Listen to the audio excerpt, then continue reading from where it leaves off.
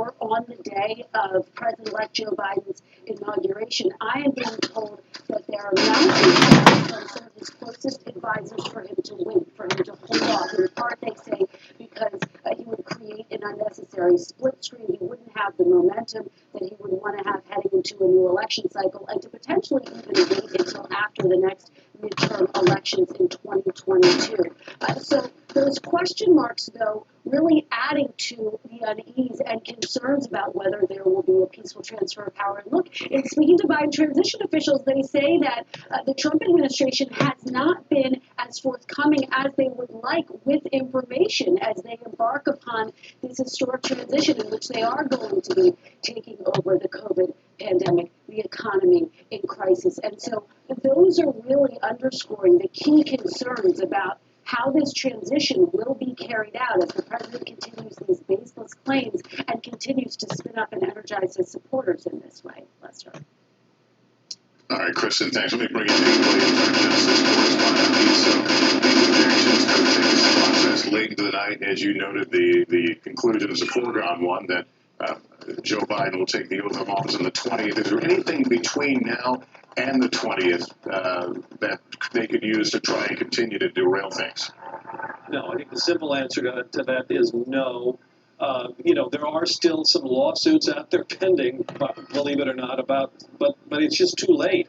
It's too late to challenge the process. It was really very late after the electoral vote in December. Once the Congress certifies the vote, counts the vote, it's really game over. Now, you were talking about the future. There are a lot of questions about how this election was conducted in the midst of the pandemic that undoubtedly are going to lead to discussions in states all around the country about how possibly to change procedures. How to distribute mail-in ballots, what kind of documentation has to come with them, can make changes like that without permission from the state legislature, all of that. At the same time, I know from talking to election scholars that there's going to be a real interest in trying to get Congress to change the law, that we've looked through this whole process about how you count electoral votes. So I think there'll be real momentum for that. And one other thing I would say, Lester, is, as we try to figure out, well, it looks now like the the police are... Pete, let me break away from you a second. Because things are happening very quickly there on what appears to be the east side of the Capitol. People packed on the steps now. They have pushed back the barricade, the physical barricade that was initially down here, the bicycle racks did. The barricade of Capitol police officers standing on the steps, holding them back, and they have made their way all the way up the U.S. Capitol steps. We have seen people be detained, seemingly arrested, put in handcuffs, and we've seen at least one person who appears to have fairly serious injuries enough to be taken away and blood left here on the ground where people have pushed past this barricade. You can hear them getting louder cheering as more people make their way to this area. Some sort of loud explosion type bang noise right now as some people are starting to move. It's hard to see what is happening beyond what's right in this area, but Capitol Police have gone to the other steps to try to keep those secure. But it seems like they've lost the majority of the control of these steps down here in the middle as more and more protesters make their way towards this area. They are coming from both sides of the Capitol at this point, filling in this area here. Lester? Yeah, this is a disturbing scene, to say the least. It appeared that police essentially retreated and had closed the doors, preventing anyone else from entering. But we did see what appeared to be protesters entering the building. This following a day of largely peaceful protests in Washington. The president's supporters, the president addressed those supporters a couple of hours ago, and continued to claim many of the bogus claims that he's made about the legitimacy of the election. But clearly, these are folks who believe him and who are now taking the extraordinary step of now setting siege to at least part of the Capitol. Casey Hunt, you were, if I believe, right across the street from this in one of the Senate office buildings. We know some of the office buildings were evacuated. Is this all related? It seems so, Lester. We're still trying to determine exactly what the cause was to have people actually relocate from the Cannon complex. I think evacuation may be the wrong word to explain what we now know happened in the Cannon office building. They've gathered staff inside the complex. The calculation seems to be that it is safer to remain inside the complex than to send people out into what everyone is looking at right now on the screen. But again, we have not gotten any reports or indications of anything inside one of the buildings that at this point would cause us to be alarmed about that. So we're going to continue to keep an eye on this. Now, this scene that we're watching here, so this is the the east front of the Capitol.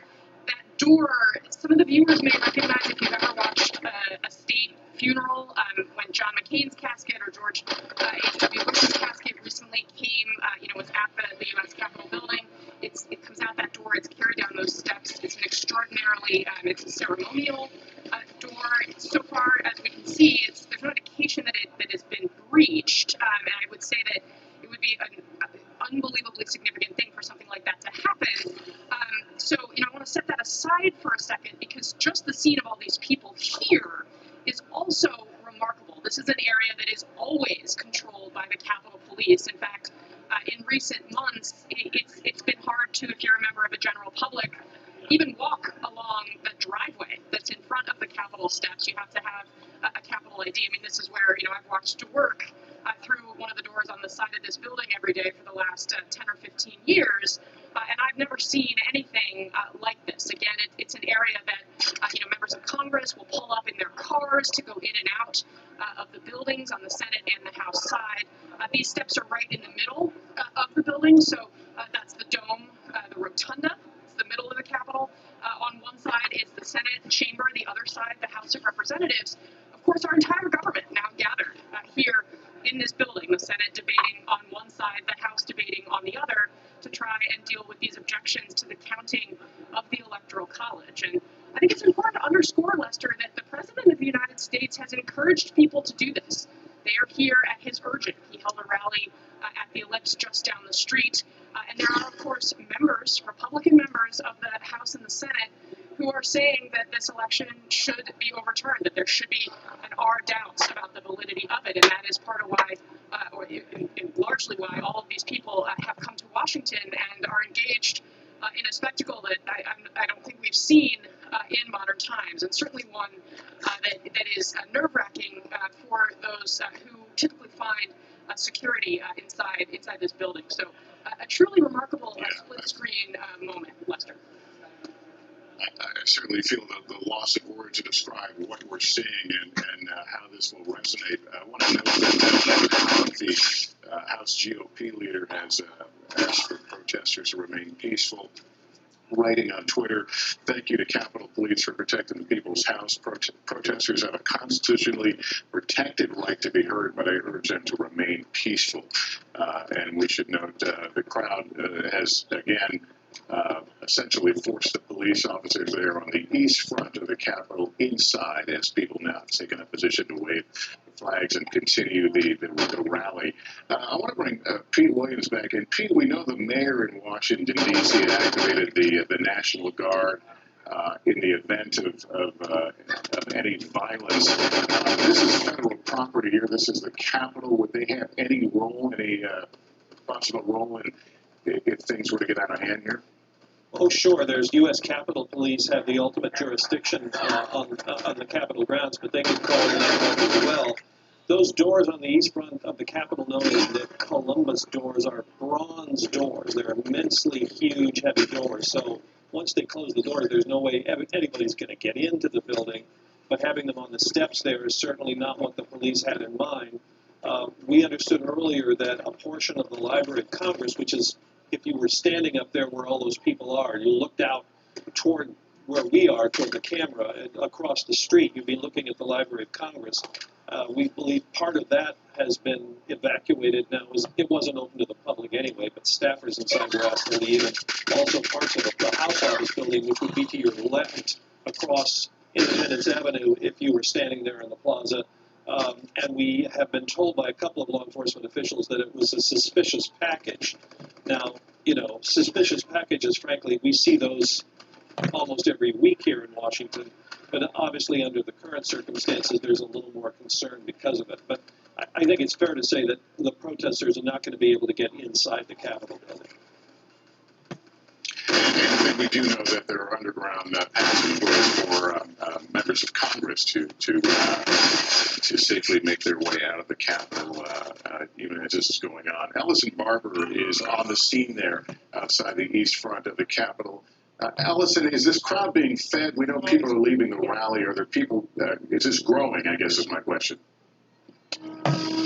Hey, Lester, yes, we're kind of making our way a little as safely as we can closer to try and get the best vantage point and see as much as we can. To answer your question, yes, particularly coming over from this side here, you can see it's slowed a little bit, but people are still coming to this area. Initially, right after they broke through the barricades and made their way up towards the stairs, it seemed like anybody that was kind of near the area. We've seen a lot of different small groups of protesters around the Capitol all morning. It seemed like anybody who was nearby made their way here as quickly as they could. I mean, people hurrying along the sides here. More people are still coming and making their way towards this area, though in some ways, and this has really only been in the last 15 minutes or so, it does feel a little bit calmer here than it did initially when those barricades first went down and as they inched their way up the stairs.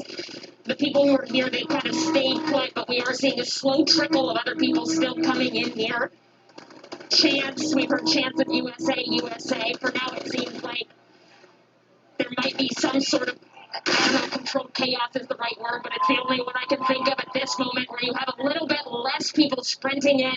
Capitol Police seem to have fairly good control of the other side steps and haven't let people up those. But this area, this group here, most of them have been here all morning. The group has grown throughout the day. We've seen after they breached the barricade, more people coming towards this area. And it seems like, Lester, they have no plans of leaving anytime soon. All right, Allison, keep us posted. Let me go back to Casey Hunt. As we watch the Senate and House now continue to debate the Republican objections to the results in Arizona, the first of what we believe will be several states that will be challenged in a process that will certainly be elongated because of these Republican challenges. Casey, are the senators and House members aware of what's going on outside the building? So yes, it's hard not to be, and you're seeing both chambers. Our viewers can see on the sides of the screens the dais for each, and you just saw some men in suits running in the well of the House of Representatives. Things seem to be a little bit calmer at this moment, but that's a pretty unusual thing to see. And you'll also note that Mike Pence, who is currently acting in his role as president of the Senate, or was, no longer appears to be in the Senate chamber. Now, we are working on reporting out why it was that he might have been moved. We knew that it would be possible that he might leave the chamber for reasons unrelated to the security outside. But we also are learning at this point, we're getting alerts from the U.S. Capitol Police that all buildings within the Capitol complex are essentially being locked down from the perspective of, they say there's an external security threat is how they're framing it. No entry or exit is permitted, and they're urging people inside this complex to stay away from exterior windows or doors. Again, they seem to be urging people to stay inside of the complex, saying that they will not let people out, of course, because they do seem, and we can see on our screen here, that there has been some control lost of areas that typically are under control of the Capitol Police, and that clearly is something, I mean, they certainly will lock down the Capitol over less than what we're seeing unfold outside right now. I mean, we should remind people, I mean, it's obviously the center of our government, and there have been many times when I have been told I can't leave the Capitol because they're concerned about a suspicious package or some other issue. Almost always those issues are resolved without there being any sort of incident, or they find that the threat, in fact, did not materialize. Now, there have been a couple instances where things have turned out to be real. There was an incident with the Capitol Police in a shooting a few years ago. But again, we've never seen anything like this, where there has been a group of protesters, at least certainly not in my recent memory. And you'll also notice, I think one of those boxes may have just gone black. And I may ask the control room, it's possible its feed was shut off, but it could also be technical on our end. So that, again, may be another indication that things are adjusting. Okay, the feed went down, I'm told, so apologies for that. So at this point, we're not necessarily seeing anyone inside the Capitol act with extraordinary alarm, and again, we have no indication that anyone has gotten inside the building, but it clearly really is a pretty extraordinary moment here at the U.S. Capitol, Lester. Yeah, we're told the House now down to recess as we watch this crowd go larger. There have been no, as far as our cameras can see, no apparent acts of violence, but certainly the crowd has moved past where police wanted them to do. We saw a larger police presence now on one of the set of steps now, creating a kind of a human chain to protect anyone from trying to enter or storm the building. But this is what it is. Many of these people had come from a rally outside the White House where President Trump greeted them and spoke to them. Kristen Welker, our White House correspondent. Kristen, one would think, one would hope, maybe is a better question, that the White House would urge some calm, that something like this does not get further out of control. Have we heard anything from the White House? We haven't heard from the White House yet, so let me read you what I just got from the White House official who sent this to me. The president needs to come out immediately, in all caps, and call on protesters to stand down and protest peacefully. He's the only person who can sway this crowd. So here you have some of his own former officials, some of his top allies, Lester, saying that ultimately they elected President Trump to come out and stand this crowd down. Now, he could do that on Twitter. He could do that by making a statement. The question is, will he do that? Because, of course, earlier today, as you point out, he spoke to this crowd, these throngs of supporters, and essentially reiterated some of his false claims of voter fraud that have now been knocked down by Senate Majority Leader Mitch McConnell. And it comes amid this break with Mitch McConnell, who has said that we cannot continuously relitigate elections, that the country would go into a death spiral if it went down that path. We now have this extraordinary break with Vice President Mike Pence, who has made it plain that he is going to follow the Constitution, which says that he does not have unilateral authority to overturn the results of this election, that his role throughout these proceedings today is to effectively read and to read the vote count once it comes in, once it is finished. And so there you have the basis for this and really what's underscoring what we are seeing unfold at the Capitol right now. So again, we continue to reach out to see if we are going to hear from President Trump, if he will get that message out to his supporters. But undoubtedly, he is going to get pressure from some within his own party to take action as we watch all of this unfold. Yeah, many of the kinds of scenes that we have seen in foreign places that would give us a chill, and perhaps leaving a chill certainly as we watch it take place outside our own Capitol right now. And we understand that both houses of Congress have now adjourned. Casey Hunt, what can you tell us about that? Well, Lester, I can tell you that things here are escalating pretty quickly. The Capitol Police made an announcement in the well of the House that they were locking down both chambers, the Senate chamber and the House chamber. And when we saw the feed go dark a moment ago, I mean, typically they control whether we can see the House. So when they go into recess, that's often when we lose that feed. It shouldn't be an indication of any violence or problem necessarily, but that is exactly now what you're seeing them sending us on the technical side is because the chambers have recessed. So that's what you're seeing on your screen now instead of what's actually going on the floor of both of these chambers.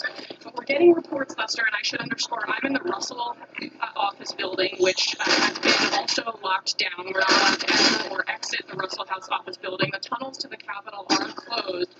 Many reporters who are inside the Capitol are posting pictures on social media that we're working on verifying, but we have multiple reports of protesters inside the Capitol. So that's something that we're working on finding with our own NBC eyes, but it's clear that there are at least a number of others who are in the complex who are seeing such things.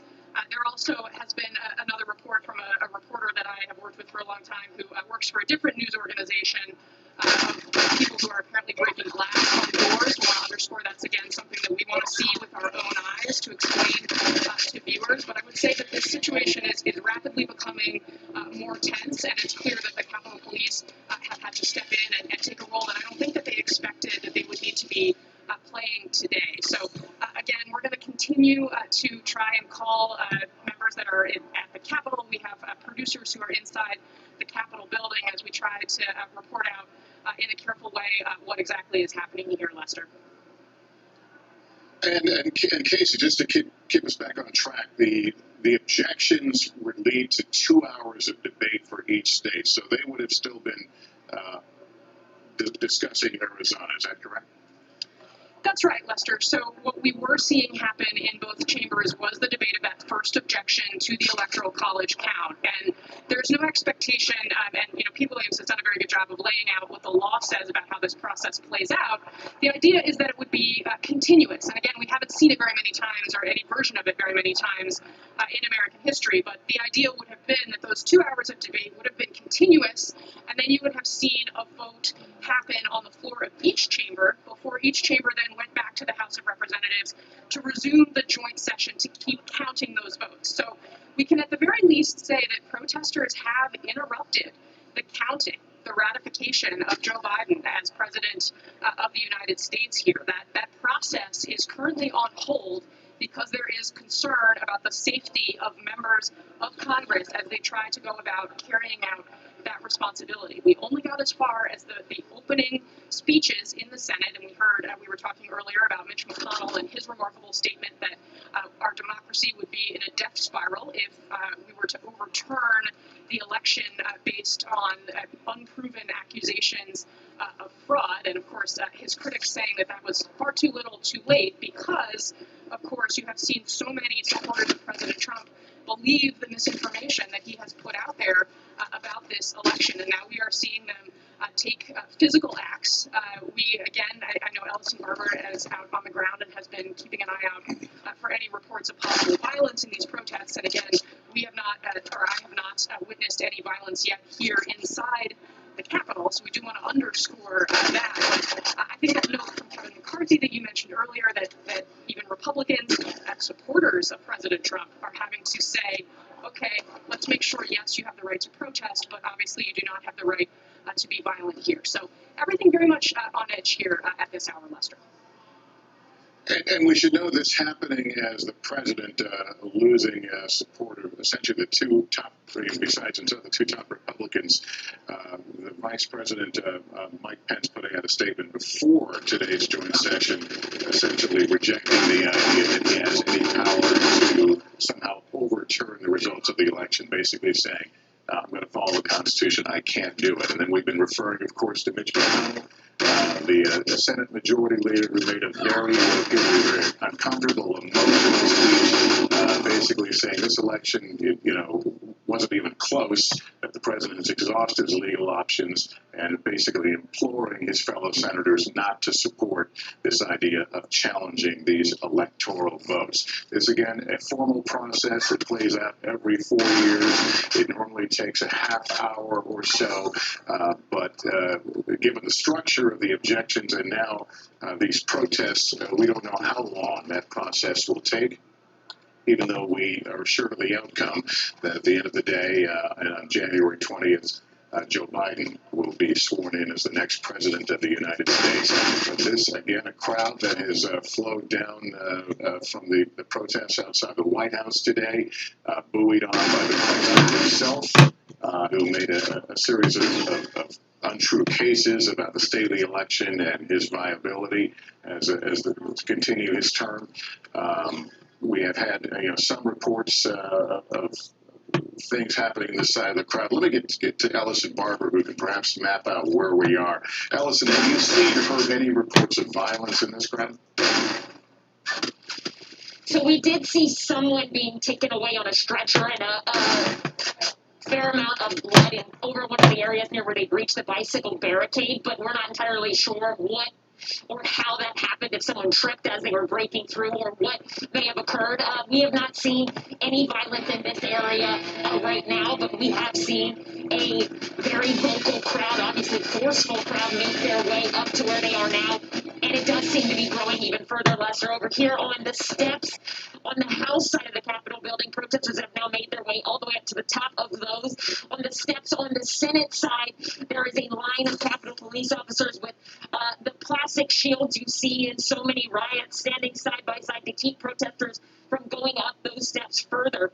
Earlier today, when Vice President Mike Pence arrived on the Hill, protesters here were shouting at him, one woman yelling through a bullhorn telling him, "You are on the ticket to do something about it." When I stopped some people and asked them what they thought of that letter that the Vice President sent to Congress saying that he did not feel he had any unilateral authority to strike down any of the electoral college votes, that his role was ceremonial as they count the votes here today. One protester I spoke to said that he was weak, he was spineless. The only person they feel like they can trust is President Trump. And as you look at this crowd, you have to think soon they will probably see that tweet that the president just sent out, and that could potentially make this situation more severe, escalate to some degree. This crowd is growing, though, and we have seen them grow. We've seen it grow kind of slowly in the last 5 minutes or so since the initial breach. But they are holding that step there. They have expanded to the other steps over here on the House side. And for now, it seems like on the Senate side, Western Capitol Police have gotten that blocked off halfway up, where they can't go further beyond that. Some music playing right now. We heard chants of USA, USA earlier, and something along the lines of whose house or house. Lester? Allison, thank you very much. Continue to stay safe out there. We'll go back to you as events warrant. I want to go to Frank Thorpe. He's an NBC News producer. I believe he's joining us in a telethon from inside the Capitol. Frank, what can you tell us? What are you seeing and hearing inside? I can just tell you that we're completely locked down here in the Capitol. We're not allowed to leave our offices. As you see on camera, the protesters have breached the Capitol. Those protesters that you see on TV are very, very close to the House chamber. And they've also been very close to the Senate chamber. We have senators and their aides who are locked down on the Senate floor. They're there to be protected, basically. It's about as secure as a room as you can get in the Capitol. But I have to say, it's incredibly tense here in the Capitol right now. Aides have been worried about this. I've been getting texts from aides for weeks now, just saying, "Wow, we're a little bit worried about what's going to happen on the 6th." This is something that people have worried could happen, and it's happening. And this is a situation also where you have to understand there's two things about how extraordinary this is at this moment in time. Members of the public have not been allowed in the Capitol for the last 9 or 10 months because of the pandemic. This has been completely shut down. Not to mention that this breach means that every single one of these protesters has not been screened. I mean, this is an unprecedented security breach in the Capitol, at least in my experience, where you have so many people here who have not been screened by the Capitol Police. Every single time you go into the Capitol, you go through a magnetometer, your bags are checked, and police do a sweep of what you bring into the Capitol. Every single one of these protesters is here. And hasn't been screened by Capitol Police. So I have to say, I mean, aides and lawmakers are messaging us, trying to figure out what's happening. But as you can see, both the Senate and the House are on lockdown until this is resolved. Yeah, it is incredibly disturbing. We're watching right now as a number of apparent protesters now seem to be peacefully or voluntarily or somehow being led out of the Capitol right now. They seem to be heading toward. Well, maybe not. Is that the exit? I have to look at the picture. That camera, the shot that we have that you see right now is of them walking towards the House chamber. That's not the exit. That is toward the House. They're walking towards the House chamber right now in that camera. So they're not going anywhere. They're going directly to where the debate is going in the House chamber. Yeah, Casey Hunt,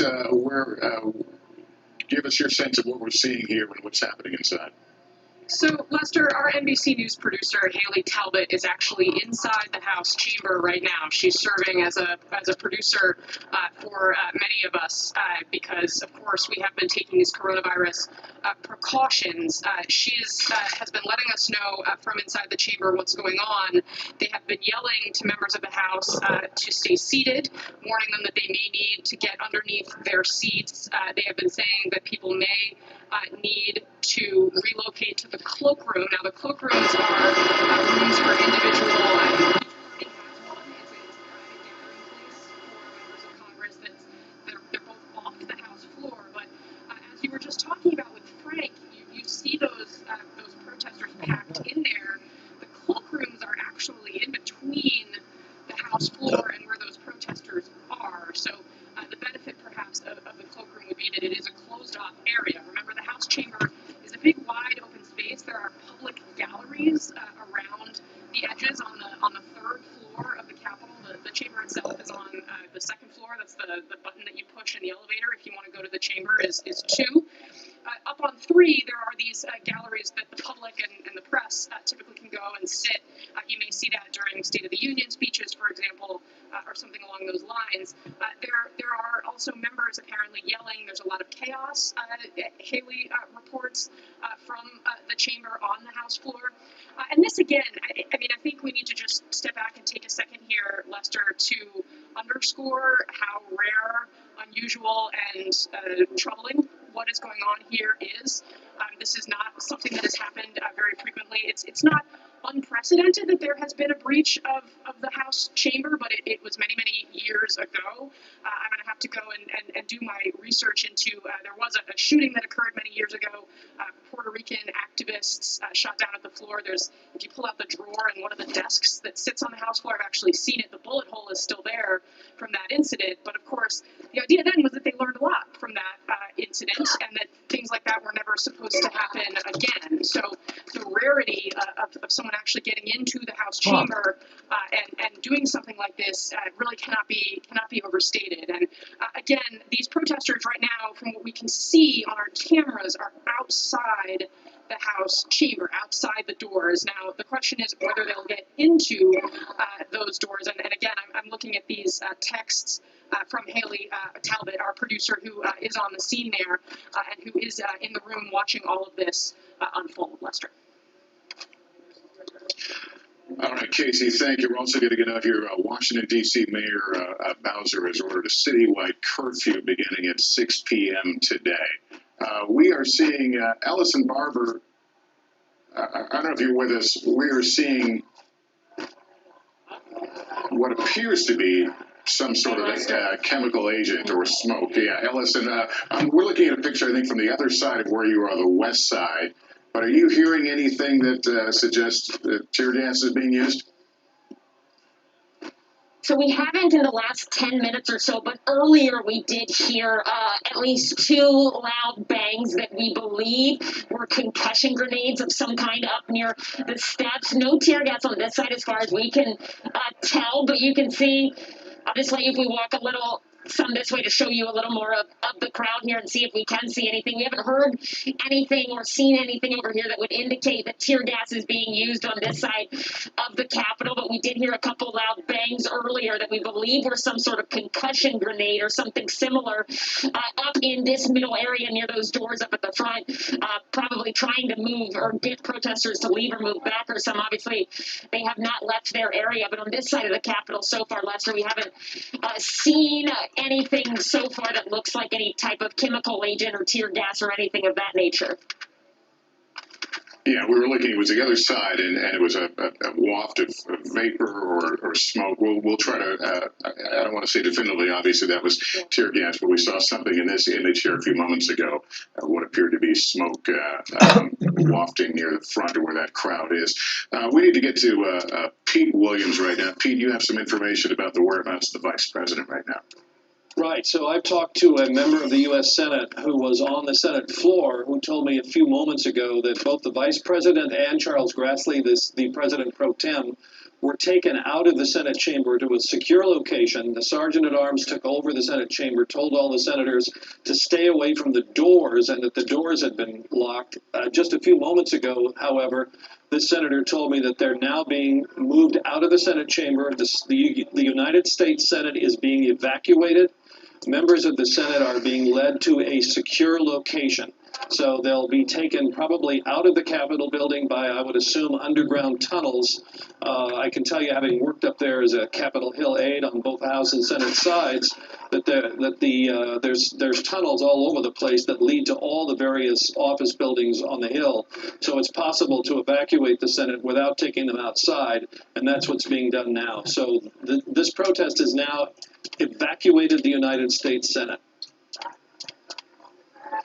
All right, Pete Williams, thanks very much. And again, much of this crowd fired up by the president himself a bit earlier as he spoke to that rally outside the White House. The president is now tweeting Not about specifically what you're seeing. He's tweeting about Vice President Pence, who announced today that he would follow the Constitution, the law, and not do anything that would attempt to try and overturn the results of the election, something that is beyond his power. The president tweeting, Mike Pence didn't have the courage to do what should have been done to protect our country and our Constitution, giving states a chance to certify a correct set of facts, not the fraudulent or inaccurate ones which they were asked to previously certify.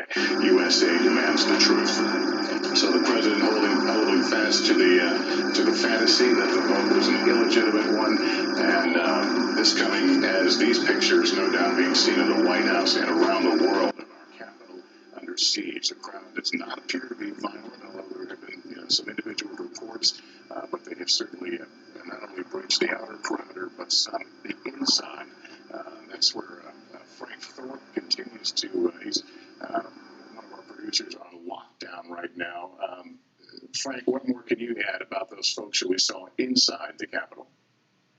So we've still been locked down in our gallery, in our office here in the Capitol. So I haven't actually seen any protesters because we're not even allowed to leave our space. But I can tell you that there's a lot of members of the press here and staff who are concerned and worried about even how to get out of the Capitol if they wanted to. They're trying to get out. They're trying to leave.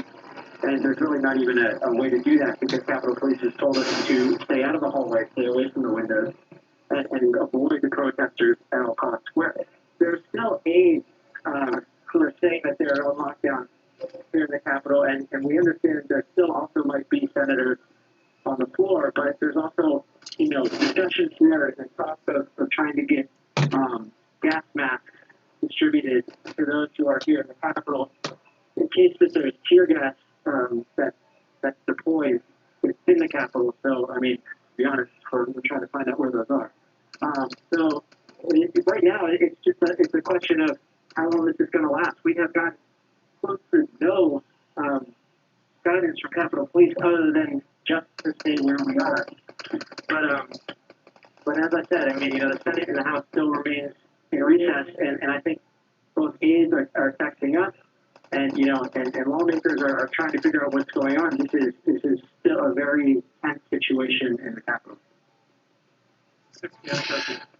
All right, Frank Thorpe, continue to stay safe as the Capitol is on lockdown, an image that will certainly make a lot of people shudder. This scene right now of protesters who have laid siege to the U.S. Capitol, disrupting the process of the formal vote count of the electoral votes. As Pete Williams explained earlier, one of the, if not the oldest acts of our government, one of the oldest rituals of our government, but suspended right now as lawmakers have been locked down, or in some cases ushered away from the Capitol as this situation is dealt with. I understand we got another tweet from the president. Unfortunately, I don't have it in front of me, and bear with me 1 second, see if I can pull it up. Here it is on the screen. President Trump moments ago tweeting, "Please support our Capitol Police and law enforcement. They are truly on the sides of our country. Stay peaceful." Interesting wording, support our Capitol Police. But that's the first acknowledgement of some of what we're seeing right now at the Capitol. Just to bring you back up to date, if you're coming into all this late, today, as dictated by the Constitution, a joint session of Congress to essentially go through the formal ritual of counting the electoral votes, brought out in a fine mahogany case, a process that normally takes a half hour every 4 years, but one that we knew was going to take longer this year. Many Republicans announcing they would stand up and object to the results in what amounted to the battleground states in the election, the states that Joe Biden won. This on the same day the president was promoting the idea of this rally of his supporters, which took place outside the White House. The president speaking And as we expected within that joint session, Republicans did in fact begin to object. First state in line, Arizona, which Joe Biden won narrowly, leading to up to 2 hours of debate and then 2 hours for each subsequent state. So a process we knew would go late into the night, perhaps the wee hours of the morning, but all that now on hold as we have watched this situation develop outside the Capitol. This is the view from the east front. We've seen other pictures from the other side of similar crowds. Some managed to get inside the Capitol as police began to retreat. The doors were still open. A number of people made their way in and have apparently reached as far into a cloakroom outside the House chambers. And they continue to chant right now. So that's where we're at. I'll check in one more time with Ellison Barber, who's keeping an eye on this crowd. Do things appear to be in hand, or police taking any control there? Hey, Lester, yeah, it seems like some of the people that were on the steps have started to disperse. We had people coming by telling other people that on the other side of the Capitol, that's where people are now going, trying to climb over, possibly some sort of scaffolding. So it seems like some people are now moving around to try and see kind of the other areas where activity protesters are. This area, though, for the last 10, 12 minutes or so since we last talked, it's kind of stayed the same. People here not giving up much ground on those steps in front of us, but some people now who aren't on the steps, they are moving about and moving to the other side of the Capitol as well. We haven't seen any sort of violent clashes on this side of the Capitol, and we haven't seen police deploy anything like tear gas or any sort of chemical agent. The Capitol Police on the steps on the Senate side of the House, they have been able to keep protesters from going further up those stairs, but on the other steps, the steps in the middle, you smell something now. Do you smell? I'm not entirely sure what that is, if that's smoke or something. There's something that we're starting to smell out here. It smells like something might be burning, but I'm not entirely sure what that is or where it is coming from. But yeah, this group right here, they're staying put, holding the areas that they have gained, if you will. And they're chanting now. I'm trying to listen to hear exactly what they're saying. It starts kind of up at the top and then makes its way down here. But there is something smells like it's burning from where, I'm not entirely sure, but you can smell smoke now, and it's unclear where that is coming from. But yeah, Lester, this group's still here. People have started to move to the other side of the Capitol, though, who are on this side. Some people came through and told us that where it's happening, people are on the other side of the Capitol, so they were moving sort of to, I guess, meet up with and possibly help that group with whatever was going on that side. This group staying put. Now it smells like we have something burning in the area near here. Lester? We'll let you narrow that down where that may be occurring. Ellison Barber, thanks very much. And again, we saw pictures of people from inside the Capitol, protesters who made their way in as police began their retreat. And as was pointed out by our Frank Thorpe, these are individuals who have gone in unscreened, something that obviously doesn't happen in government buildings, certainly not the Capitol of the United States. This is moments ago. You can see some of the protesters. And now, to my understanding, as they walk in that area, that's the direction of the House chambers themselves. Casey Hunt has a little more color as to what's happening there. Casey? That's right, Lester. A very tense scene right now inside the House chamber, which, as you point out, is just at the end of that hallway where you're seeing these people walk. Our producer in the chamber now locked down as one of the main sets of doors has been barricaded. Most of the members were evacuated from the floor after being handed gas masks, basically, that, of course, in the event that police were to deploy tear gas or something like that, they would need gas masks to protect themselves. They were not handed these masks because we have seen any evidence of anything like that already happening, but rather as a precaution. But it's been a very chaotic scene on the House floor. Members very concerned, one praying over others. There are a number of members of the House who are still in the chamber with some of the reporters that are there. Again, we talked earlier about those galleries that are up on the third floor. The House floor itself is on the second floor. There's not usually members in those galleries, but they were there because of the coronavirus precautions. It was a way to spread people out, to follow social distancing guidelines and restrictions. So some of those members still in the chamber. But again, Lester, underscoring here that now we have both, as Pete Williams reported, the Senate, floor of the Senate has been evacuated. The House, the floor of the House has been evacuated. If you can hear something going on behind me, it's the emergency alert that Muriel Bowser has issued for the curfew here. It's now setting off all of our phones, and you can hear audible alarms here, but it's related. It's related to that. It's not something separate that's going on here at the Capitol, although it does sound like we may be about to get an overhead announcement here. So we're going to keep an ear on that, and we'll let you know if we have any further updates from here, Lester. Yeah, please feel free to flag me if you've got something there. Casey, thanks very much. We were looking for a moment ago the other side of the Capitol. Actually, are you hearing that announcement with Casey? No,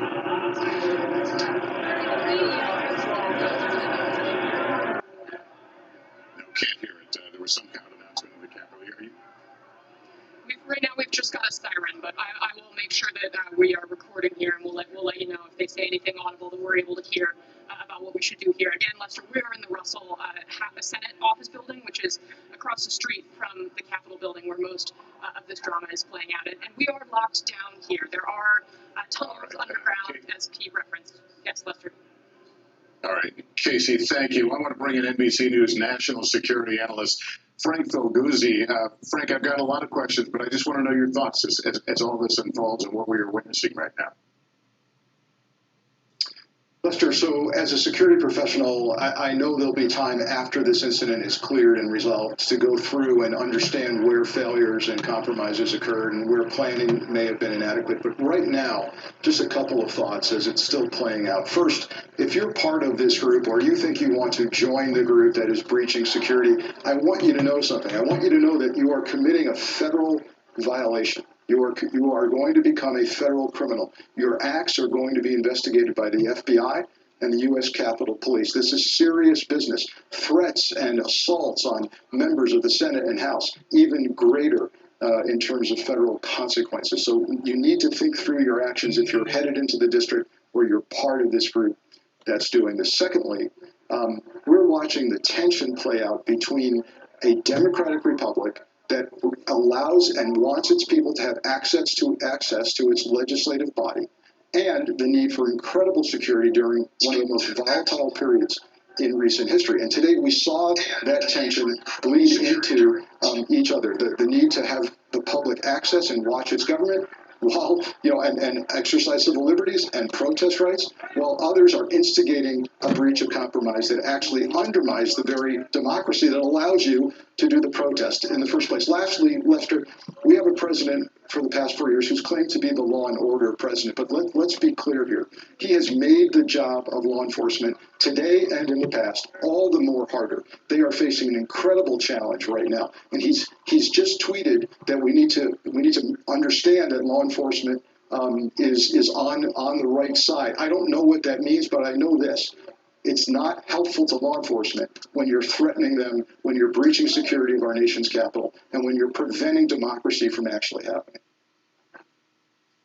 As you said, there will be time for after-action reviews, but watching this play out on live television, there seemed to be a rather small number of police officers outside that east front, and that there was some signal to retreat, and that's when folks were able to breach inside. I know we don't know a lot. Are you surprised there wasn't a more robust security force visible at the outset of this, knowing the passions that all this has brought? Yeah, Lester, those who monitor the sites of the extreme and even violent militia groups and groups like Proud Boys and QAnon, we've seen this playing out in the past couple of weeks. We've seen the chatter. We've seen the talk of how to overwhelm the Capitol Police, how to breach the Capitol. And I know that certainly the federal agencies monitor many of those same chat sites and extremist groups. So this is not a surprise. I don't quite understand how we got to this point today, and we're going to need some answers about Capitol Police deployment of National Guard and why it appears that insufficient resources were available. All right, Frank, as he said, there'll be lots of questions, lots of answers later, but right now, the here and now is you've got people who have gathered on both sides of the Capitol. They have essentially stormed the steps there. Some have made their way inside. Police have now set up, at least in some parts of the Capitol, you don't see it in this picture certainly, but they have set up kind of human chains there in front. Here you've got, they've essentially created a buffer zone in the west front. By the way, this is the area where Joe Biden will take the oath of office in just a few weeks on that west front. That's typically where the seating is for the inauguration, the swearing of a new president. So the crowd there has been, it's a little bit of a higher climb to enter from that side. And thus you see most of the crowd here on the east side now, the east front, as it's known, of the Capitol.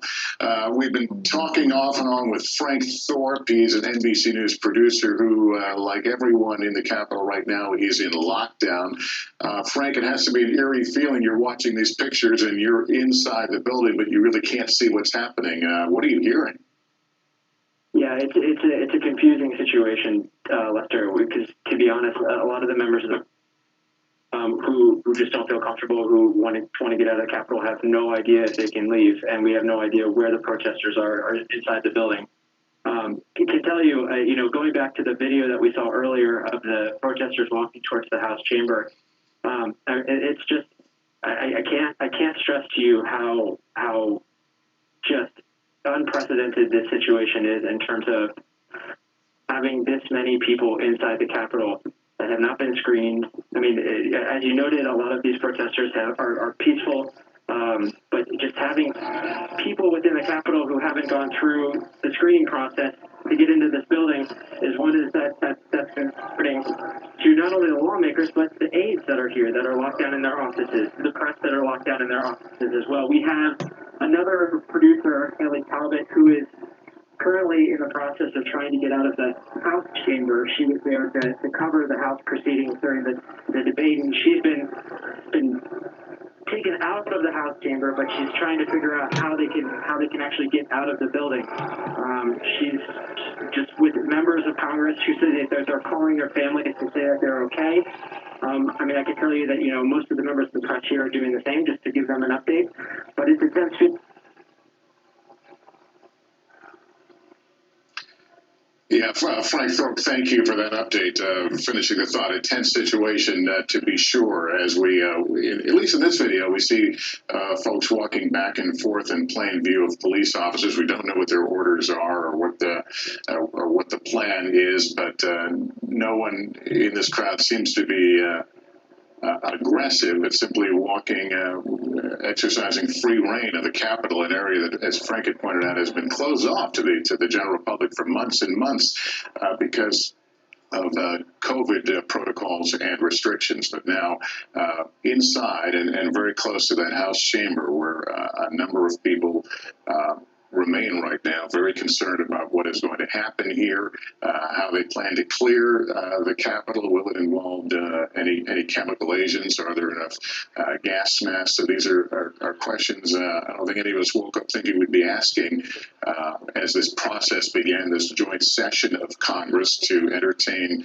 the objections, kind of the last gasp of Republicans trying to throw a monkey wrench into the results of the election, the conclusion, a foregone one, but nonetheless a demonstration by some members of both the Senate and House and a determination to challenge some of the battleground state victories for Joe Biden. But here is where we are at right now, a scene, as I noted, not unlike ones we've seen over the years over disputed elections in faraway places on the globe. But this is America. This is the U.S. Capitol right now. There is the American flag, and beneath it, these crowds of people now who have stormed, trying to make their wishes known. This is a day in which the president spoke, even as his own vice president announced that he could essentially no longer support this idea of trying to turn the election upside down. The Senate Majority Leader, Mitch McConnell, in very impassioned remarks at the beginning of debate, saying that those who support these objections are an embarrassment to themselves and an embarrassment to their country. So he also breaking ranks with the president, but Donald Trump continuing to press forward his claim that he's due a second term. And you can see police have, this is again the west, we just switched, but that other shot you were looking at was the west front where police have been able to establish some kind of a barrier and stopping the crowds. They appear to have detained someone there. But by and large, they have held their ground there, and you can see they put up a pretty serious line of blue on those. I believe those are the bleachers that have been put in place for the inauguration on the west side, where that is typically held. Let me bring in Casey. I'm sorry. Let me bring in Hallie Jackson to get some more perspective. So the president is acknowledging what is happening here, but doesn't seem to be taking great steps to tell people to go home.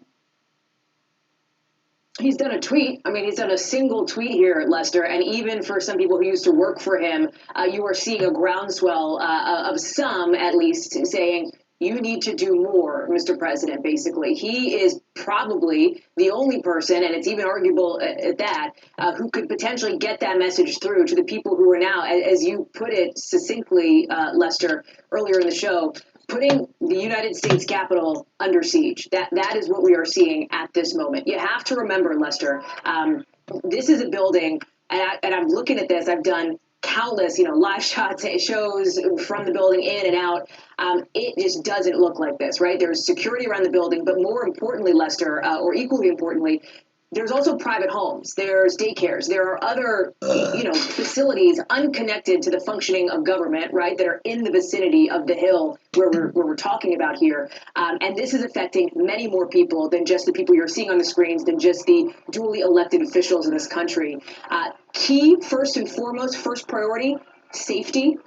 There's also a question secondarily, as you were looking at that shot, it appeared somebody being pulled out on a stretcher. Secondarily is what happens now. We understand, as we've been reporting here, this lockdown is happening at the Capitol. What does this mean for the process that, 2 hours ago, Lester, we started talking about the Electoral College vote count? I can tell you that I've been texting with sources and one Republican official suggesting that perhaps this will, maybe they hope, give some senators pause in continuing the objections in the vote count. We don't know that that's actually going to be the case. We don't know how this is going to impact the actual procedures. I think the biggest priority for folks right now is making sure that the people inside the building are safe.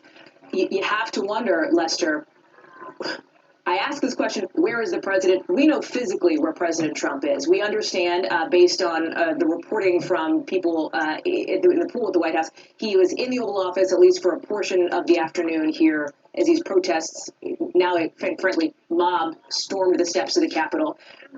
Is he going to speak on television? Is he going to give an address and give remarks? We don't have any guidance on that. We have no reason to suspect he might, other than that is perhaps the expectation of the country's leader at a moment like this just surreal and extraordinary moment, and one that's going to go down in American history, Lester. So again, first priority, safety. Secondarily, how do you get past this moment? I know that you got to imagine these officers, and we're seeing it coming in from all parts. This is what I'm talking about, Lester. You're looking at the Capitol complex.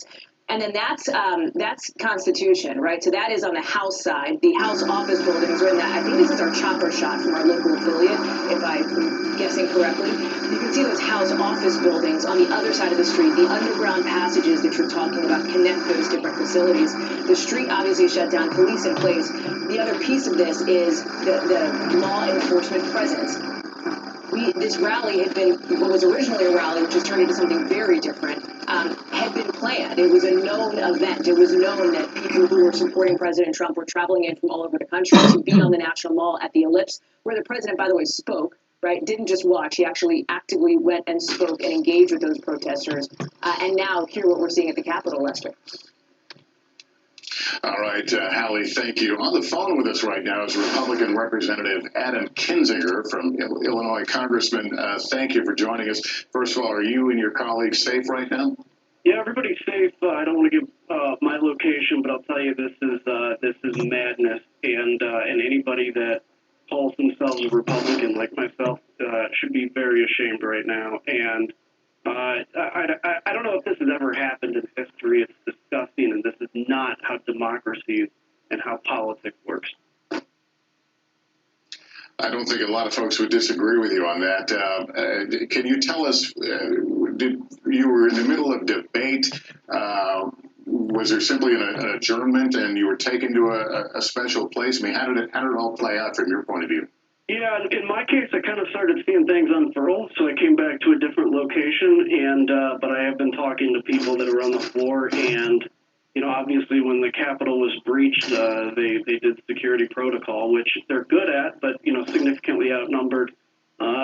Throwing on escape hoods. I mean, we have these emergency escape hoods that we think it's one of those doomsday scenarios that we'll never use. We're using those.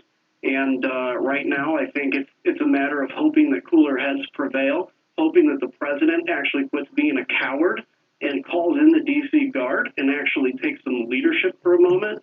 But until then, we're going to continue to do what we need to do to be safe. Are you, what we're watching right now, do you lay that at the president's feet? Do I think, wait, say that again, I couldn't understand that. Yeah, what we're watching right now with the siege of the Capitol, do you lay this at the president's feet? Is he responsible? Yeah. I mean, look, absolutely. Not just in his speech today where he basically implied this was going to happen. We've seen this all over Twitter. I don't look at Parler, but I hear it's been all over Parler. This is not a surprise to anybody and shouldn't be. And I've said for weeks that I fear violence on January 6th. And for the president to go out today when everybody's in a heightened emotional state after being falsely promised that somehow Congress can magically pick the next president, he completely shirked his responsibility as president to keep the American people safe. A number of your colleagues in the House and certainly a number from the Senate have announced, and they've already demonstrated that they are going to try to reject some of these electoral votes. Do you think that this will stop the process, or do you think that they will want to carry on once order is restored there? Well, because the Constitution, is enduring, the process will go forward. If any of my friends or colleagues continue with the objection, I think that is a disgrace. I think the reality is, first off, it was a fool's errand anyway. It was a grift, an attempt to raise money. And now, after this, if we, assuage these actions, we can only expect more in the future. What was it like? I don't know if you actually heard Senate Majority Leader Mitch McConnell's remarks today, but he essentially broke ranks with the president and said it's over, it's done in so many words. What was it like to hear that? Well, it was good. I wish he'd have said it a while ago. But the bottom line is we have too many people out here that want to avoid temporary pain by telling people what they don't want to hear. So they go along with this magical idea that Congress gets to pick the president. Congress doesn't. And what we're seeing now is, the result of false hope given to people. And so it was great to see the majority leader say that. I hope all the leadership in the House and Senate say the exact same thing. And I hope when we reconvene finally that we move forward and just accept the results as the American people voted for, whether we like those results or not. I think it's fair to say that much of your party will bear some of the stain of this day going forward. There is also the vote in Georgia that we're watching very closely, that when all is said and done, we could be looking at a Democratic-held Senate.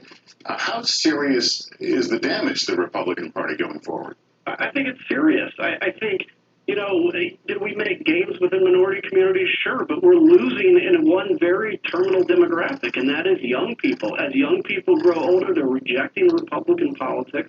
We've gotten away from the Reagan-esque idea of explaining the compassion of conservatism, and we've relegated to a culture war. That's not the Republican Party that me at 42 years old was in love with. I love the idea of a strong American leadership and leadership around the globe. We have to get back to that, but we're going to bear the consequences of this for a little bit. Before I let you go, have you or any of your colleagues, is there any effort right now to try and get in touch with the White House and say, please make this stop? I don't know. I think right now it's kind of the, Maslow's hierarchy of needs. We're at the bottom of that, just getting through this moment. But I certainly hope people with rank in the House are doing that and in the Senate. And we go beyond some, tweet saying thank you to the Capitol Police. and we actually start calling for real action to restore order to the people's house. Otherwise, we're no different than any of these failed democracies around the world. All right. Well, Congressman Adam Kinzinger, Republican from Illinois, we thank you for being with us, and we're grateful that you and your colleagues are okay right now. Please stay safe, sir. Thanks, sir. All right, we continue to watch this crowd outside the Capitol. It began as a day of peaceful protest, and largely what we've seen, at least in the view of the camera, has been peaceful. Nonetheless, this crowd has breached beyond where they were supposed to be. Many have breached actually inside the Capitol itself. So this is an ongoing situation. We don't know what's happening on the law enforcement level inside to contain those who went in unscreened, and based on the pictures we've seen, it had largely free reign of very critical parts of the Capitol. But that is how it is playing out right now. Ellison Barber is on the east front of the Capitol, on the edge of this crowd, watching it all play out. How would you characterize things right now, Ellison? Hey, Lester, we're starting to see people come down from the steps who are claiming at least to have been inside. Two people came by and walked by us, and they said, we made it inside. I asked them if they wanted to talk, and they said I probably shouldn't, and kept going. There was another guy in militia-like tan garb who walked by us, and I think he didn't see my microphone initially, and he said, we made it to Nancy's office. When I asked him to stop and talk to us, he also declined on that. But there's kind of been, if those people were in fact inside, a celebratory mood here for them as they make their way out. You can see up on the steps here where people are still gathered. Off to the left side of the steps, Capitol Police have kind of congregated in a group there, and they've been there for the last little bit, kind of just standing by to the side of these protesters. We have seen a couple snipers, or what appear to be snipers, on the roof of the U.S. Capitol. Other than that, though, the situation on this side has remained somewhat calm. It's not really the right word for this, but as you said, we have not seen any acts of violence, per se, right in front of us, but we have seen a forceful crowd as they made their way up to the front and initially passed through those bicycle barricades. They are still here, and as some people come out and claim to have been inside the U.S. Capitol, those people are then being greeted amongst this crowd as heroes of sorts, being cheered for going inside. One person who had come out, they had some sort of liquid water type thing on them. They said that they had been sprayed. But again, none of those people were willing to speak with us on camera. You can hear the crowd right now cheering some as they have flags, many of them Trump flags. A Don't Tread on Me flag held on both sides now have been put on have been hoisted up kind of on the sides there. So this crowd has stayed here where they are. Capitol Police on the side, not seeming to necessarily engage with the crowd here, but as I said, we haven't seen any sort of violent acts from the crowd here, but people who are claiming to have been inside are being celebrated as they make their way out. Lester? Yeah, Ellison, stand by a second. I just want to share from our investigative producer, Tom Witter, a spokesperson for the Washington, D.C. Fire and EMS, says they have several people have been treated for injuries, and there's an unconfirmed report. We'll wait to confirm it of a even more serious nature that we'll try to firm up. But Ellison, as we watch this crowd, many of these people had gone to a protest, an organized, permitted protest today, and have followed the crowd here. Have you seen any children in the crowd? Yeah, quite a few. I don't know if we can walk a little and show you some of the people who are here. At various points throughout the day, we have seen families, we have seen people here with their dogs, with their pets. We were here all morning. We've been here since about 8 a.m. There's a dog right over there. There you have it. This was a peaceful protest. People were here. They were vocal. They wanted their voices heard, but things were relatively calm. And in a split second, you saw the crowd rush the front towards the barricades and make their way up here. And it felt like the entire mood, the whole day, it changed. We have not seen any overt acts of violence, but as soon as, this is where the initial breach was, right over here, as soon as that initial breach happened, we did see, once we made our way up to the front, we saw somebody being put on a stretcher and taken out of here. I'm not sure if she fell, she was pushed over or what, but there was a lot of blood left on the ground where where someone had clearly been hurt in the process, maybe inadvertently, but in the process of these barricades being breached and making their way up here. But not as many children here right now, and some people I think have stayed a little bit further back. But yeah, I mean, this was a largely peaceful protest. A lot of people have come throughout the day. At one point, a group of people dressed in militia-like garb, who I believe were Proud Boys. They're not wearing their normal attire that they wear, but they were singing a turn that Proud Boy tends to say and chant as they walk around. They had been kind of walking around the perimeter at one point of the U.S. Capitol and chanting. But other than that, things were calm. And then in that split second, you saw the crowd rush. You saw people break through these bicycle barricades and make their way up to the Capitol, and everything changed. But yeah, a lot of families have been here throughout the day, though some seem to have dispersed and left at this point. Lester?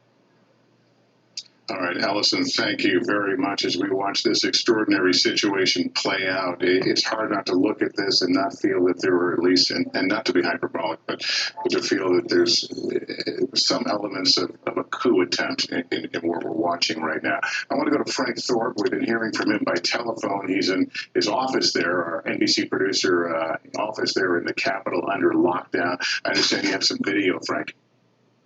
Yeah, so Lester, this is some stunning video. I have to say, I don't think I've ever expected to see anything like this in my entire career covering Congress. The idea of people who have broken into the Capitol and taken over the Senate floor. This is about a dozen folks who came from outside, and they're just mulling around looking through desks. There's a guy sitting there in the gallery above. He asked, "Who are you with? Who are you with?" And that was about time for me to go. Walking through the hallways, I have to say it's a weird scene. In that there was, some protesters that were walking through the hallways. Capitol Police were kind of following them, but they weren't necessarily arresting them. It's really unclear as to how they're really dealing with the protesters. I haven't seen any arrests, but I've also been watching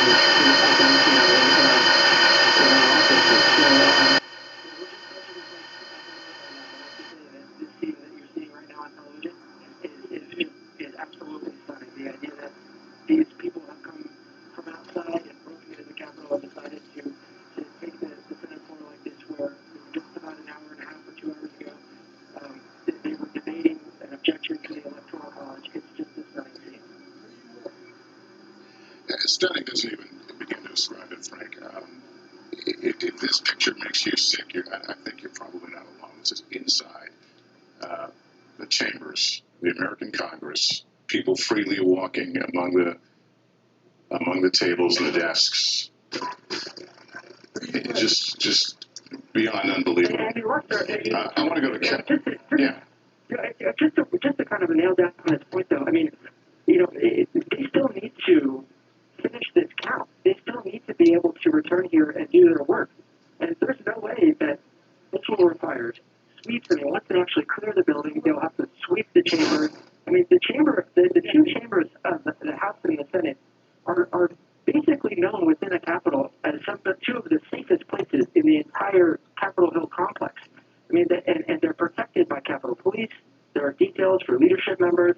I mean, this is just a completely outside of the realm of possibility situation in which that it's going to take an enormous amount of time just to clear out and to do a security sweep of the desks, of the hallways, of the rooms before they would be able to even start to count again. All right, Frank, continue to stay safe. Inside there on the phone with us is Democratic Congressman Brendan Boyle from Pennsylvania. Congressman, first of all, are you in a safe location and okay with your colleagues?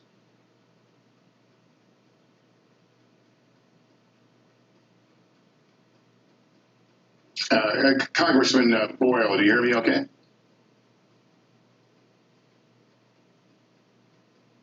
Okay, we've lost him. We'll try to get him back and get a perspective of what's happening inside with members of Congress. I want to go to Kelly O'Donnell. Kelly was at that rally that where this is an offshoot of that rally. You heard the president speak today. Give us a sense of the tone and things we heard that might have suggested it would end up what we're looking at.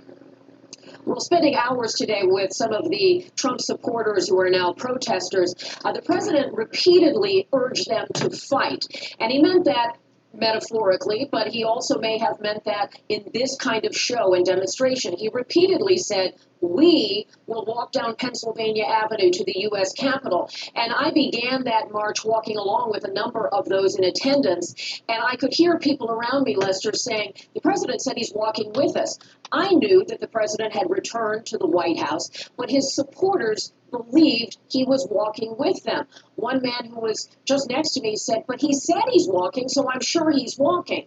It's just an anecdote that gives you an idea of how the president has this kind of powerful connection with his supporters. He has just tweeted again in the last few minutes, and he says, I am asking everyone at the U.S. Capitol to remain peaceful. No violence. Remember, we in uppercase are the party of law and order. Respect the law and order of our great men and women in blue. Thank you. But this is the same president who repeatedly told them to fight, repeatedly told his supporters that he was robbed of this election, and they were too, that their votes were discounted, manipulated, thrown out by various states, things that have not been supported by the facts, and in many ways incited this kind of fervor. The president always measures how he is being perceived by his crowd size, and there was an enormous crowd today. And as you can see this play out, as Ellison pointed out, certainly there were families there. There were several people with dogs. I'm one of those dog people who always talks to the people who are walking their dogs with these kinds of events. And there were the flags, and there were all of the things that in a typical Trump rally environment before the election were much more upbeat. These folks were determined to walk to the Capitol and to make their message known. Many of them probably did not know it was going to turn into this. But clearly some people planned this kind of breach of the Capitol, and in many ways the kind of images that Frank, our colleague, was just showing us, a disrespect of these institutions that they are angry about. There was so much talk today among Trump supporters and those speaking at the rally prior to the president about anger toward even Republicans, believing that there were Republicans who were not standing up for President Trump. And of course, we heard the president repeatedly urge Mike Pence, his vice president, who has been unfailingly loyal for 4 years, to do what the president wanted today. Mike Pence did not do that in a lengthy statement where he explained what he believes to be the limits constitutionally of his role. And now we have this, with an uncertain way of how this gets resolved. Today is the day the counts are supposed to be completed. That has been disrupted. As Frank and other colleagues have described, the scene at the Capitol remains tense, volatile, and unknown. I've been in touch with various elected officials that I know from my time covering the Capitol. All have said they are safe, but in a new world that few could have imagined. It was predicted, and yet still so hard to imagine as we watch this unfold. Lester? All right, Kelly, thanks very much for that. As we watch these live pictures, this is the east front of the Capitol, and that crowd continuing to occupy the steps and surrounding the entrance there. On the phone with us, we're going to try again, Democratic Congressman, Democratic Congresswoman from Virginia, Abigail Spanberger. Congresswoman, can you tell us, are you safe and in an okay place right now? Yes, thank you so much, Lester. I am. I'm in a holding room with a lot of other members of Congress after we were evacuated out of the floor in the gallery area. Can you tell us how things played out when you became aware that the Capitol had been breached and how you were let out? So we initially got alerts on our phones. Capitol Police were just extraordinary in keeping us updated. We all got out our gas masks, which are under the seats on the floor and in the gallery, because we noticed there was some chemical irritants that were deployed in various parts of the Capitol. And so we made a couple efforts at trying to evacuate, but at one point that became difficult because there were people banging on the doors of the floor of the House of Representatives. And so at that point in time, there was an effort to, of course, lock all the doors and barricade the doors. And it took multiple efforts for us to be able to make our way safely and then depart the Capitol and gallery areas where we were gathered to participate in what is our constitutional duty of counting electors. It's a straightforward process that is supposed to be procedural, but one that we were intending to carry out today until it was interrupted. Did you come face to face with any of the protesters? I did not. Where we were on our way out, there were protesters who were laid out in the prone position. Capitol Police had clearly taken control of the situation, and as they were leading us and members of the press out, that was at that point as close as we got kind of person to person. Were you and your colleagues wearing gas masks as you were leaving? Some people were, so we all had them. We had them opened. We had them deployed. There was some people were saying that we needed to put them on. Some didn't have them on, but everybody was ready because, again, in the end, the way we actually evacuated out of the gallery, we did not go in the direction where there was the chemical irritant. And so I had mine on for a bit, but mostly had it off and didn't come in contact with any of the irritant. All right, well, we're glad you're okay. So let's talk now about what we are seeing, what is happening outside the Capitol. Give me your thoughts, how we got here, and where do we go forward? I'm a former intelligence officer, and my whole background is understanding the challenges that foreign governments are facing. The scene that we saw on Capitol Hill, the banging, the yelling, the screaming, the demands to enter the chamber of the United States Congress, those are the sorts of things that happen in third world nations, the sorts of places where our diplomatic and intelligence officers write home to the United States and say, this is a dangerous scenario, this is an endangered democracy. It's deeply, deeply disturbing what we saw at the U.S. Capitol today. And but my appreciation to the Capitol Police for doing everything they possibly could to keep us, our staff, our teams, the cafeteria workers, sanitation workers, and employees of the Capitol and members of the press safe as they work to systematically ensure that active threats were subdued and that we could get to a safe place. All right, Representative Abigail Spanberger from Virginia, thank you for taking some time to speak with us. We're glad you and your colleagues are okay. Thank you so much. And again, thanks to the Capitol Police and Metro Police who's been responding to help as well. Thank you so much, Lester. Yep. All right. Yes, and we see the Capitol Police there have taken up a position on the west side of the Capitol there in the yellow jackets up there, the high visibility yellow, keeping the line of protesters from entering at least that side. But clearly a situation that is beyond anything most people could imagine taking place right now. I do want to go to Pete Williams, if Pete is standing by, because it was brought up a moment ago. What we saw today, the beginning of this joint session of Congress, whether there's objections or not, Pete, there's something magic to this date. It has to happen today, correct? It has to start today. That's certainly right. That's set by statute. That's the Electoral Count Act. That's this law that was passed 133 years ago that guides the process. Now, it doesn't say it has to end today, but it has to start today. So it's met that constitutional requirement. And of course, at some point when this is all resolved, it's going to resume. And it doesn't really matter how long it takes. I mean, they've got until the 20th, obviously, which is Inauguration Day. A couple of thoughts, Lester. Number one, this scene is obviously going to cause some serious rethinking about how the inauguration itself will be planned. Now, we knew it was already scaled back because of the pandemic, no parade, for example, but you just know, and I just got off the phone with one law enforcement person, they're looking at these scenes and thinking, well, what changes do they need to make in the plan for the inaugural? Now, I will say that an inauguration is a much bigger event that involves many more law enforcement organizations. There's much tighter security, but still, there's got to be some rethinking. One other thing, Lester, we've been told now by two separate law enforcement organizations. You saw a picture earlier of a person being wheeled out of the Capitol, or at least being wheeled outside the Capitol on a gurney with apparent injuries.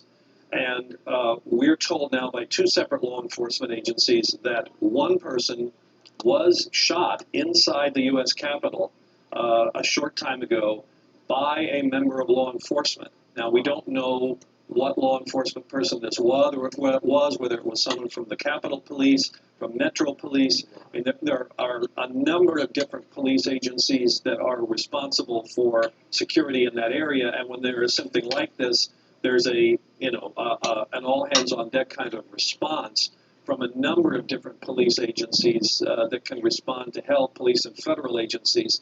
So we don't know which organization was involved, but and we don't know what the condition is of the person who was shot, and we don't know the circumstances of it. All I can report is that law enforcement officials tell us that one person was shot inside the U.S. Capitol by a member of law enforcement. All right, Pete Williams, thank you for adding that. It's extraordinary that we have not, there's, right now it seems to be no effort, at least from the outside, to remove anyone. But at the same time, no one here is advancing. The picture has remained rather constant here on both sides of the Capitol. People crowded in, waving flags, essentially moving their rally to the doorsteps of the Capitol as members of Congress have been ushered to safe places. We heard a description a moment ago of reaching for gas masks that had positioned at their desks, and some of them actually donning them as they made their way to safer areas, still hearing the beating of people trying to get in the door. So an extraordinary scene continuing to unfold there. Let me bring in, if I can right now, Hallie Jackson again. Hallie, you've been watching all this play out. Is this a fear that you had heard expressed, from those associated with the White House? Something like this could happen? Here's the thing, Lester, for people who have tracked movements in many ways among people of sort of the fringe elements of what you could call the president's base, there had been discussion of this day specifically for a while now, right? Which is raising the question, as Pete's talked about, and as others, of the law enforcement presence. That is obviously something that, as you showed on that shot, you could see some of the presence here at the Capitol, but this just incredibly upsetting, I think it's fair to say, scene at the Capitol. I will say that you are now seeing more and more, Lester, people who are close to the president, and I'm going to try to pull this up. Mick Mulvaney, I believe, is among them, calling on the president to say something.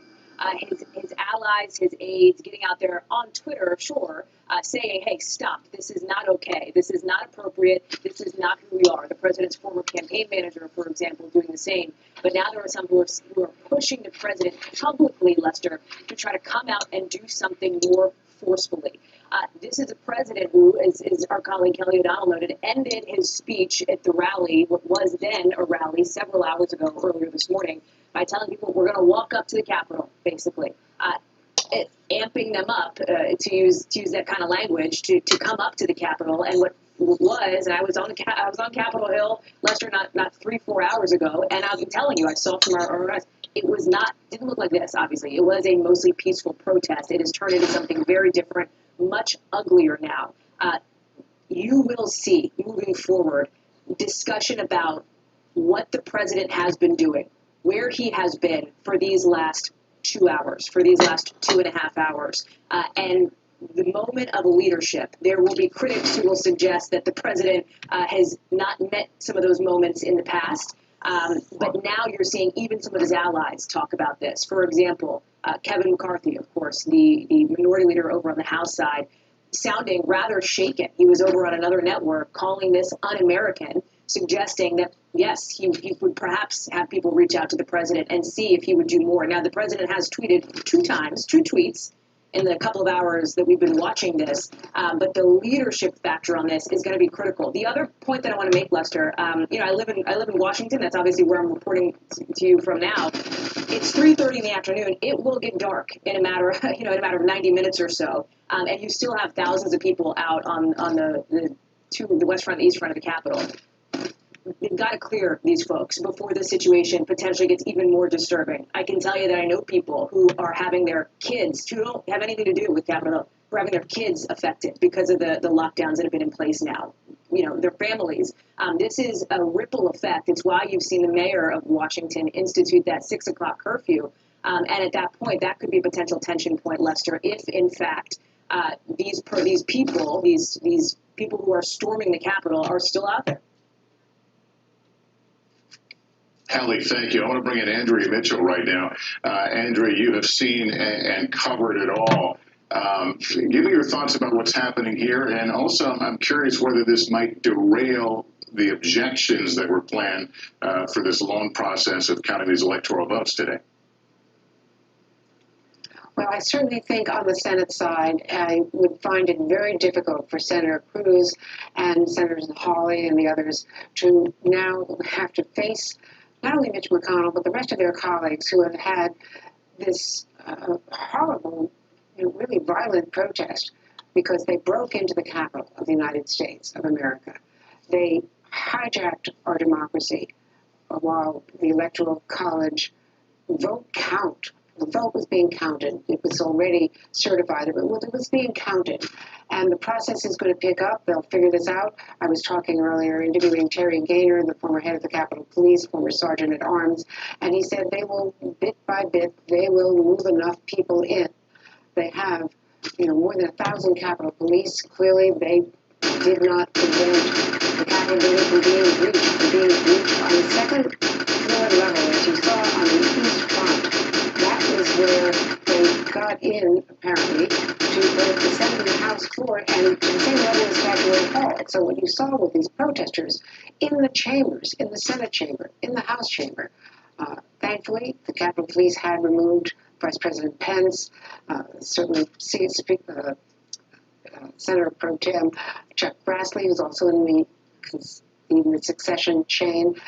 Also the Speaker of the House, we understand all of them, all the senators are now in safe places. You have members of the House and others who are off the floor because of COVID, not part of the joint session, who were planning their speeches. We talked to Melissa Slotkin from Michigan, who was planning her speech. She's a former Pentagon and CIA official who has served in Iraq at the same time, saying she's never even contemplated anything like this. And what she said was, you expect attacks in places like Iraq in wartime. You don't expect it in the Capitol building of the United States. The only time I've ever seen the Capitol evacuated was after 9/11, when we thought that plane was coming, the plane that ended up,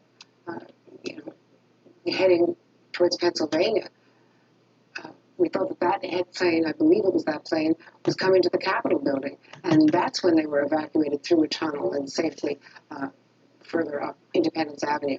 So I've never seen anything like this, and I have to say, it is shocking, and it was started really by the President of the United States inciting that crowd. And that is as shocking as the failure of the police to prevent the Capitol building from being breached. Andrea Mitchell, thank you for your insight there. I want to bring in my colleague, Savannah Guthrie, right now as we continue our expanded coverage. We're a little past 3:30 here in the East, and this siege, if you will, continues to go on. Welcome, Savannah.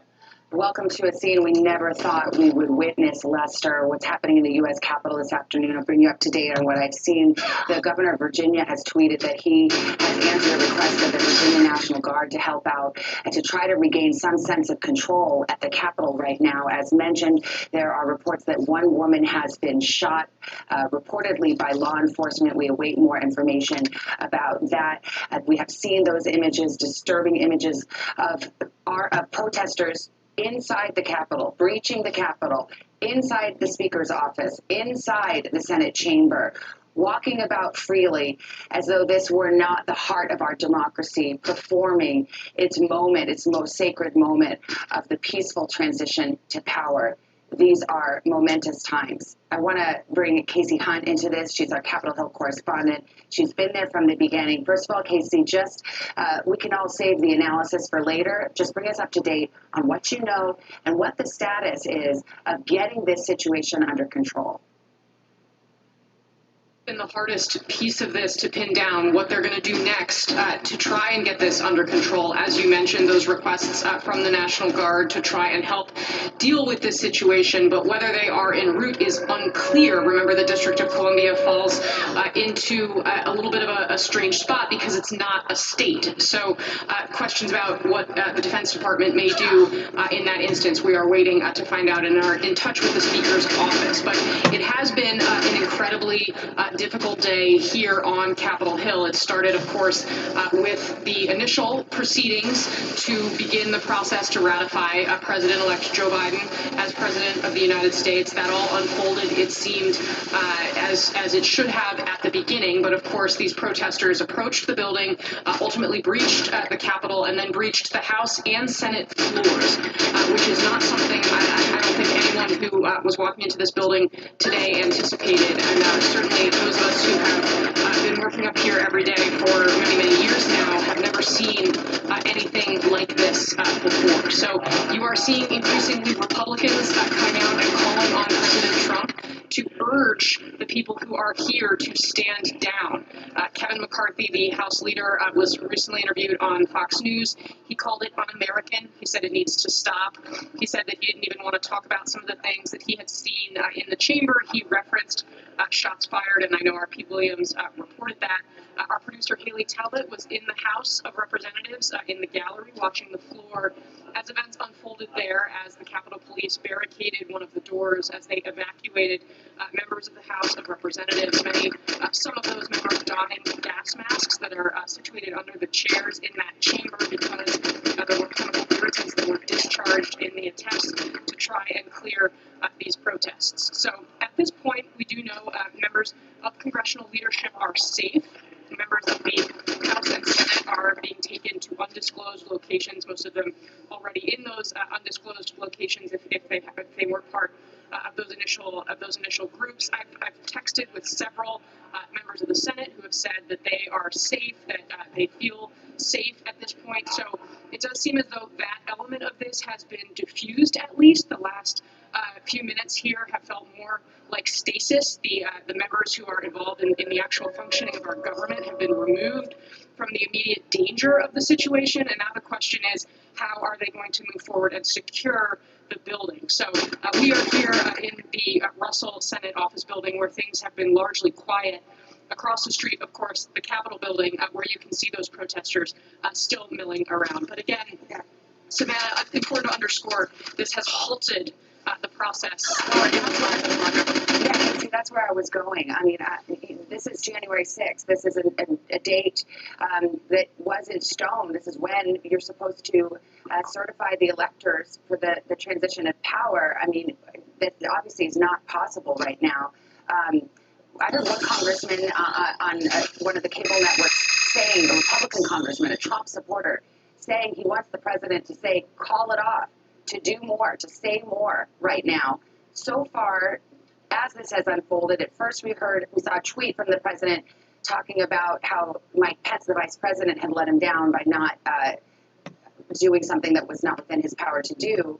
But then he also has said we should support our law enforcement. But he has, Casey, to be clear, we haven't heard the president say to these protesters, stop, it's over, as this Republican congressman, Trump supporter, has said he wishes the president would do now.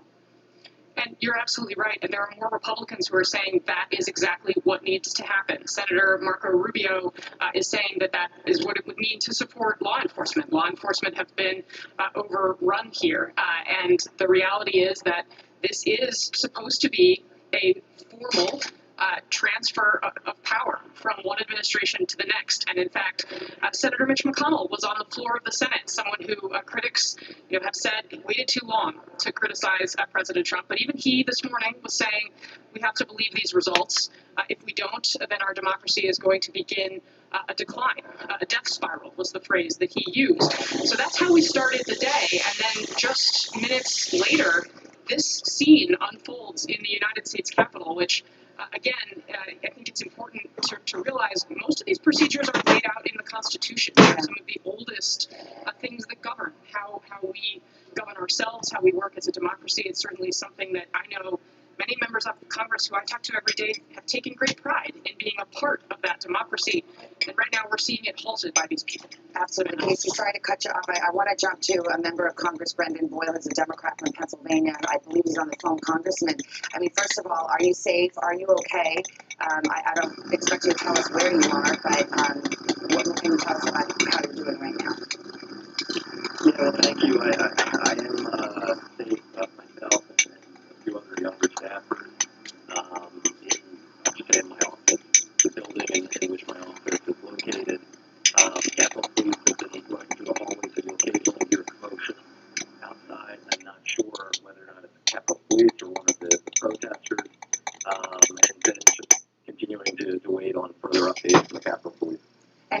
did you witness today? What have you seen? Well, I've obviously never seen anything like this before, and it wasn't a surprise that we were going to have this large crowd of protesters. So it's still a mystery to me how this crowd was able, within about 10 or 12 minutes of starting, able to reach both sides of the Capitol, both the east side and the west side, and get into or right around the House chamber, as well as apparently from texts I'm getting from friends of mine who serve in the Senate, they were able to get into the Senate chamber as well. So that is just absolutely inexplicable to me that this happened. But ultimately, though, the bigger threat, in my view, is not the thousands of people who are here today, even though they're armed and they are a threat. The bigger threat is actually those who have incited them all along the way, cheering this on. That's the real threat.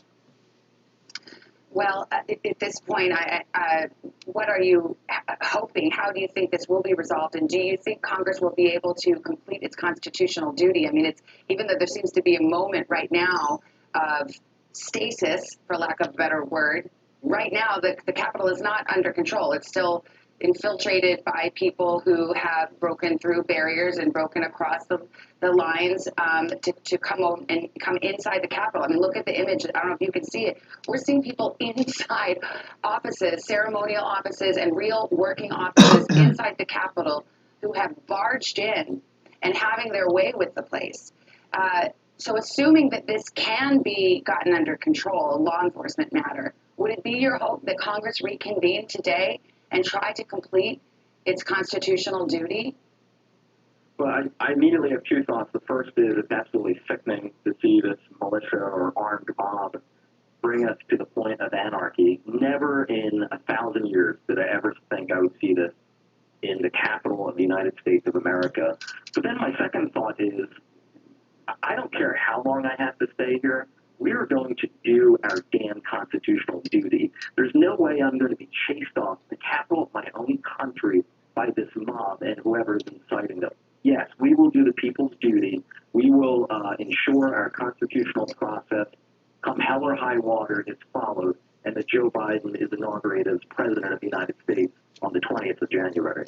Well, Congressman Boyle, I appreciate your time this afternoon. Stay safe, and you and also all of the congressional staffers, a lot of young men and women who work there at the Capitol and are never seen. I wish them well as well. Thank you for your time. Thank you. About 3:45 on the East Coast, as you can see, this protest, whatever you want to call it, it's not a peaceful protest, as the demonstrators here have crossed barriers. They've crossed a line, and they are now breaching the United States Capitol, forcing the Senate and House to evacuate and pause in the middle of a cherished and sacred constitutional duty having to do with the peaceful transfer of power. Debate is one thing. Protest is one thing. That's not what we're watching here, Lester, and we'll continue to keep our eye on it. No, absolutely. We understand that now from Tom Winter, one of our producers, one person in critical condition after being shot at the Capitol. At least 5 people have been transported to hospitals, including several officers who were treated for pepper spray exposure. 4 other people have been transferred from the Capitol as well. So we continue to watch that play out. And we certainly saw pictures a moment ago, still pictures of security officials with weapons drawn, trying to barricade a door. So the situation is extremely serious as it plays out right now. I want to go to Kristen Welker, who is at the White House. Kristen, I'd say all eyes of the world are trained on the White House, but right now the Capitol is the focus. But the answer could come from the White House. Are we getting anything beyond the tweets the president issued? Is there a growing chorus of calls for him to try to put a stop to this? There is a growing chorus of calls. Lester, let me read you a tweet from Press Secretary Kayleigh McEnany, a little bit of breaking news here. She says, at real Donald Trump's direction, the National Guard is on the way, along with other federal protective services. We reiterate President Trump's call against violence and to remain peaceful. So there you have it. The National Guard has been deployed to Washington, D.C., to the Capitol, to try to deal with these protests that are unfolding and this breach of the U.S. Capitol. Now, the messaging that we're getting from the White House, this is the latest from Vice President Mike Pence, who says the violence and destruction taking place at the U.S. Capitol must stop, and it must stop now. Anyone involved must respect law enforcement officers and immediately leave the building. Similar language from President Trump in a pair of tweets that he sent out earlier, Lester, but his supporters believe that that just does not go far enough, that they want to hear from President Trump himself, that they want him to come out and address his supporters and tell them, bottom line, stand down. Let me paint the scene for you at the White House right now, Lester. You have White House officials who are huddled in their offices, who are watching all of this unfold. I spoke with one official who told me that the president is watching this unfold as well. Of course, discussions about whether or not he is going to speak, whether there will be some type of written statement, but at this point, nothing on the horizon. So I think you are going to see the calls grow louder for him to come out and address these protesters, Lester. All right, thank you, Kristen. NBC News contributor and founder of Punchbowl News, Jake Sherman, joins us on the line. Jake, I understand you are in the Capitol. What can you see? What can you tell us? Well, I can see nothing at the moment, Lester, because we've been in lockdown. I'm just going to not say where because I want to protect our safety, but I've been covering this building for 11 years. I've never obviously seen anything like this. I usually can't get through security with my AirPods or my belt, and these people have broken down doors. This is a mob. This is not a protest. This is an armed mob, and this is despicable and really, really, really unsafe, and we're all very scared. Did you, have you, I know you're in lockdown right now, but have you heard any of the protesters nearby? Oh yeah, when I was at the beginning of the protest, I walked outside to see what was going on and walked past a floor up. I was standing elevated, and people were breaking down the windows to very, very large and very secure doors. They had a flagpole and they were knocking through windows. We've heard banging on our doors. We saw SWAT teams with long guns walking through the building. I fortunately was not in the chamber. All of my colleagues and members of Congress who were in the chamber were taken out. We still, where I am right now, have not been evacuated from the Capitol building, but hope to be soon, frankly, because we don't have security like many members of Congress do.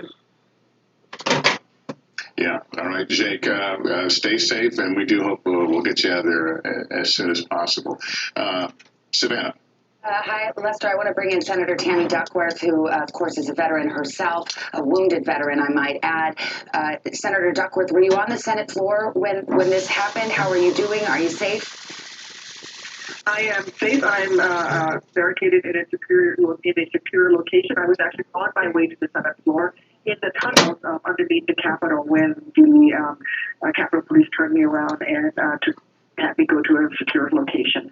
So I am safe with a couple of my staff members, and I've defended our Constitution for 23 years in their service, and now for 8 years here on the Capitol Hill, and I've never, in my wildest dreams, would I ever think that Americans would do this to our own nation's capital. I mean, I'm sure you are seeing the images I'm seeing, the United States Senate, the floor of the United States Senate, the Congress being taken over by people who have breached barricades, who've gone past police, who are where they are not permitted to be.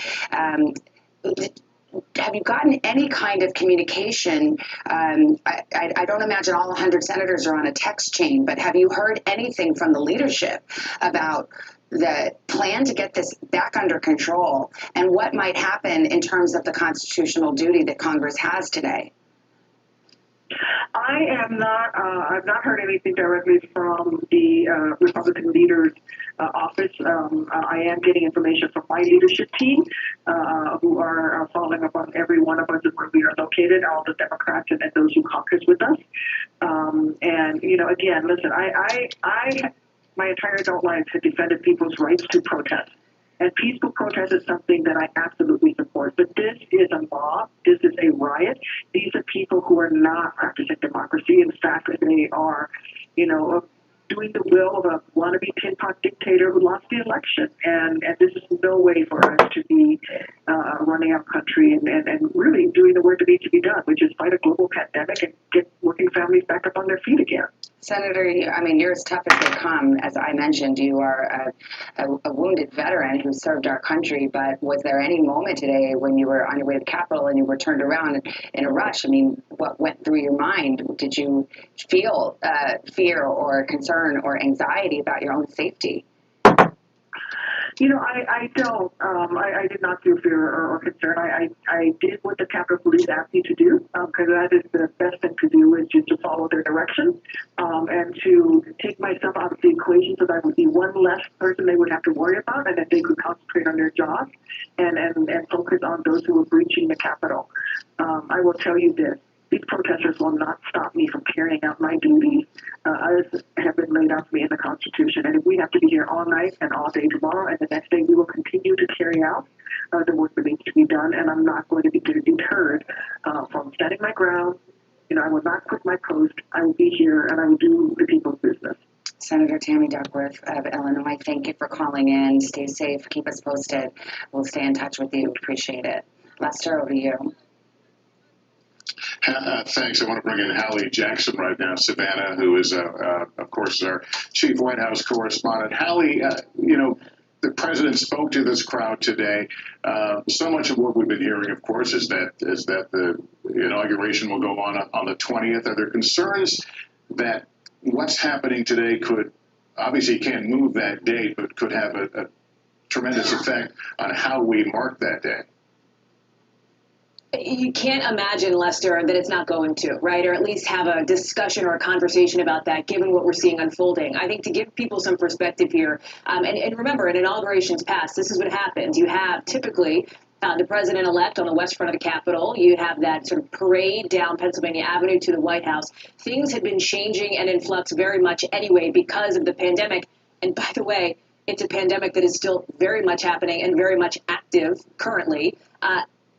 And the question now is, will this change even more on Inauguration Day, given the scene here, given the security and the safety perspective? One of the things that you have talked about, Lester, as you see these images, you said earlier you might feel sort of sick looking at that. It is stunning, I think, to people in this country, as well as to people in the international community. The head of NATO, the NATO Secretary General, calling these shocking scenes in Washington and saying the outcome of this democratic election must be respected. Lester, that is the kind of sentence that you hear aimed at other countries, not the United States, that you haven't ever heard aimed at the United States. To give you some perspective of the way that this is being seen and the way that it is being perceived and happening here in the United States and around the world as well.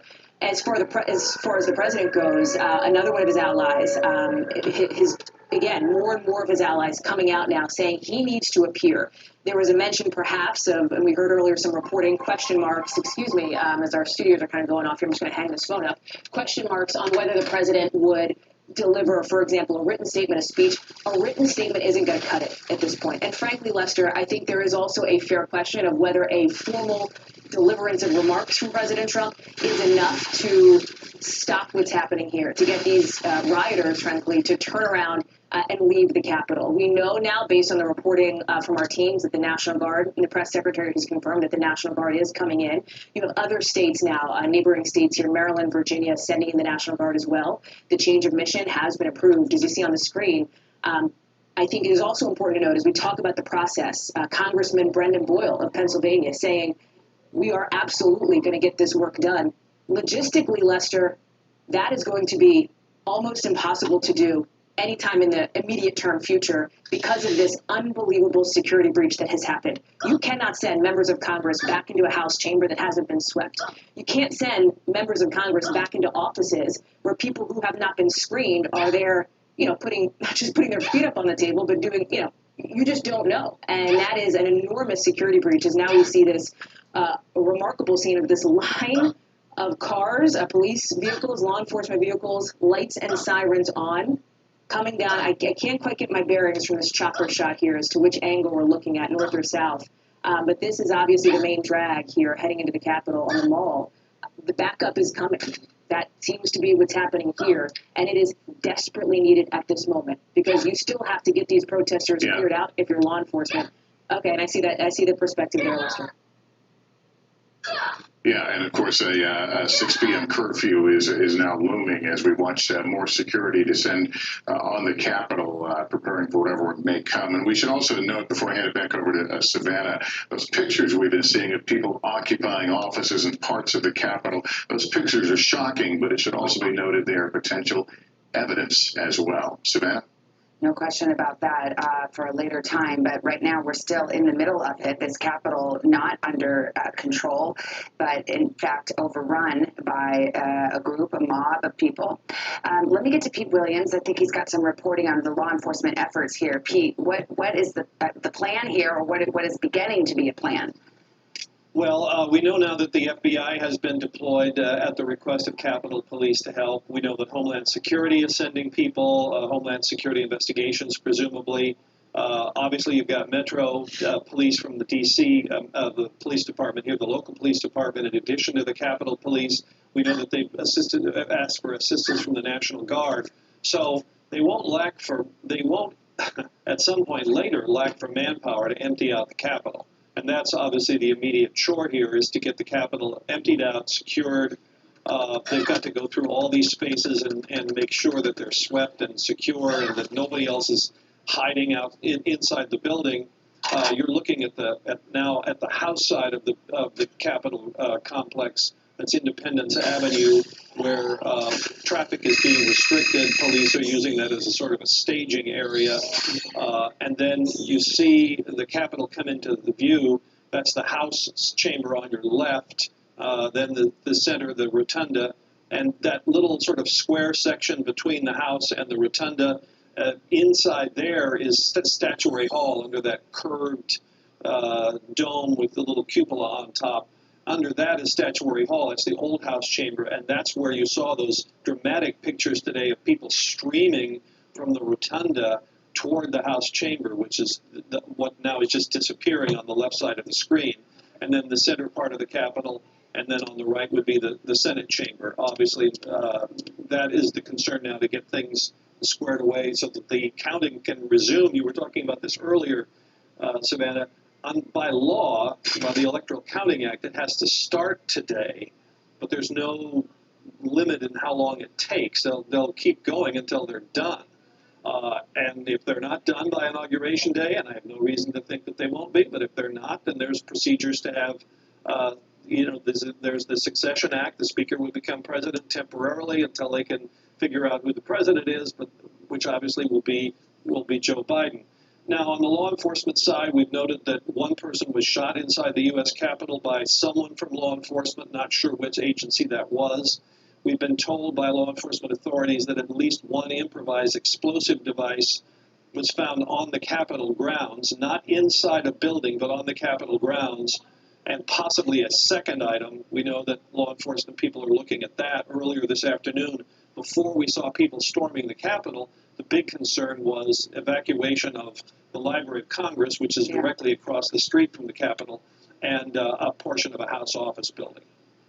And Pete, in case we have not caught up on this note, Kayleigh McEnany, the press secretary for the White House, said that the National Guard is on the way along with other federal protective services.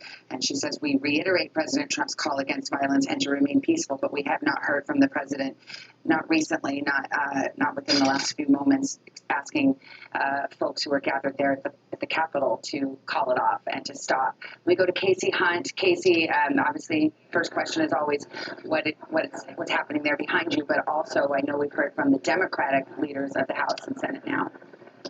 We have, Savannah, and they are calling for the president to do just what you said he has not yet done, which is to demand that all protesters leave the U.S. Capitol and Capitol grounds immediately. That is a joint statement from the House Speaker, Nancy Pelosi, and the Minority Leader in the Senate, Chuck Schumer. Now, I can also tell you, Savannah, that what has started today as fear, chaos, uncertainty about what was going on is hardening into resolve and determination to get the government back on track. So one member who is at the secure location where they've taken members of the House tells me that one Democrat and one Republican, Hakeem Jeffries, the Democrat, Liz Cheney, the Republican, informed those members on lockdown that the National Guard is on the way. There was a pause in the room, and this member said to me that we will return to the floor and do jobs was the quote. I also heard from a member of the Senate who was also taken to the Senate side secure location. This member is safe. This member also told me that these thugs will not win the day, essentially, that they are prepared to go back onto the Senate floor. Senator Joe Manchin telling me we're all okay and ready to get back to our chamber and finish our work. These thugs cannot and will not run us off. We will continue to govern. And yes, Savannah. Oh, I wanted to try to understand because, we just talked to Senator Duckworth. It sounded like she was in her office. Everybody wasn't, all 535 members of Congress weren't all there at the same time. But are there various locations where there are groups of senators or groups of congressmen sheltering together?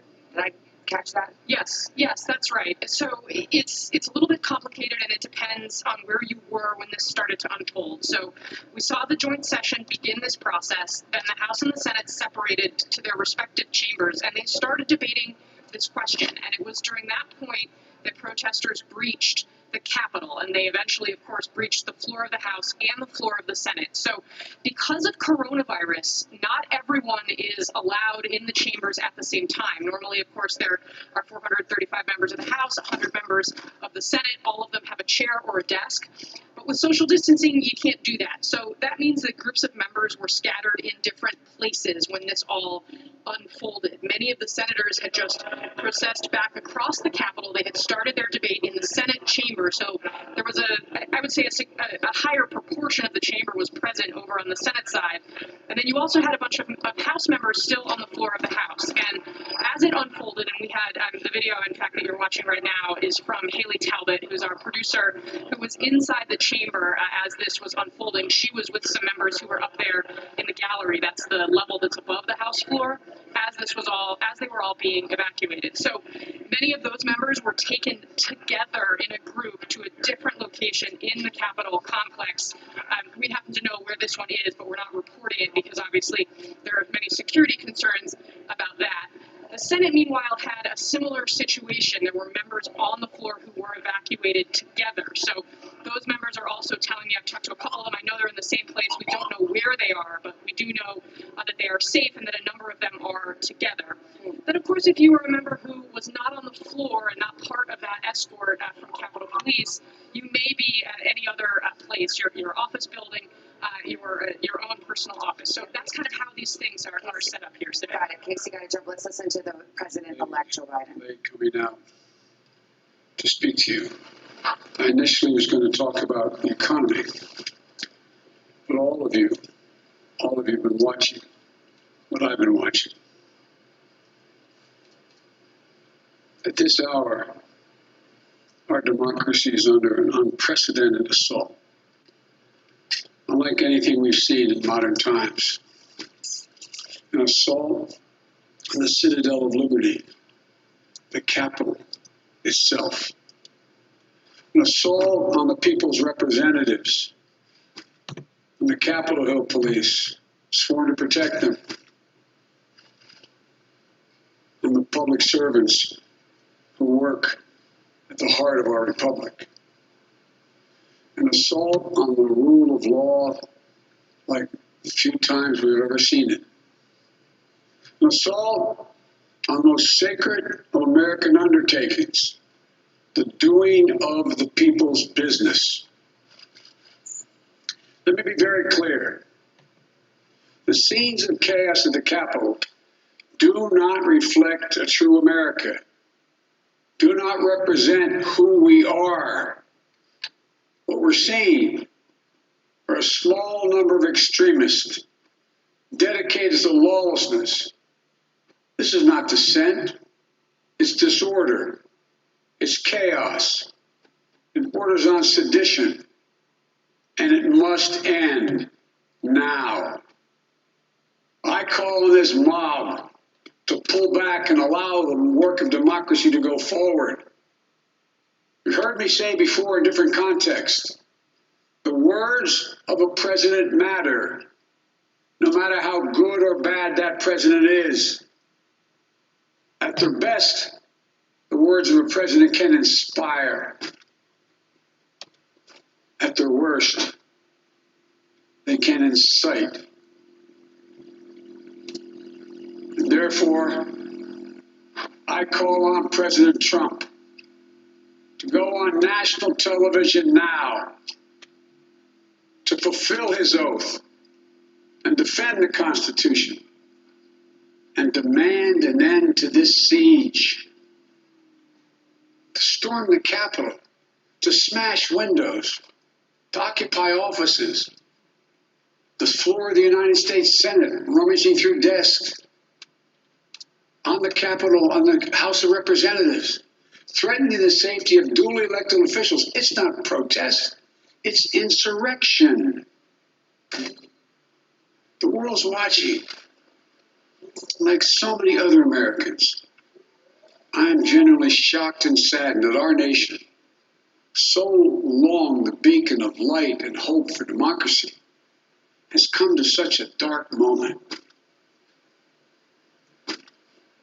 Through war and strife, America's endured much. And we will endure here, and we will prevail again, and will prevail now. The work of the moment and the work of the next 4 years must be the restoration of democracy, of decency, honor, respect, the rule of law, just plain, simple decency. The renewal of the politics. It's about solving problems, looking out for one another, not stoking the flames of hate and chaos. As I said, America is about honor, decency, respect, tolerance. That's who we are. That's who we've always been. The certification of the Electoral College vote is supposed to be a sacred ritual to affirm purposes, to affirm the majesty of American democracy. But today's reminder, a painful one, that democracy is fragile, and to preserve it requires people of goodwill, leaders of the courage to stand up, who are devoted not to the pursuit of power, or the personal interest pursuits of their own selfish interest at any cost, but of the common good. Think what our children watching television is thinking. Think what the rest of the world is looking at. For nearly 2.5 centuries, we, the people, in search of a more perfect union, have kept our eyes on that common good. America is so much better than what we've seen today. Watching the scenes from the Capitol, I was reminded, as I prepared other speeches in the past, I was reminded of the words of Abraham Lincoln in his annual message to Congress, whose work has today been interrupted by chaos. Here's what Lincoln said. He said, "We shall nobly save or merely lose the last best hope on earth." Went on to say, "The way is plain, peaceful, generous, just. A way which, if followed, the world will forever applaud, and God must forever bless. The way is plain here too. That's who we are. It's the way of democracy, of respect, of decency, of honor, and commitment as patriots to this nation. Notwithstanding what I saw today and we're seeing today, I remain optimistic about the incredible opportunities.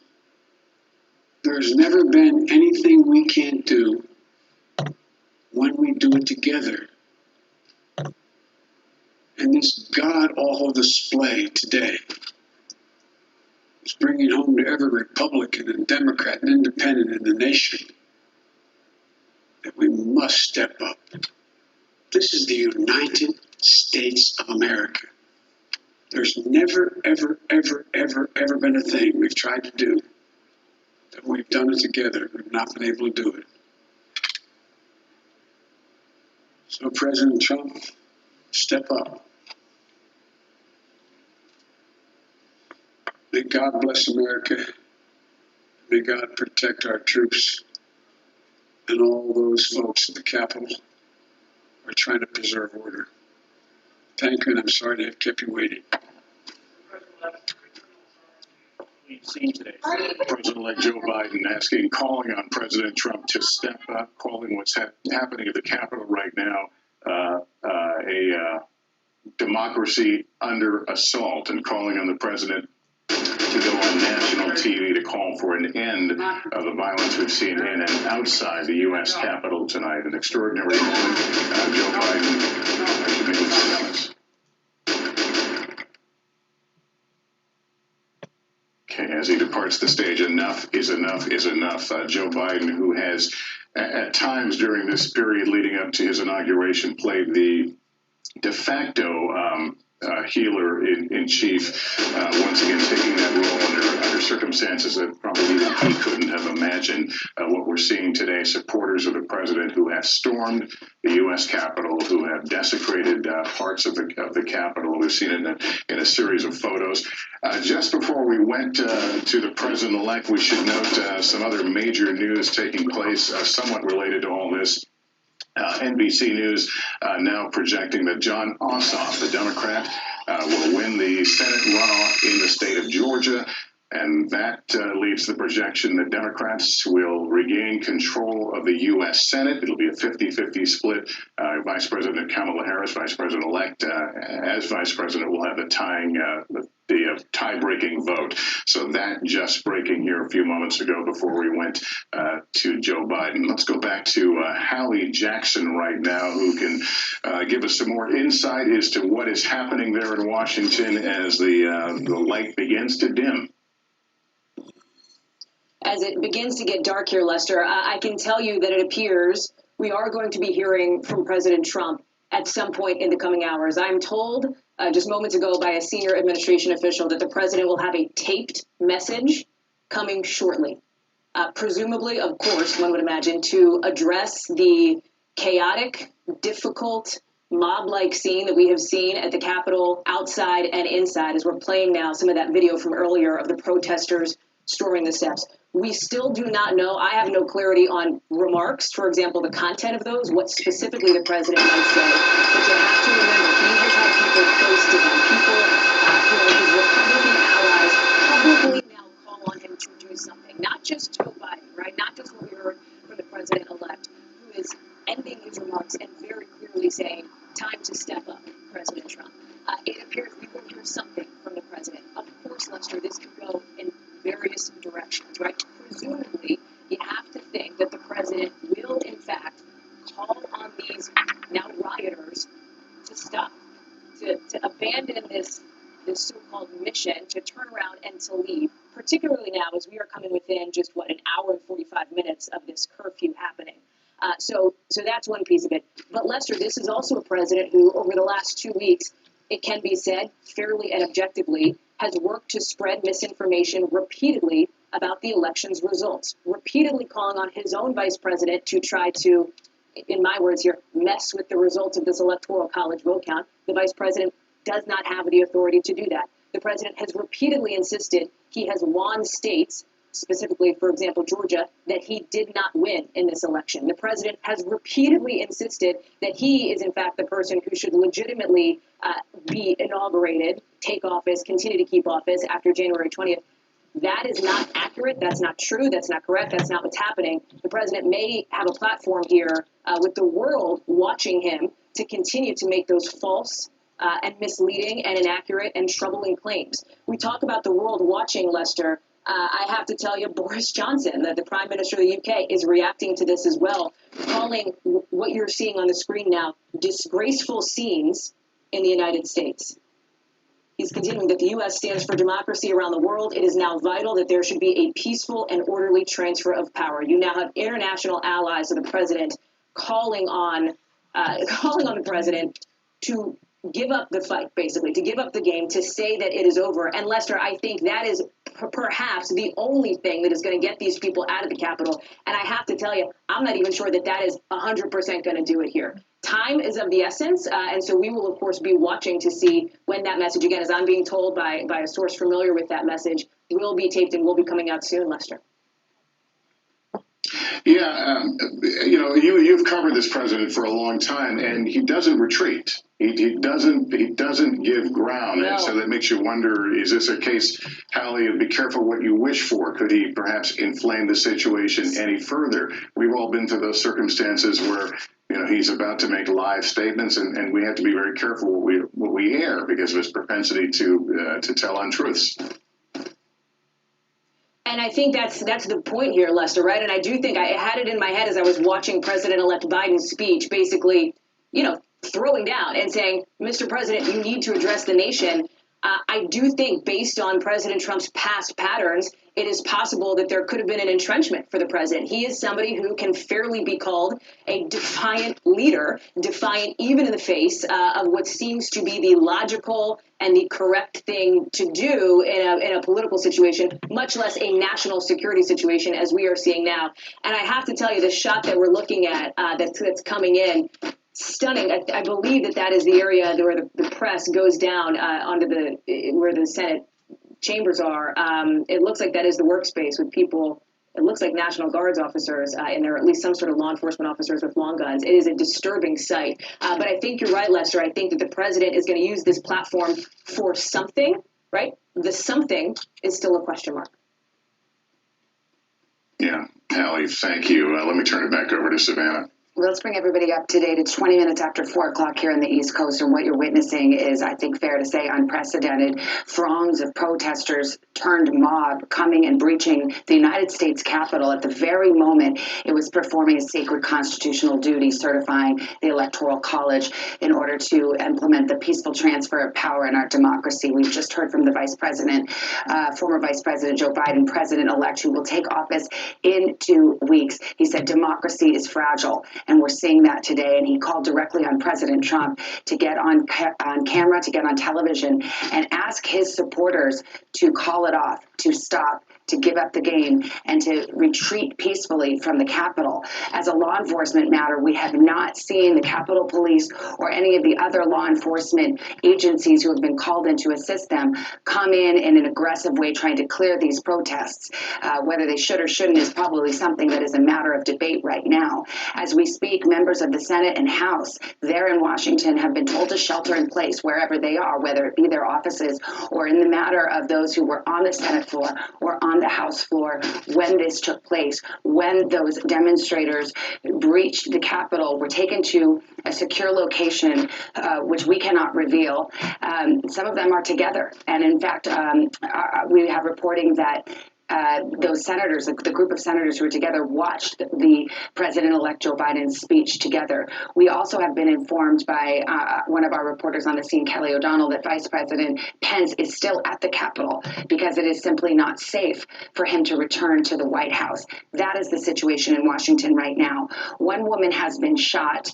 It appears to be a protester. That the shot reportedly was from law enforcement. She has been taken to the hospital. We don't have an update on her condition. And that will bring you up to date. Also, an IED, that's an improvised explosive device, according to NBC News, was recovered on the Capitol grounds. Let me get to Congresswoman Liz Cheney, Republican from Wyoming.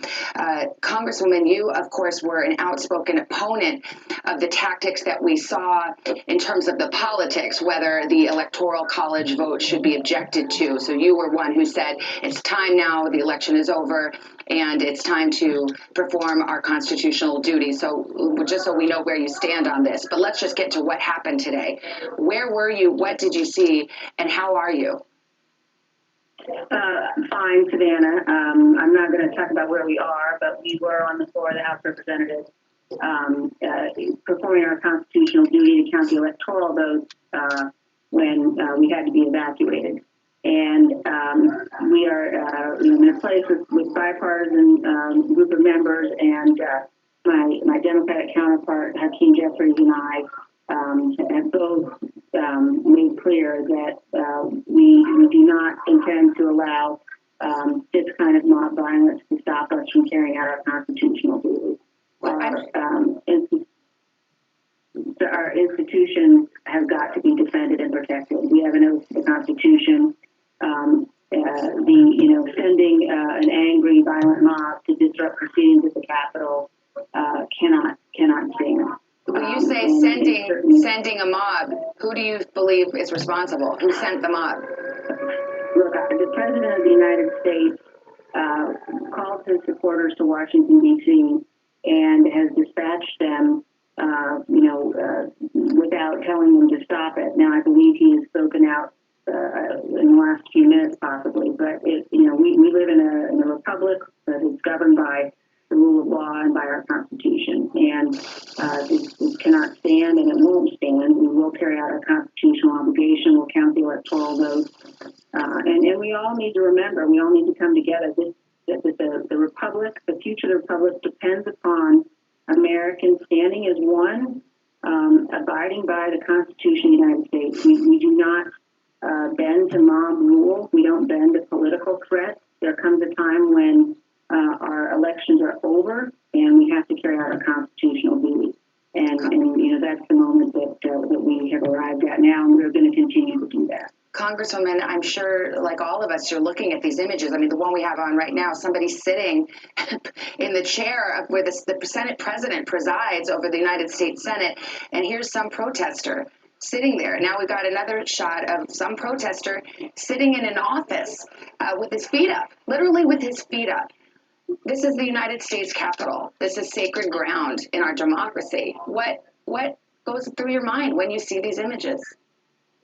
Well, it is infuriating, and it's heartbreaking, and it will not stand. We are a democratic republic. We have survived for over 240 years, and we have had the peaceful transfer of power. The peaceful transfer of power is something that Ronald Reagan talked about that in some instances we take for granted, but it is miraculous. And I think that what we see today is that it is something that is very fragile, but that we all must stand for. The president should immediately make clear that this kind of activity, violent activity at the Capitol, has to stop, and he has to make clear that he will abide by the results of the Electoral College vote, and that he will ensure the peaceful transition of power.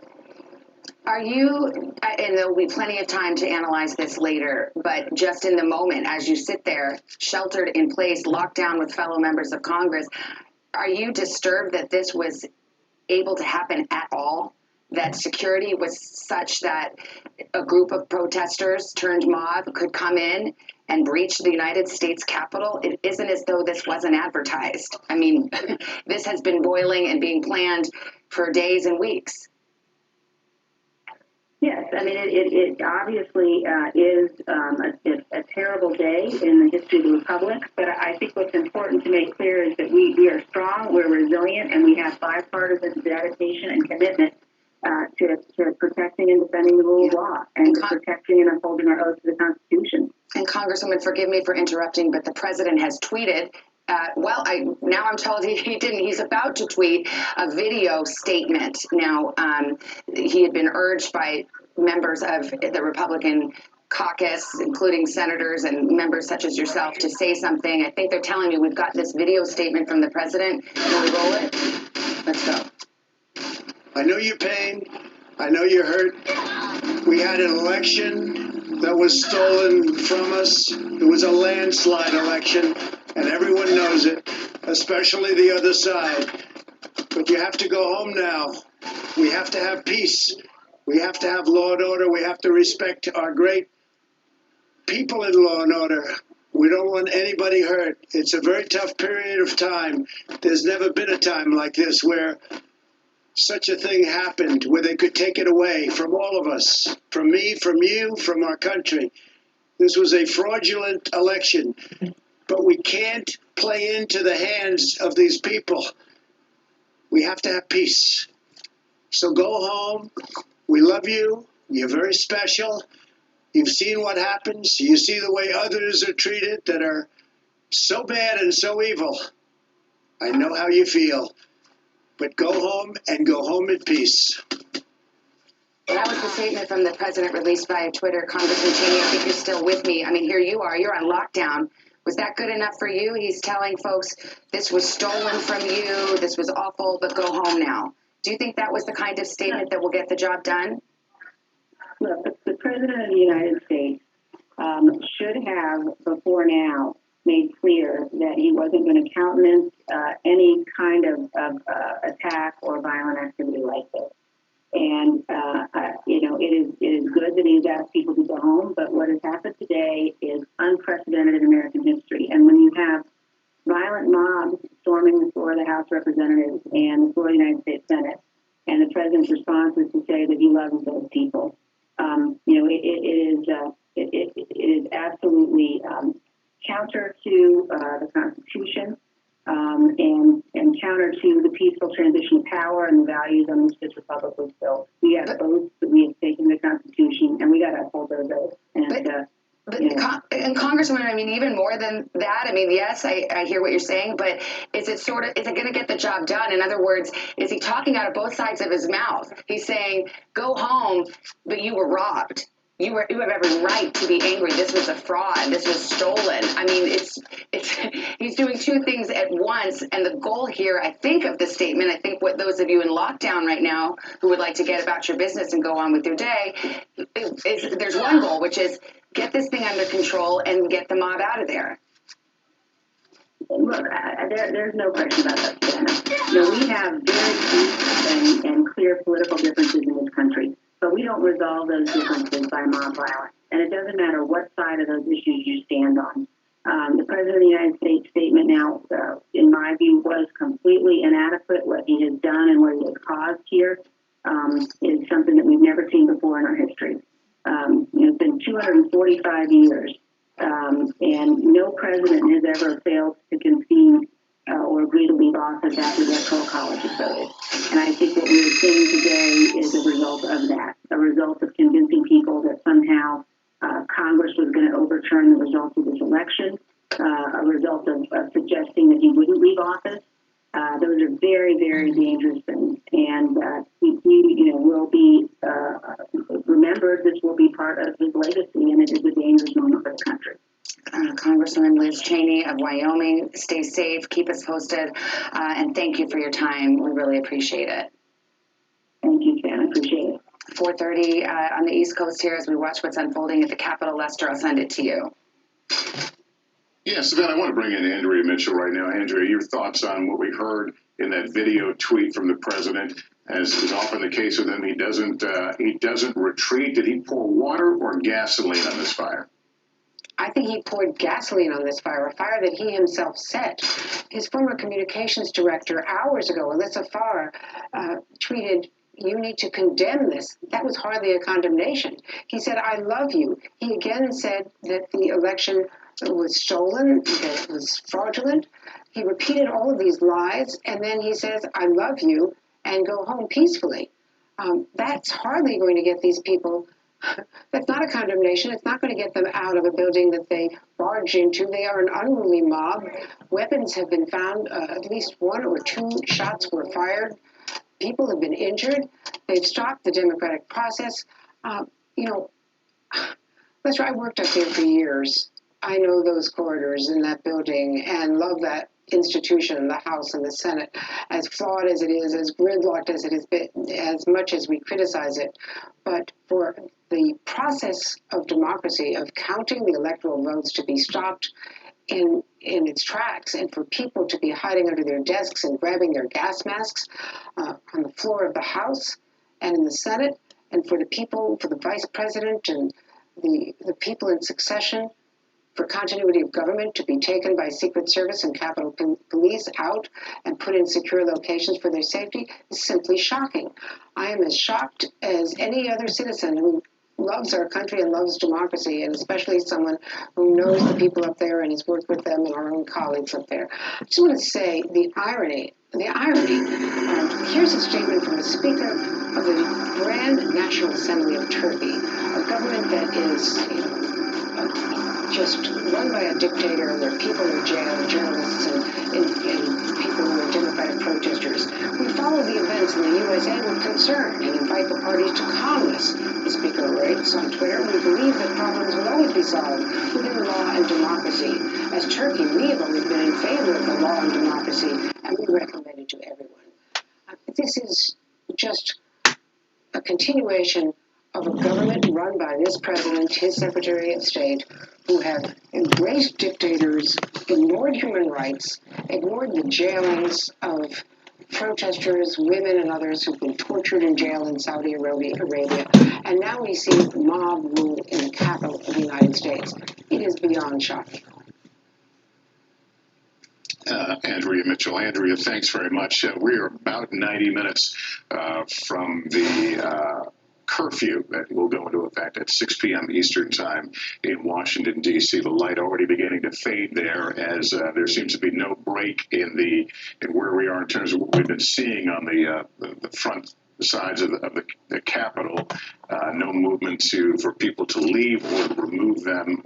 And at the same time, there is still business for this Congress to do, to exercise and fulfill its duty to count the electoral vote and essentially confirm this election. I am going to begin preparing for NBC Nightly News. Will be going on the air in a few hours. I'll leave it in the capable hands of Savannah Guthrie, but our NBC News coverage will continue. Savannah, we'll send it to you, and we'll see you in a bit later. All right, we'll see you on Nightly, Lester. A couple of developments. The FBI SWAT team has now entered the Capitol complex, and our reporter on the Hill, Leanne Caldwell, has tweeted some video of that. So there seems to be some movement on the part of law enforcement to start to get this thing under control. Lester mentioned the 6 o'clock curfew. So while we're talking about law enforcement, let me get to Pete Williams. Pete, bring us up to date, because the governor of Virginia said that requests had come in for the National Guard of Virginia to come in and help. We know the FBI is on the scene.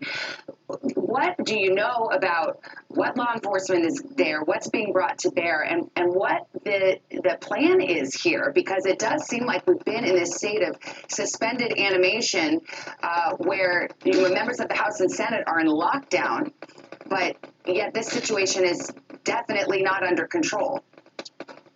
Right. So the Senate and House members are safe and secure. Our understanding is the president of the Senate, is still actually in the Capitol complex because it wasn't considered safe to get him out of there yet. So they're all hunkered down in secure locations. As more law enforcement agencies start to come in now, obviously job one will be to get the place emptied out, get everybody out of there. And then job two will be to start looking through the building, making sure that everyone's gone, that all places are safe. They'll have to sweep the rooms and make sure that there's nothing left behind. 2 improvised explosive devices were found not in the Capitol, but on the Capitol grounds, like pipe bomb-looking devices. They're being disrupted. We don't know whether they're actually working or hoax devices, but they're simply destroying them.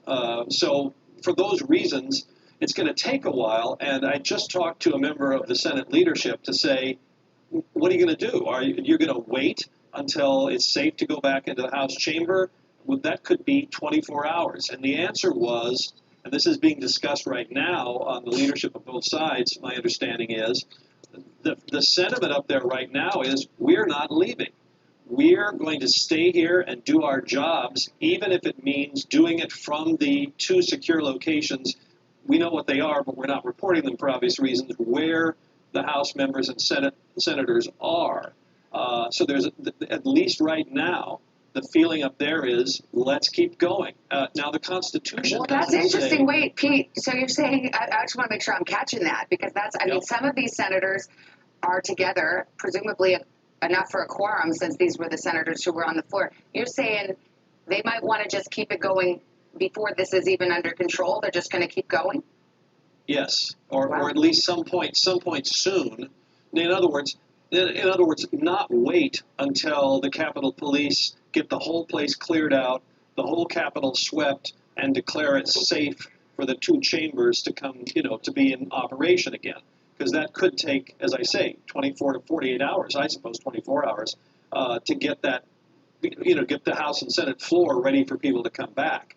But the senators right now, because what I asked this member of the leadership is, what are you going to do? You're going to go home and come back tomorrow? And the feeling was, no, we're going to stay right here and resume our work. Now, I started to say, there's no requirement in the Constitution for where they do this.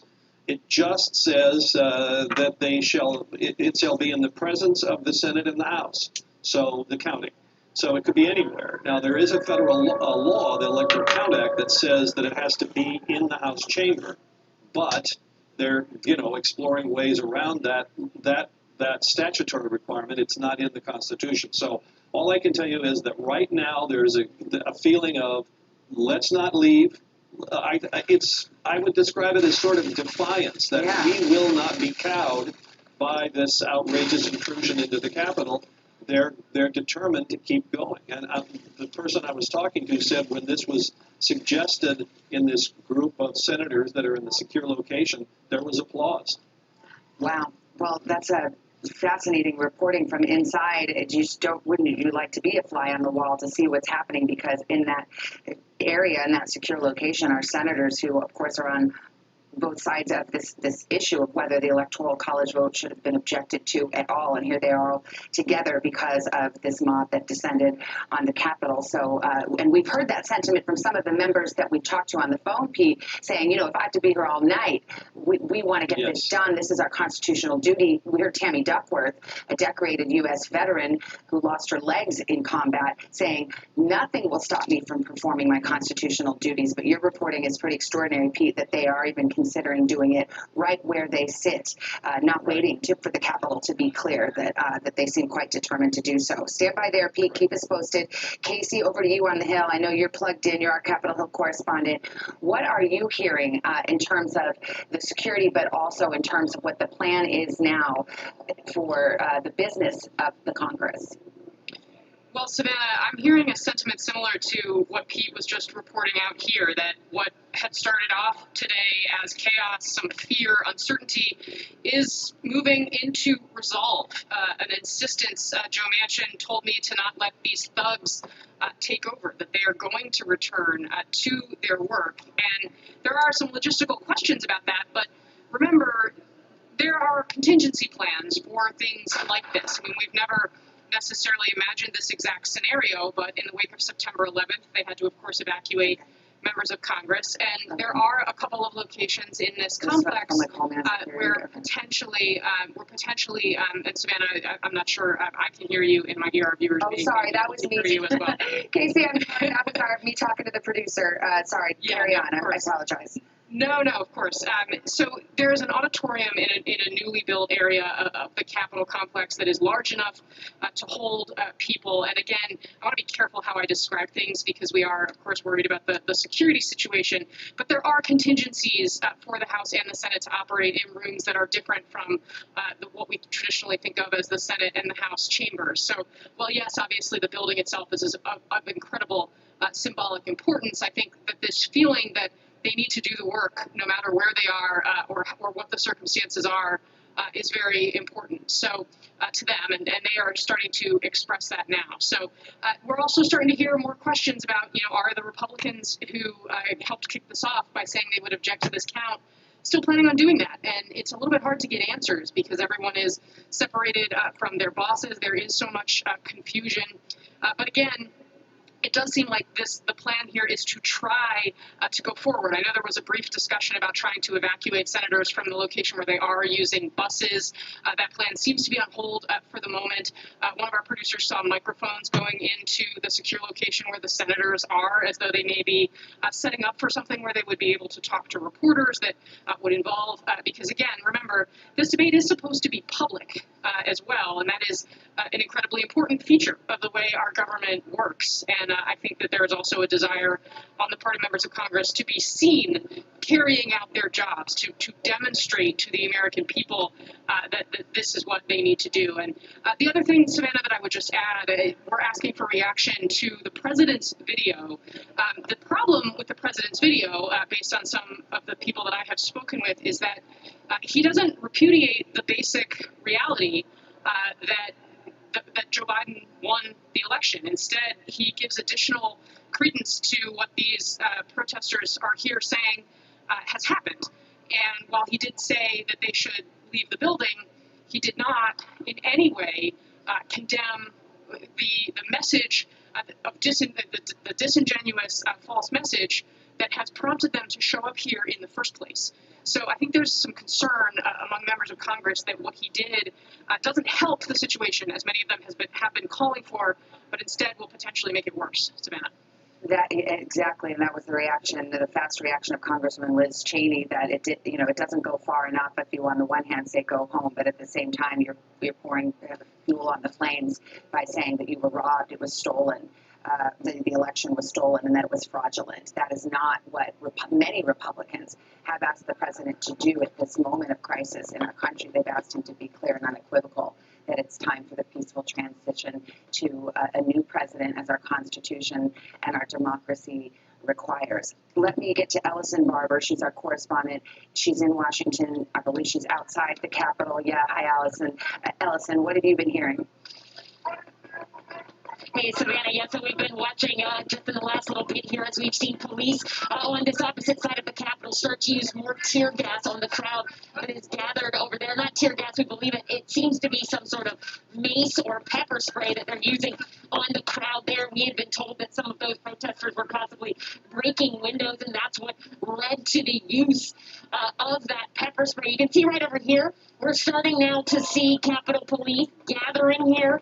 They seem to be huddling, discussing, possibly getting ready for something. But all evening since we saw those barricades first come down as protesters rushed to the front of the Capitol, Capitol Police have largely kind of stood back. We've seen them kind of waiting up on different parts of the steps there as the protesters made their way up closer. You can see people standing on an armored vehicle here holding flags, the American flag upside down, a Trump 2020 flag just underneath it.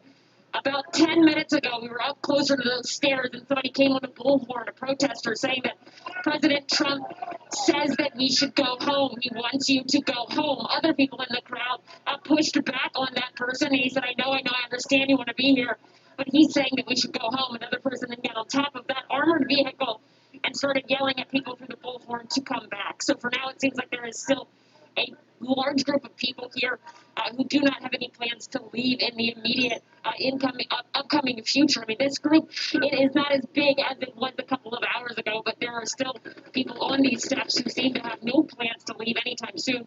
People that we have seen come out claiming to have been inside the U.S. Capitol. They are greeted kind of as heroes by the crowd here when they come out and they talk about their experience inside. And we saw some people actually following, kind of tracking closely behind a few police in riot gear, calling them traitors for whatever happened inside the U.S. Capitol and berating them as they made their way across the front here. Savannah?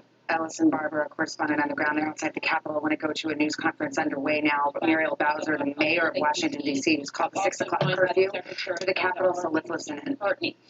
This afternoon, I announced a citywide curfew for the District of Columbia beginning at 6 p.m. this evening, going until 6 a.m. tomorrow morning. During the curfew, no one is allowed to be outside in public places other than essential workers, which includes credentialed media engaging in essential functions. As you can see from video images, the unlawful behavior inside the United States Capitol building. I continue to urge all Washingtonians to stay home and stay calm. And if you see something, say something. But above all, stay home. The behavior that we are witnessing is shameful, unpatriotic, and above all, it is unlawful. Anyone who has engaged in these activities, continues to engage in these activities, will be held accountable. There will be law and order, and this behavior will not be tolerated. The Metropolitan Police Department has been deployed to assist the United States Capitol Police in restoring order to the Capitol. And our Chief of Police will lead the command to clear the Capitol building and establish a perimeter around the Capitol. I have requested both the Virginia State Police and the Maryland State Police to deploy officers, and they have engaged immediately to deploy officers to the Metropolitan the police department to help regain control of the United States Capitol. I have also invoked several days ago a standing mutual aid agreement with our surrounding jurisdictions, and I want to thank them for deploying. Those jurisdictions include Arlington County, Montgomery County, Prince George's County, as well as Baltimore City. We want to thank them for sending their officers in, assisting us with public safety in the district, as well as the response to the United States Capitol building. Additionally, I want to acknowledge and thank the New Jersey State Police, who will also be assisting the Metropolitan Police Department. So with that, I'm going to turn to Chief Conti for a situational update. Secretary of the Army will make comments, and we will take brief questions. Thank you, Mayor. Good afternoon, and thank you, Mayor Bowser. My name is Robert J. Conti III. I am the Chief of Police of the Metropolitan Police Department here in Washington, D.C. As you are aware, demonstrators came to our city this morning to exercise their First Amendment rights and were largely concentrated in the area of the National Mall. Following the President's remarks, a large crowd began to march eastbound on Madison Avenue Northwest and Constitution Avenue Northwest. As the demonstrators approached the United States Capitol grounds, there was a noticeable change in their demeanor. They breached the fencing along the U.S. Capitol grounds and confronted police lines surrounding the building. MPD was requested by the United States Capitol Police to provide assistance with crowd management, and due to the violent behavior towards the police officers there and their intent on gaining access to the Capitol, a riot was declared. It was clear that the crowd was intent on causing harm to our officers by deploying chemical irritants on police to force entry into the United States Capitol building. As you are aware, they were able to gain access to the Capitol building, and I can confirm that one civilian was reported to have sustained a gunshot wound inside of the Capitol.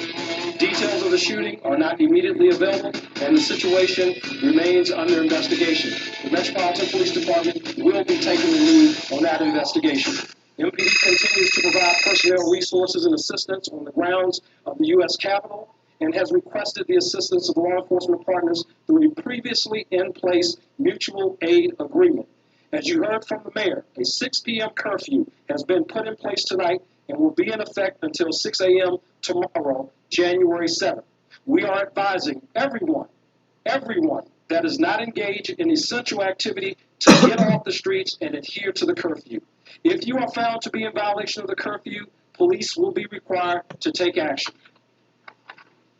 Again, I want to reiterate and make it clear, please abide by the curfew that the mayor has set in place, or people will be subject to arrest. Lastly, I know that many of you are familiar with the Metropolitan Police Department. Understand that there is no better agency in the country to handle First Amendment events.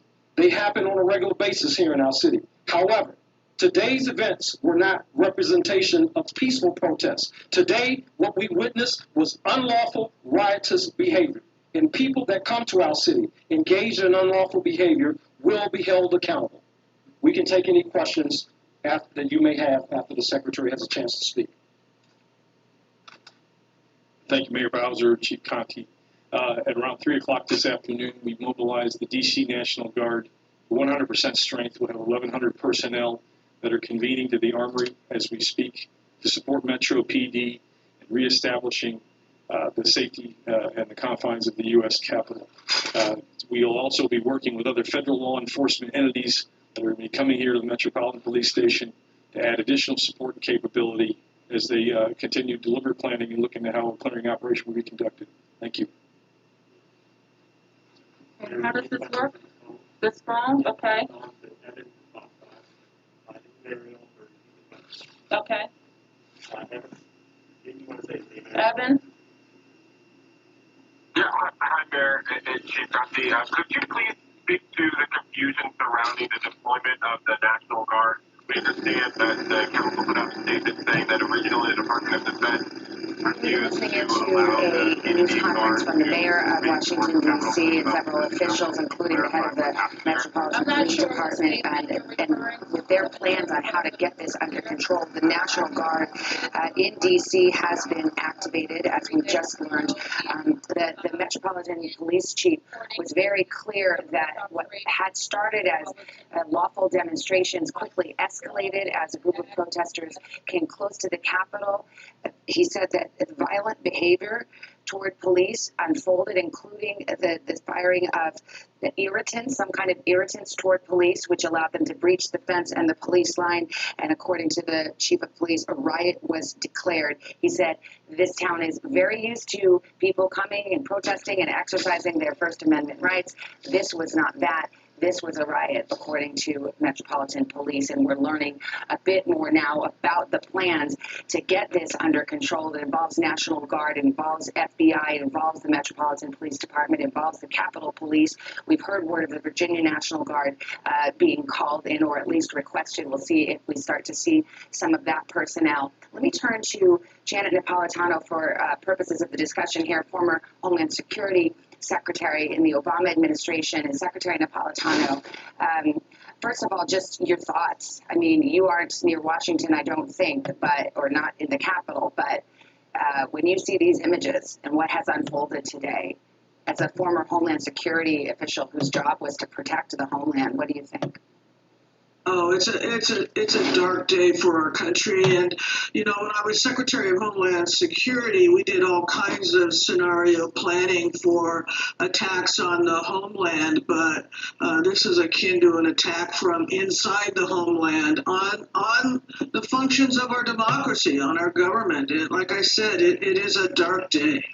I mean, when you see that the Senate and the House have to be evacuated, that the session has to be stopped, it is an extraordinary moment. And I, of course, don't want to ask for any inside information, but if you could help us as the former Homeland Security understand, you know, what kind of planning is underway for this kind of situation. Perhaps this couldn't be imagined, where American citizens, our own people, would storm the Capitol and put in danger members of the United States Congress and their staffs. But certainly an attack on the Capitol is something you would have had to contemplate in your past job. Certainly, and there are procedures in place for what's called continuity of government to secure the members of the House and the Senate. Should there be an attack, these were procedures developed in the wake of the attacks of 9/11, as a matter of fact. You know, it's interesting to me, however, and there'll be after-action reports on this up the wazoo, but it was very foreseeable that there was going to be tremendous protest activity in Washington. Go home. Was that law enforcement, or was that a fellow protester? Who said that? Could you tell? That was a protester, Savannah. They were actually kind of in the middle of the stairs.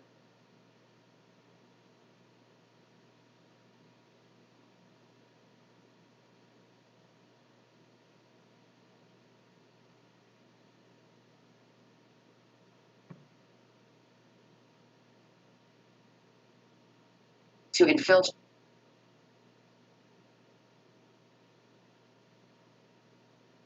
One of the things that I've been told by aides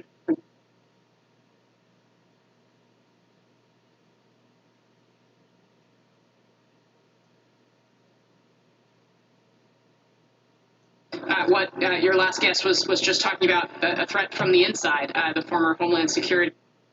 And that notion of somebody just grabbing those electoral votes, which of course represent the will of the people and the voters who came and exercised their precious right to vote, you know, it actually, I think it really puts things into sharp relief at this extraordinary moment in our country.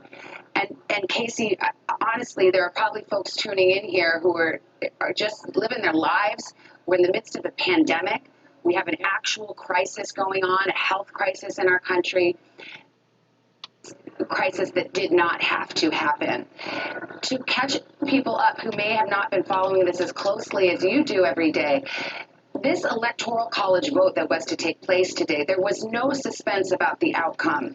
The votes are in, they've been certified, the legal challenges have been mounted, they've been rejected, recounts have been requested, the recounts have happened, the audits have happened. All of the legal remedies that could be exercised had been exercised, and this was supposed to be just the final moment where it's almost like a rubber stamp, where the electoral votes are read and certified, and then in 2 weeks we have an inauguration. Bring us up to date on what a core of Republicans were trying to do today and what the ramifications of that are. Savannah, as the morning unfolded, I came into the Capitol as usual, and there were some protesters around, but frankly, protesting is a pretty common thing here in Washington. I've seen a lot of it. It's not usually an issue. It didn't seem abnormal or out of the ordinary, but the process that was about to be undertaken here today was from the start of the day historic. We were expecting to see and did see an objection to the counting of the electoral college votes, and normally this only takes about a half an hour. This is, I believe, the fourth one of these that I've been up here for. It's the first one I even really remember, although I remember seeing the mahogany boxes go by in past election cycles. But of course, President Trump had urged his supporters to question the integrity of the election, to try and fight back. Stop the steal is the phrase that they have been using. And while everything got off to what seemed like a normal start here in the building, the objection was made. The way the process works, all members of Congress were together in a joint session. Once the objection was made, they were to separate to their respective chambers. This is all laid out very carefully in the law. Each chamber was to debate for 2 hours this objection and then take a vote on whether or not these electoral college votes were properly cast and should be counted. And we know that there were Republicans, many of them prepared to vote that no, those electoral votes should not be counted. However, Mitch McConnell actually opened the debate on the Senate floor by saying that it was time to put this all behind us, that if, in fact, they continued with the objection to the counting of the votes, to certifying President-elect Joe Biden as the president, that our country would end up in a death spiral. That was the phrase that he used. Our democracy would end up in a death spiral. And just moments later, we saw protesters, rioters rushing the Capitol, eventually breaching both the House and Senate floors, now leaving us with lawmakers in hiding, unable to conduct the business of the country, and an uncertain outcome in terms of how law enforcement is going to finally put an end to all of this. Savannah. All right, Casey, thank you. Let's take a pause right here. I'm going to turn the coverage over to Chuck Todd, our political director, host of Meet the Press, to carry it on. We'll check back in with you, Chuck, in just a couple of moments. I'll send it to you. All right. Thank you, Savannah.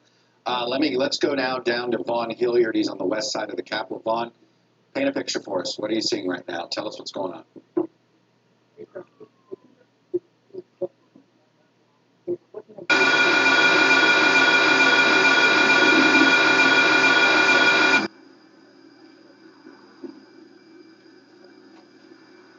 Vaughn, it is. Yeah, Vaughn, we hear you. I know you're talking. We got tough audio. This has been tough all day. I get that. Let's. Why don't we see if we can fix that? Let me go to Yasmin Basugian, if we can. If Yasmin, actually, let me move there. Let's go to Igor Bobek. He's Igor Bobek at the Huffington Post. And if you've been on Twitter and seen some of the first early pictures of what was going on inside the Capitol, it was courtesy of pictures from Igor Bobek. So, Igor, you were there in the first moments when this breach, it appears, occurred. Take me through the scene there when it all first started to happen. Thanks, Chuck. Well, I was in the middle of reporting on today's certification vote for the 2020 election when I heard a commotion, I heard yelling, and I ran down to the first floor of the Senate where I was stunned to encounter a group of protesters trying to make their way up the steps into the Senate, to the second floor of the Senate, and yet I saw this police officer courageously try to hold them off with nothing but a baton, but was ultimately unable to do so. And the protesters chased him up the steps, where there was a sort of a standoff, and right steps away from the Senate floor. These protesters were carrying Confederate flags. They were yelling traitors. They were saying that they needed to stop this from happening in order to make Trump president. Really just shocking scenes At one point, a few of them got into the Senate chamber itself and got up to the day where Mike Pence was presiding minutes earlier to take photos and to scream that this was Donald Trump's election. Really stunning scene. Igor, I'm seeing you caught some pictures. There clearly is some Capitol Police that was there at the time. Were they aggressively trying to push them back, or did they feel overwhelmed, or what could you observe at the time? How are the Capitol Police handling what they had? Were they just overwhelmed? I think initially they were overwhelmed and unaware, frankly, some of them, that protesters had gotten into the Capitol. I took this video of this lone police officer trying to hold back this group of 15 to 20 protesters, and finally received the backup yelling that they've gotten in. When he did receive backup, they tried to de-escalate the situation, tried to talk to them to calm them down, but ultimately they would not leave, and eventually roamed across the Capitol into the rotunda and into the Senate chamber itself. Igor, are you safe? Where are you right now? I am safe, thank you. I'm at a secure location. I'm outside the Capitol. I'm holding here, and we're all trying to see what comes next tonight. Well, Igor Bobek, thanks for sharing your photos with the world, getting us these photos. There's a lot more we need to unpack with this. You stay safe, and of course, thank you for your brave reporting. Let me bring in Hakeem Jeffries. He's a member of the Democratic leadership, Democrat from New York. And Congressman, we got a report that you and Congresswoman Liz Cheney had been sort of reassuring the leadership and reassuring members that this process is going to go forward, that these terrorists are not going to stop, if you will, this process. Do you have an idea of when the Capitol is going to be safe for your return?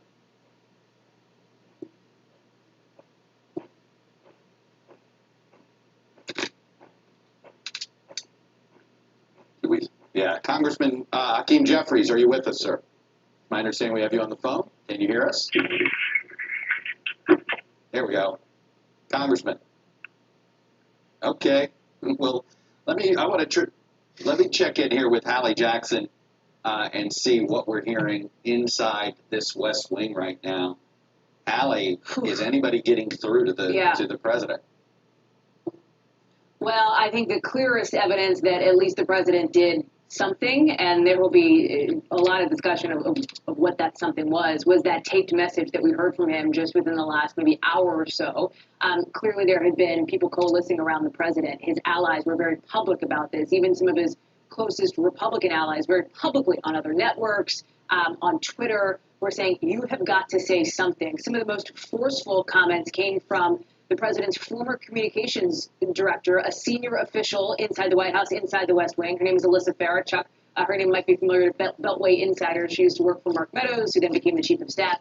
And she issued this sort of impassioned plea saying to MAGA country, I am one of you, and this is not okay. This has to stop. You have to go home. The president has to speak up about this. We obviously heard that statement from him that, said, sure, go home, but in the next breath said, we love you, you're special, I understand you're hurt, this election was stolen. It, of course, was not stolen.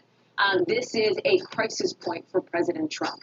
He has now cleared the sort of bar of speaking publicly, right, the bar that was sort of set by his allies, by people like President-elect Joe Biden. But this is a president, Chuck, as you know, who is defiant as a personal defining characteristic and trait of his, right? And so what does he see? And importantly, Chuck, what is he hearing in the coverage of what he's seeing?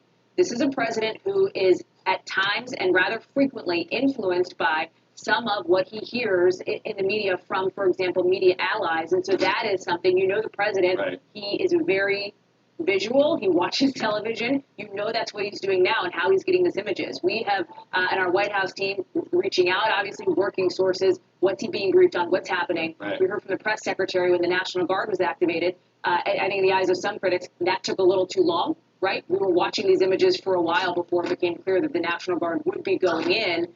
But now it seems like there's a little bit more action. There's a little bit more movement. But I have to tell you, it's getting dark in D.C. This is a point where law enforcement has to get a handle on what's happening here. And then there's a question of what the actual process is, Chuck. The whole process we were talking about, the Electoral College count, moving forward. How does that unfold? I've talked to another source on the Republican side whose hope was that some of these Republican senators, specifically, who had objections, would perhaps think twice before doing that and before pursuing that, given what we've seen unfold. I would think that at least Mitch McConnell is going to attempt to have that conversation with Mr. Hawley and probably Mr. Cruz, among others. I think we have Vaughn Hilliard's connection now better for us. And Vaughn, Hallie just brought up an important point. The sun is setting. The sun essentially has set in Washington, D.C., Vaughn. What do you see out there, and do you feel the law enforcement presence yet? Chuck, I think you just heard part of the law enforcement presence. There hasn't been a serious effort except for the last 15 minutes here.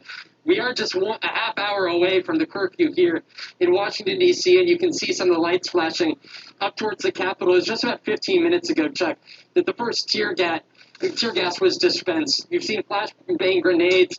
Over the course of these last hours, what you saw were thousands of individuals as this insurrection took place here at the United States Capitol watching. You can see over to my left, our great photographer, Paul Rigney, is behind the camera here.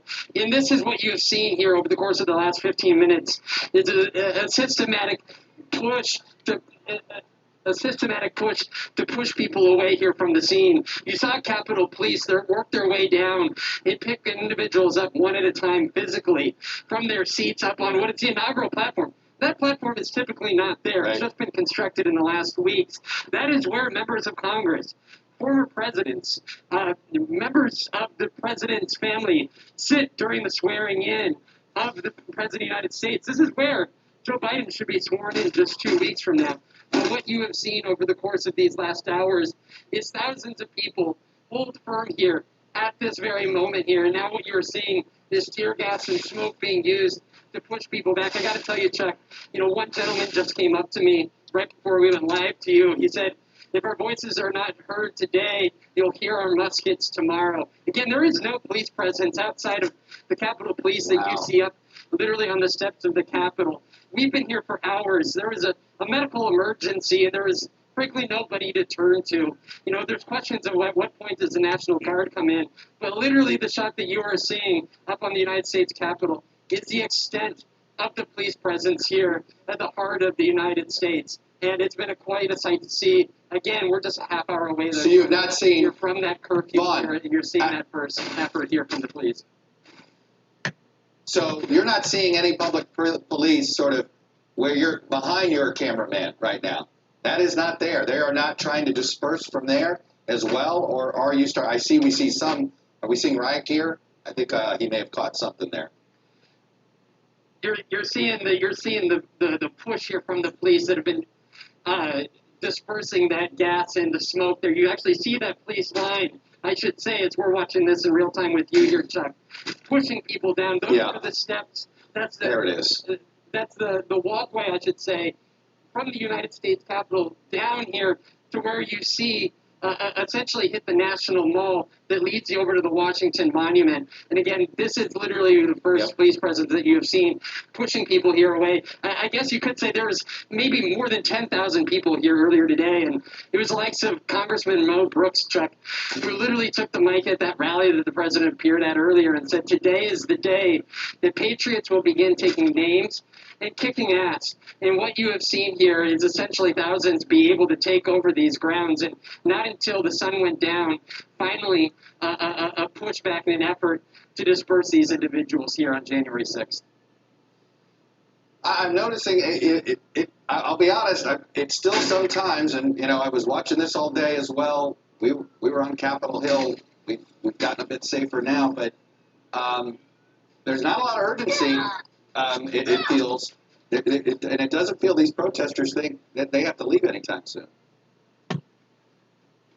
No, the ground was essentially ceded to them here. The streets of D.C. have been essentially all but quiet except for these protesters that have been walking about here. You know, there was a sign that was up attached. You saw not only Trump 2020 hanging from the scaffolding here of the United States Capitol, but there was another sign out to the left, another from one of those structures that was built for Inauguration Day, in which it said, "We the people," and it said, "We will bring D.C. to its knees." And you know, today they did. They stopped this process from going forward here. They essentially locked down the U.S. Senate. They locked down the U.S. House. And it was a law enforcement presence that was not prepared. And the question is, at what point will these final, I mean, I hate to use this language, but essentially this last stand be kiboshed here. Again, a half hour away, but you still have at least 1,000, 2,000 people up here, up here on the west end of the U.S. Capitol that are holding firm. It's a matter of what does this next half hour look like, and what does the Washington, D.C. look like tonight and also tomorrow. The curfew, you keep referencing it, 27 minutes is when the curfew hits. Vaughn, stick around. We want to keep your shot up. Pete Williams, I want to bring him back. Pete, you've got a better idea of what we've seen some pictures. They clearly are trying to do some disbursement. We know that there is an FBI SWAT team in the Capitol. What is happening right now that we don't see? And a National Guard movement on the way should be arriving there shortly, we're told, and then they'll coordinate and begin to push people out, do a final clear of the building and get them off the grounds. That's the overall plan. Meantime, Chuck, back inside the Capitol, I just talked to a member of the Senate leadership who said that they haven't decided yet whether they will try to do this. First of all, they are determined to continue the count tonight. They want to keep going. They're defiant. They want to make the point that it's a secret. They want it to be, they want to show that they're doing the work. And I think that's one of the reasons why they thought about wanting to go back to the Senate chamber. Yeah, Pete Williams with an important update there, and noting that it is a defiant group of United States senators, at least that want to get this.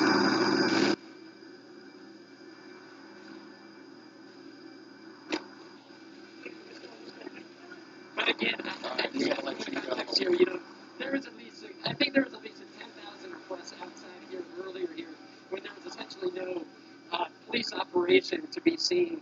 But then what you see now is maybe 1,000, 2,000 people here for sort of this final last stand as the police department pushes people back. All right, that's Vaughn Hilliard outside the Capitol, where he himself is also getting pushed back a little bit as they try to gain some control. Vaughn, please keep safe. Let me check in with Leanne Caldwell, one of our congressional correspondents. She, of course, is inside the Capitol. So, Leanne, any updates? What are you hearing internally about when they think they're going to have control of this building?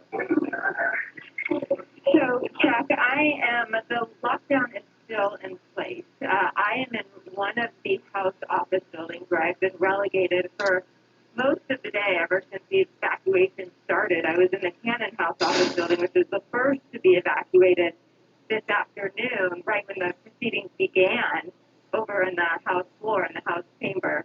So what I just saw walking down the hall was a big contingent of Capitol Police officers moving. Of course, they don't tell you where you're going, and they did say, though, that the lockdown is still in place. As far as what is happening now, it seems like the Capitol is mostly empty from staff. Everyone we know has been removed and escorted from the Capitol into other places of the Capitol complex. So we don't have good eyes at this point on what is exactly happening inside the Capitol. But, you know, this is just something that is, you know, many people have said this on air today, that has just been unheard of, unseen here, covered the Hill for a long time. I'm aging myself, but I was actually in the Capitol during 9/11. And had to evacuate the Capitol then. Back then we were told to go outside. This time we were told to stay in and we can't leave the building. But Vaughn Hilliard just talked about Mo Brooks, one of the people who were leading the opposition here inside Congress, this electoral college vote count. Well, he put out a statement just moments ago, and in that he was at the Trump rally earlier today, telling people to go and kick some asses. Well, in his new statement, he goes on, he has a little bit of a change of tune to say, I'm sorry, I'm pulling it up right here. Take your time. He says, while our election system has major systemic flaws, that he says socialist Democrats egregiously exploited in 2020, he goes on to say that election system is still far and away the best place to change the direction and destiny of America. So he doesn't say if he is going to continue to object and once they resume this process, but he does have a bit of a change of tune from what he had just hours ago when he was riling up the crowd. And I will say one more thing, Chuck. I am talking to a lot of sources who, Republican sources who even want to make sure that this is completed, that this process in that House floor is completed. Right. And some of these members who were opposed to it say it's going to be very interesting to see which ones continue to go forward with their objection. Right. Yeah. I think it's really hard to justify it at this point. Leanne Caldwell, I'm glad to get you on and make sure your family knows you're all well and safe as well. So, Leanne, thank you. Let me go back onto the street on the outside of the Capitol. That's where Yasmin Vesuvian is. Yasmin, tell me what you're seeing from your vantage point right now. So Chuck, you and I spoke a couple hours ago. Since then, it was really chaotic. Now things have dialed back a little bit. The D.C. Metro Police, they've managed to push the protesters all the way off the Capitol Hill lawn.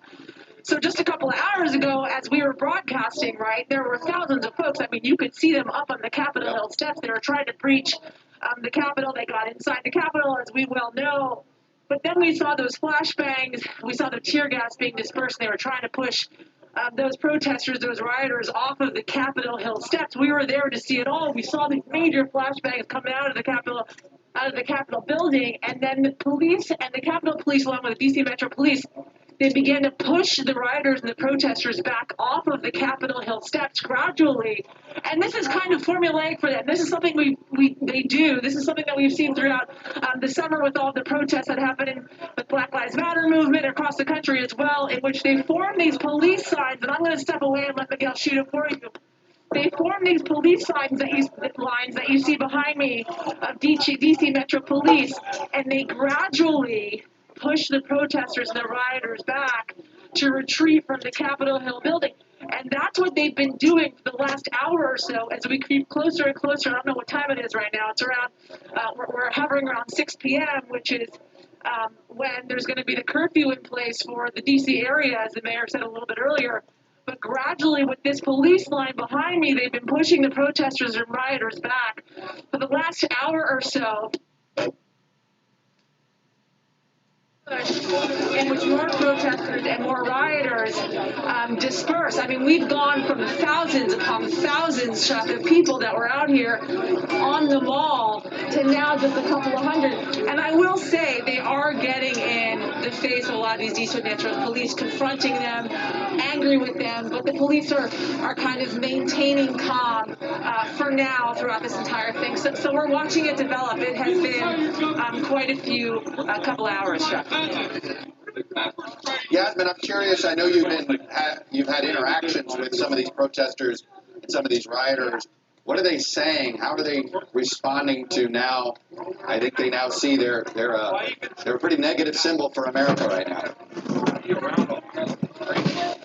Gosh, it's interesting. You know, earlier today, the three questions I asked were this. I said, why are you out here? What do you want to see happen? What do you want the vice president to do in addition to that question? And my third question was, why aren't you wearing a mask? Because amidst 350,000 folks that have died in this country, a lot of folks are not wearing masks here. I thought it was an important question to ask folks, and they felt like it was an infringement upon their personal liberty. That's what a lot of the people have been saying to me out here. The answer to the first question is they feel like the election has been stolen, when we well know that that is not true. Secondly, they wanted the vice president to step up, as they've said. They said the vice president needs to turn this election. The vice president needs to change the results of this election. And I mentioned to them that ahead of the joint session, the vice president put out a letter essentially saying that he doesn't have the authority per the Constitution to overturn the results of this election. And they said, well, that's not true. We believe he actually has that authority. Later on, as we talked about the folks breaching the halls of the Capitol, I said, is this what you wanted to see happen? When you got inside, what did you actually want to do? I talked to a man who was able to breach the halls of the Capitol, who actually got inside and then was pushed back by the Capitol Police with tear gas. And he said to me, I just want things to change. I just wanted to get in there because I want things to change. I feel like this election was not fair. And then he went on to say this, Chuck. He said, this is all we can do because we feel like the election was stolen. I said, but someone's been hurt. Someone's been shot. Do you still feel like it's warranted? Yeah. And he said, yes. And I heard that from a lot of folks, which is quite frankly very troubling, to say the least. And then he went on to say this, Chuck. It is. He said, next time it might be worse, and that's tough. Yeah. Well, sadly, that person who's been shot, we now know has died. And so it has even gotten deadlier. Yasmin Vasugian, thank you. And I believe my pal She's on the side. She's on one side. She didn't express any remorse. News that the person who was shot earlier at the Capitol has lost her life. Let's go to Pete Williams, who's collecting more information on that. Pete, what can you tell us? Well, we still don't have the identity of the woman. We're told that she was shot in the chest earlier this afternoon inside the Capitol by someone in law enforcement. But we haven't yet heard whether that was U.S. Capitol Police, who are always on the scene, or whether it's someone from the city police department, known here as the Metropolitan Police Department, whether that was who was responsible for firing the shot. Nor do we know where inside the Capitol building the shot was fired or why, whether it was in the process of defending the House of Representatives from the people who were trying to smash their way in or what. But the person was shot, taken, A was immediately rendered. She was taken to a nearby hospital, and a short time ago, we learned that she has died, and I'm sure we'll get her identity here in a little while.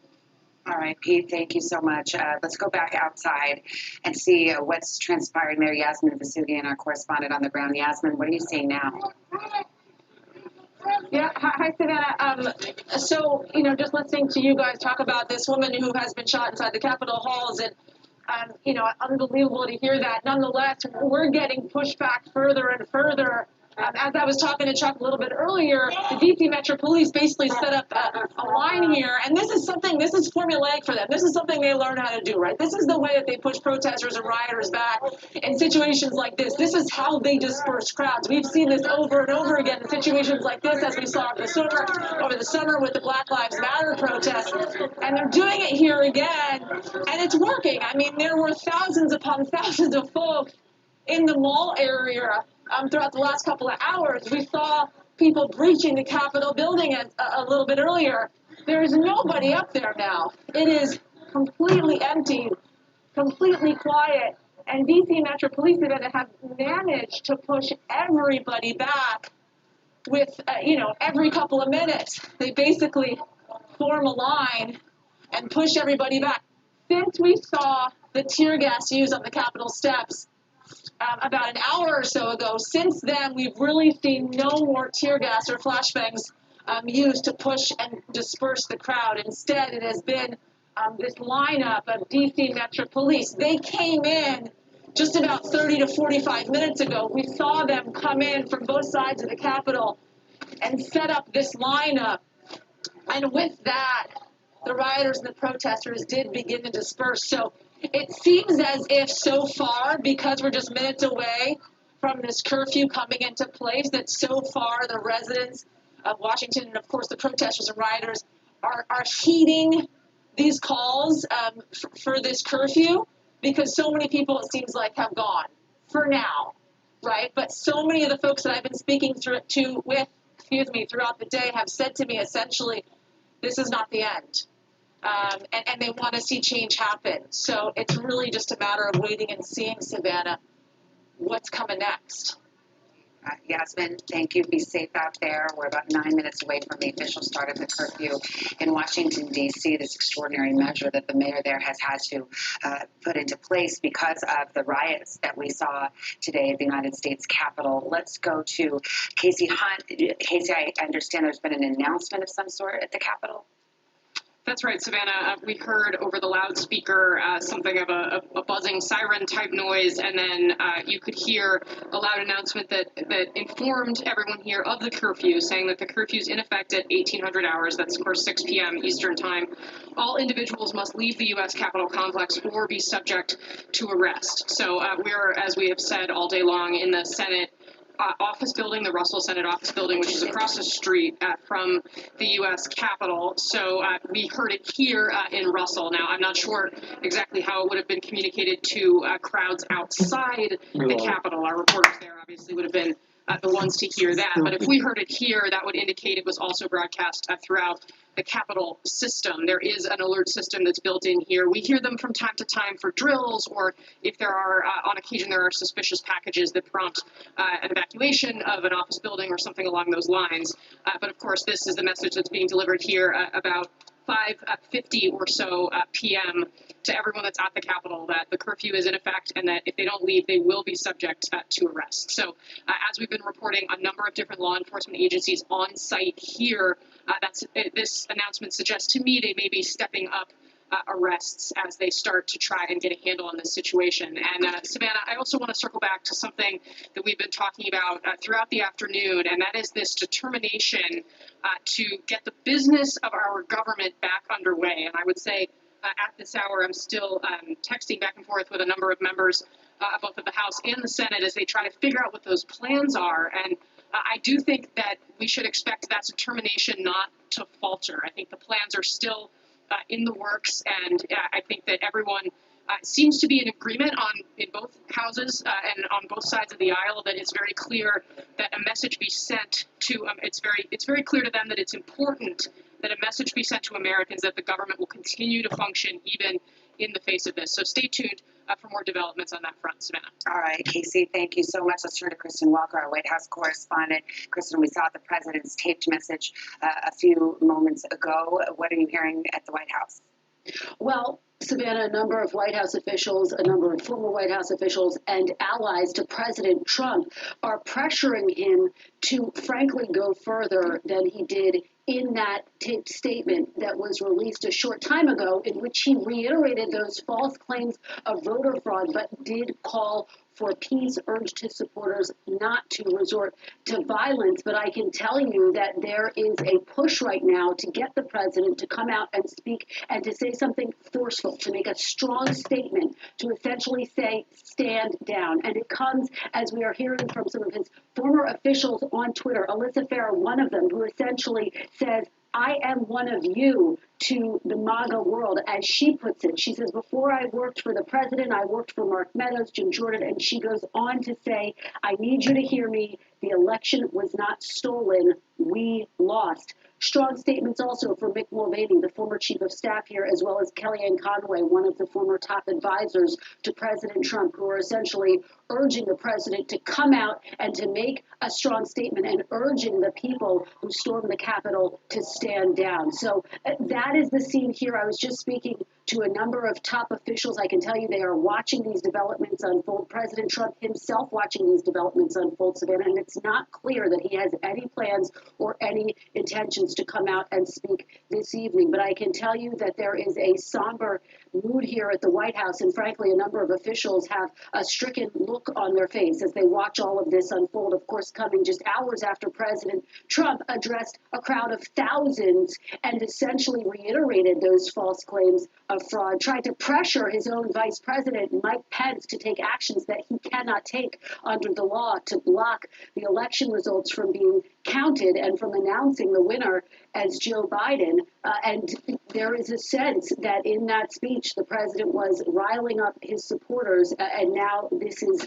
what has come from a day and weeks of a lot of energy toward trying to relitigate this election. So, Savannah, I can just tell you the pressure is mounting here on President Trump to do more. Yeah, I mean, it's pretty extraordinary to hear from former officials who were diehards, who worked for the president until those last moments to say it's enough, it's over. What about Vice President Pence? Of course, he was over there at the Capitol presiding over the Senate at this time, and the last best information we had was that he was still there, that it was not safe for him to even go that short distance back to the White House. Have you heard anything about his whereabouts, any update? That is the latest that we know, Savannah, that, of course, he, as well as the members of Congress, the senators there, were, of course, evacuated to safer grounds at the Capitol, but that it wasn't safe for them to leave. And I would just underscore a point that Casey has made, which is that there is a determination to try to see these proceedings through to the end once it is safe to go back and try to do the business of the government to count the electoral college votes to declare the winner of the presidential election. And so it is our understanding that that is where he continues to huddle. But it's quite remarkable what we witnessed from the vice president today, Savannah. Once these proceedings got underway, we saw the vice president, one of the president's staunchest allies, break with him really for the first time publicly, and to say that he does not believe that the Constitution gives him the authority to in any way try to block the vote count.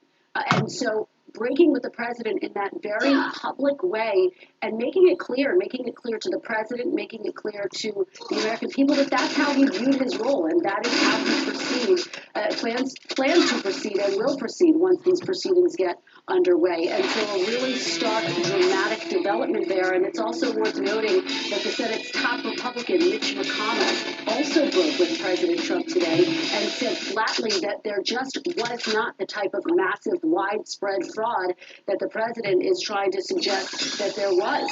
And that essentially the country's democracy will head toward a death spiral if elections are litigated and relitigated in this type of manner, Savannah. All right, Kristen, stand by. Thank you so much. I want to go to Pete Williams. Pete, we are starting to see some more aggressive action on the part of law enforcement to kind of disperse the crowd. We've seen the crowd diminish. What have you learned about the decision-making that's gone on in terms of how to respond to this afternoon? Sure. Well, let me come back to that, if I may, and answer the question about the vice president first. The initial thought was, when this all happened, let's get the vice president out of here. The Secret Service, as I understand it, concluded that there really was no safe way to get him out of the building and away, so he remained there. Now he's staying there because the Senate wants to continue. At least the senators in the House want to keep going tonight, and he has to preside. He is required by the Constitution to preside. So I think the reason he's still there is that at first they didn't know what they were going to do but couldn't get him out of there. Now they want to continue with the count, so he has to stay there to preside over it. So that's the answer to that question. Now, we've gotten a lot of people that have asked us, Savannah, and I'm sure many of our viewers have wondered the same thing, why aren't the police making arrests? These people went into the Capitol, they violated a number of different federal laws. They damaged property, they trespassed, they disrupted, they did all kinds of things. Why aren't we seeing more arrests? Now, we don't have a definitive answer to the question of whether there was a strategy or a decision made by the Capitol Police or Metro Police who were initially on the scene simply not to do that because they felt they were outmanned.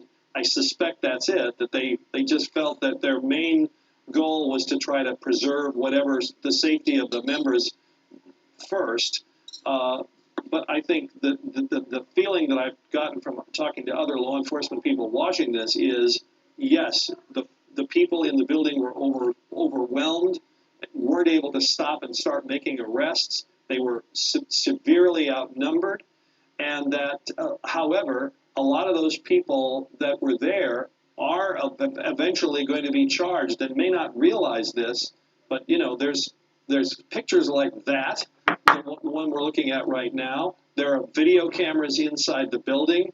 There are all these pictures that law enforcement will be going over now and trying to identify these people and run them down and arrest them and charge them with a number of different offenses. So I think it looks odd to think that these people are simply being escorted off the grounds. And had law enforcement people say, I can't believe what I'm seeing, that they're not being arrested. But what we're told is charges ultimately will be filed on a lot of these people. Now, clearly, it would be a lot better if they could just arrest them on the spot. But I think the feeling was the law enforcement initially was simply outnumbered. Well, that I think is the real point. What's really disturbing is that they weren't able to be stopped and thwarted. The chief of police in D.C. said that some of the protesters did use violence against police, but as we've observed as the afternoon has worn on, it is not exactly a surprise that this protest was going on, that there had been talk of this kind of activity, and so there will be a lot of questions in the coming days about why there wasn't a better response. That's for another day. We're still in a crisis right here. This is the nation's capital on an evening like no other, where protesters were able to breach the security as Congress met in a joint session to perform one of its most sacred constitutional duties, to certify electors, to ensure the peaceful transfer of power to a new president. And instead, what we saw was rioters breach the gates, come through the building, make it onto the Senate floor, the House floor, stroll through Statuary Hall as though they were on a visitor's tour. Congress stopped. The members of Congress evacuated. They are still in a secure location. So as we hit 6 o'clock on the East Coast, there is a curfew going into effect on the streets of Washington, D.C., as law enforcement tries to catch up and get this situation under control. We've heard from the president-elect and we've heard from President Trump. And we now turn to Leon Panetta, who, of course, is the former defense secretary under the Obama administration, a former White House chief of staff going back to the Clinton administration, and a former congressman who knows that building well. Secretary Panetta, I guess just before we get into the security measures, I just want your gut, how you feel at this hour, seeing the images that we've all been watching. Savannah, the scenes that I've seen today are the most disturbing events that I've seen in my entire public life. I never expected to see rioters take over the Capitol of the United States, stop our democracy from functioning, and basically undermine the very form of government that depends on both order and freedom. And to see that happen is something I thought I would never see in my lifetime. And the business of the Congress must go on. We're told from our reporting from inside the room that senators and members of Congress are very focused, almost defiant in their feeling that they have an obligation to go on and continue this work, even if it goes late into tonight. What do you know about, without giving away anything, what do you know about the plans that would have been in place for something like this? I mean, I talked about it a little bit with Secretary Napolitano earlier in our coverage, saying, I'm sure you had plans on the shelf for an attack on our Congress. You probably didn't imagine that it would come from inside, from Americans, from our very own people.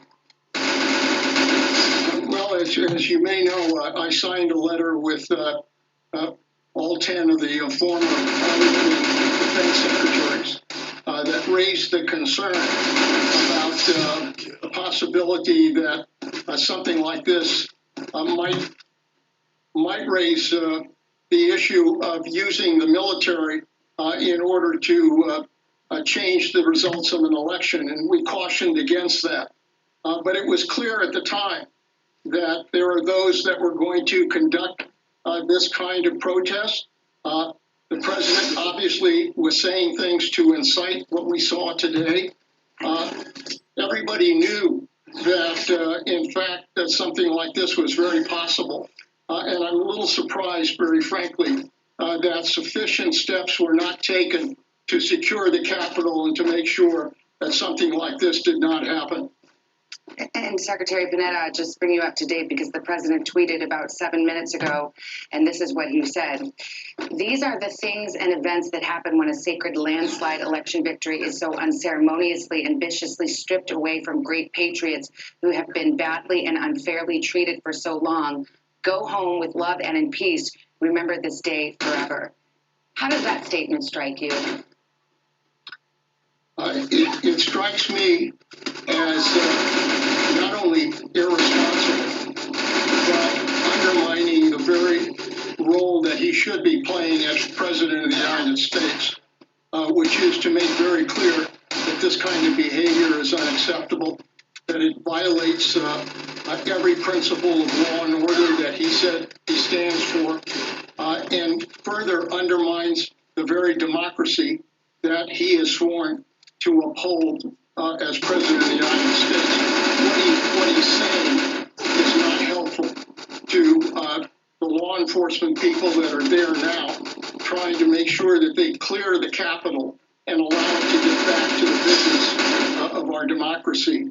It only goes to show that ultimately, as he leaves office, he will bear responsibility for what we saw today. Secretary Panetta, is this a turning point? I mean, after everything that's transpired and, things that have happened that have never happened before, and life just seems to go on as usual. But this is different. Do you feel that this will be a turning point in which members of Congress, your former colleagues, Republicans and Democrats, stand up and say, enough is enough? Or is this just going to be just another day in the Trump administration? Well, I don't think this can be passed off as just another day. What we saw happen to the Capitol of the United States, and what we saw happen in terms of the interruption of our system of government is a serious event. And I worry that if we don't take steps to come together and govern this country, that the scenes we saw today will inspire others to take advantage of the situation. This is a serious moment in our history, and we ought not to just excuse it as just somehow, some kind of protest. A line was crossed today, and that line represents whether or not our democracy is going to function in the future or whether it's going to be held under siege in the future. And the leadership of this country will determine the answer to that question. And Secretary Panetta, before I let you go, you're the former CIA director, your former Defense Department, the Secretary of Defense. When you think about our adversaries watching these scenes, what goes through your mind? It's a terrible message that's going out because our adversaries will see what we have seen today and just sense it as another sign of weakness on the part of the United States. And I worry that because of those scenes, that our adversaries will use that to take advantage of the United States. This is not a good moment in terms of the image of the United States and the values that we represent. It's a moment where we are very vulnerable to those that want to undermine our democracy. Secretary Panetta, thank you for your time, sir. We appreciate it. I want to turn to our correspondent, Yasmin Vasugian, who's on the grounds of the Capitol, and we're seeing in the images on your screen that we are starting to see more law enforcement activity. The curfew in Washington, D.C. has been underway for about 10 minutes now. Yasmin, what changes have you witnessed? Yeah, so Savannah, we walked east to west. We were on the east side when I was talking to you a little bit earlier, and then we walked all the way to the west side of the Capitol. And there's about 3 to 4 separate police lines in trying to disperse the crowd. If you'd asked me 2 hours ago if by 6 p.m. the thousands of people that were here would have been dispersed, I would not have necessarily believed you. But now, 2 hours later, at 6 p.m., there's literally almost nobody here at this point. I mean, yeah, you are seeing a lot of folks still out here and still seeing the police presence as you back away from the perimeter of the Capitol, but we're already off the Capitol Hill front lawn. And then, just a little bit earlier, before you came to me, I saw about 25 or so FBI guys walking into the area. Sorry, we just want to make sure that we get out of the way and we're not getting in the way of any of the police activity to make sure they're able to get their jobs done. Obviously, we want to make sure that's the number one priority here. So I'm stepping away a little bit. But these guys, the DC Metro Police, still pushing folks back, wanting everybody here to heed with the 6 p.m. curfew that's now in place in the city of Savannah. And as I mentioned, the FBI, watch out for the bike behind you, the FBI now on site in front of the Capitol building on a day in which, is usually pro forma during an election season, just 2 weeks away from when President-elect Joe Biden will be inaugurated at this very site. And I just want to mention one other note here, Savannah, that I've mentioned throughout the day, but the Capitol was set up for the inauguration already. When we arrived here earlier today, you saw bleachers on both sides of the Capitol. You saw the inauguration balcony in which President-elect Joe Biden on January 20th will walk out and be sworn in as the next president of the United States. Today, that setup, the area in which they have put in place for that inauguration on January 20th, was filled with rioters and protesters. And it was a sight that I don't think any of us could have imagined that we would see. And again, the police trying to push folks back to make sure that protesters, rioters, folks that are here are behind the line, Savannah. So I'll send it back to you for now. But again, there's definitely some more police presence at this point to make sure that the citizens and the folks in this area are abiding by the 6 p.m. curfew, Savannah. Yeah, this is very much an unfolding situation, Yasmin. You're brave, and we're grateful for you being there as law enforcement starts to move in and enforce the 6 o'clock curfew and try to get this situation under control. And as we speak, you look at the United States Capitol on this night. You have members of Congress, senators, and Congress members who are sheltered in place, locked down, unable to leave, unable to perform their constitutional duties because of a throng of protesters turned rioters who breached the grounds of the Capitol and stopped democracy. But if I have Casey Hunt with me, they have not stopped it, they have paused it, because there is very much a feeling on Capitol Hill from our sources in the room, where some senators are gathered in the same room watching this coverage. Some members of Congress are gathered together watching this same coverage. There's a feeling, a defiant feeling, that the business of this country will be done, even at nightfall, no matter what it takes. Andrea Mitchell, you are a longtime correspondent in Washington. It goes without saying that there has never been a night like this. What are your sources telling you about what happens next and whether this sacred duty can be performed by the United States Congress under these circumstances? Well, I just got a text from Congresswoman Debbie Dingell from Michigan, and you know how long she has been not only in the Hill, but of course before her, her late husband, John Dingell, was the longest-serving member of Congress when he retired, and she then replaced him in the House. And she says, this has been a total nightmare. I was on the floor. I hear the gunshots, smell the tear gas, and I will be damned if he will keep us from doing our job. We will go back and do it tonight. I asked, are you doing it tonight? Does it have to be done on the House floor or in the safe location where we know they are together, they are safe? And she says, it will be done on the House floor. And I said, is this reportable and can I attribute it to you? And she said, yes. So that is the defiance from a member of Congress, notably from Michigan, which of course has seen the protests storming the Capitol there, the State House. She's very close to Governor Whitmer there, and we know the threats there that the governor has endured. And there is a strong Michigan contingent, we've been told by law enforcement, to some of the groups who are here today. In any case, the defiance of Debbie Dingell, who has a very good check on the pulse of her fellow Democratic caucus members, is, I think, very, very widespread. We heard this earlier from the senators, according to Pete Williams, who was reporting, that they also want to get this done tonight. And I think they're going to try to do it no matter how late they stay up. And as you well know, I covered the Hill. When they have deadlines and they have big business to do at the end of the session, they do stay all night. Healthcare was passed at 2 o'clock in the morning. Yeah, and law enforcement seems to be attempting to clear the deck so that that can take place. We'll keep an eye on that. Keep working your sources, Andrea. I want to turn to Republican Congressman Mark Wayne Mullen of Oklahoma, who is still at the Capitol and locked down in his office. Sir, first of all, I'm glad to see that you're okay and you're able to call in. What was your experience today? Well, first of all, there wasn't any shots that was fired in the House chamber. I know guns were drawn. I was right there when they broke the glass. It did sound like gunshots, and for those that haven't heard it, and which I'm glad a lot of people haven't heard gunshots like that. Unfortunately, I have.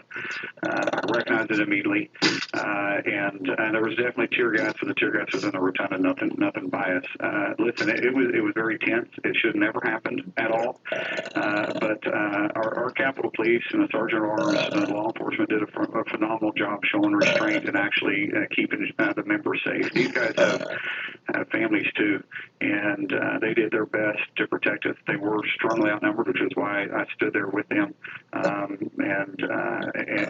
we made sure that the chamber was completely clear. The members got out, the staff got out, and at the end of the day, the protesters were completely, and I actually want to use the word agitators. The agitators were completely out of line. Yeah, and Congressman, I mean, you're a Republican, you're a Trump supporter, and as I understand it, and correct me if I'm wrong, you were someone who was wanting to object to certifying the electors. So we know where you stand politically. This, it seems to me, is a different issue. You're talking about people breaking the law, coming into the United States Congress, and stopping the business of America. Do you feel that what the president said today to those protesters in his tweet and in his video message, is it enough, or do you think that he's still in some way fanning the flames by contending that it's a stolen election? Listen, the people are responsible for their own behavior. First and foremost, you can't blame this on the president or anybody else. You're responsible for your own behavior, full stop. And the president told him to go home, and even he said, I love him. And people are trying to criticize him for saying he loved him, but I wake up every single morning and I say, love the people, love the call. And I love these guys too. And that doesn't mean I condone what they did. I was talking to a bunch of law enforcement that they had a trio officers in the basement of one of our office buildings, and if there was 25 or 50 of them, I'd probably be underestimated. I shook every one of their hands. I told them thank you. Every one of these guys had families. Every one of these guys, or for the most of them, had families. Most of them were married with kids, and they were shaken up. They were shaken up quite a bit. One young man, unfortunately, is probably going to lose his eye, and it was because he hit some object. And I asked him, I said, what happened? And the same thing. These separated from the protesters. These guys had evil in their eyes when they came after us. The rest of the protesters continued on their way. These guys broke away. They were there as agitators. And when they started breaking, I confronted them at the door, and I said, guys, because I started yelling, don't shoot, don't shoot. And I on the other side, I said, you almost got shot. You almost got shot. Are you serious? Are you willing to do this? And most of them calmed down a little bit. One of them, he was the agitator. He was the one that was probably the one that got most of them stirred up. Of course, he kept running his mouth, and he's just unreasonable. He's one of the guys you can't be unreasonable, or you can't reason with.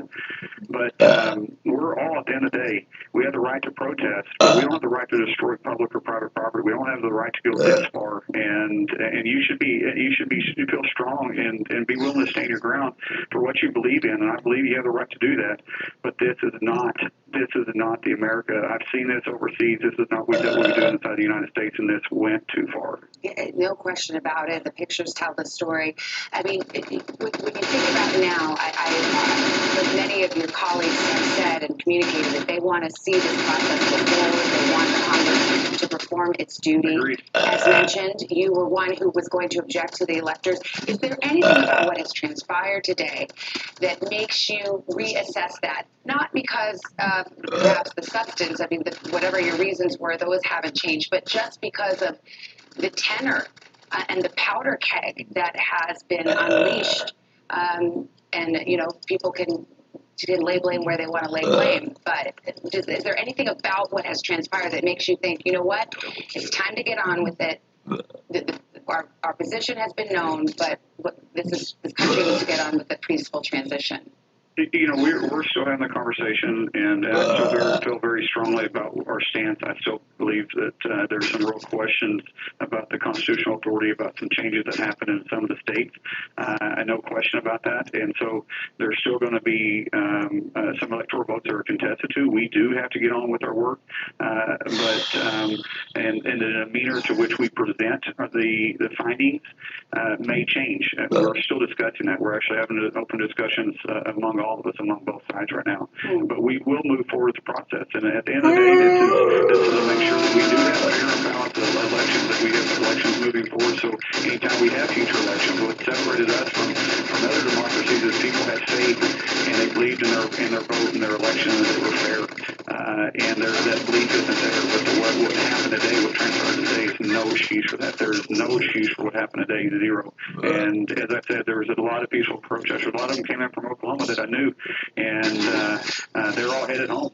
They weren't part of this. This was a separate group. These were agitators that came there to make as much destruction as possible. You know, and it's one of those things because you can have, politics is all about passion and passion for what you believe. Sure. And I always say, you know, if you're not protesting, I mean, that's what America's all about. People fought and died for that right. But when you... The First Amendment, that's what it's all about. Absolutely. But when you fan the flames, you know, sometimes you can unleash an element that isn't responsible, that are rioters and agitators. And I guess that's kind of where I'm asking you, you know, whether you feel that there has been rhetoric that's irresponsible. There's been rhetoric irresponsible on both sides. The rhetoric's been irresponsible on both sides. We've seen it from both sides. There's been some really big flames that were flamed that would stand before President Trump even got in office. I mean, even before he was even sworn into office, there was a lot of it going on. We've seen these protests go on. It's been public. It's been from our side.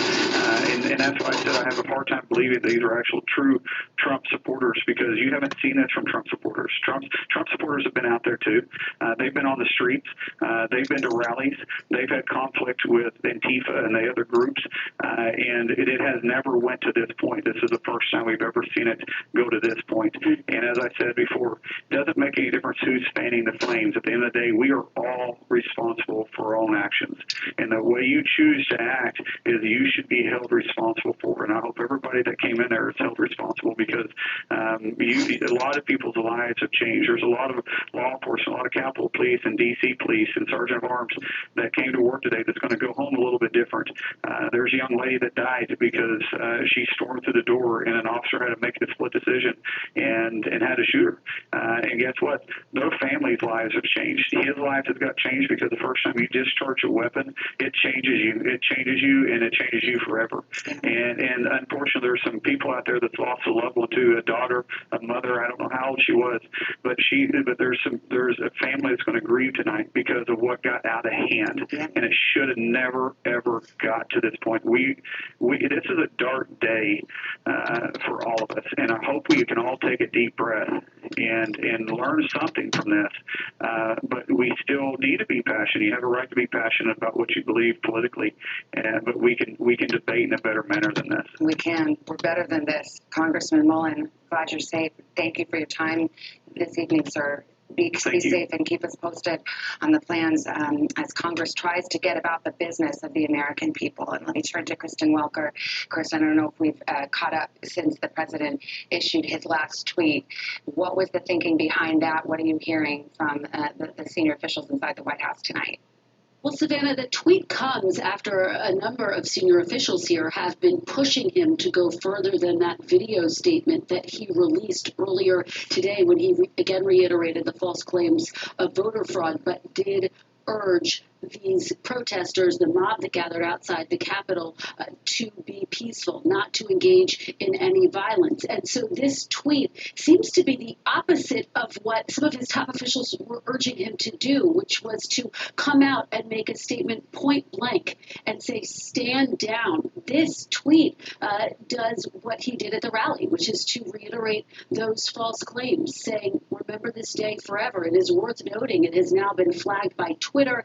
Twitter saying that it could incite more violence. So that is the backdrop against which we are seeing that tweet come out. So I would anticipate, Savannah, that you are going to continue behind the scenes here to have a number of his top aides try to push him to say more and, quite frankly, to do more. I can tell you that the world is watching. In fact, we're just seeing a tweet come out from Justin Trudeau, the Canadian Prime Minister, who says Canadians are deeply disturbed and saddened by the attack on democracy in the United States, our closest ally and neighbor. So people are watching what is happening as it unfolds here, Savannah, and frankly cannot believe what they are seeing unfold in the nation's capital here in the United States. Now, let me just take a step back and give you a sense of the thinking as this day began.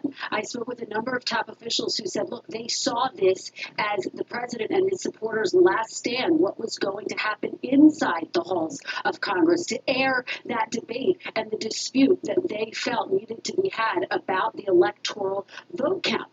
They wanted to try to convince President Trump that this was, in fact, his last stand. And the hope was that after today, he would be able to move forward. There wasn't a whole lot of optimism that he would essentially abandon his rhetoric, but that supporters would feel as though at least the debate had been had in the halls of Congress.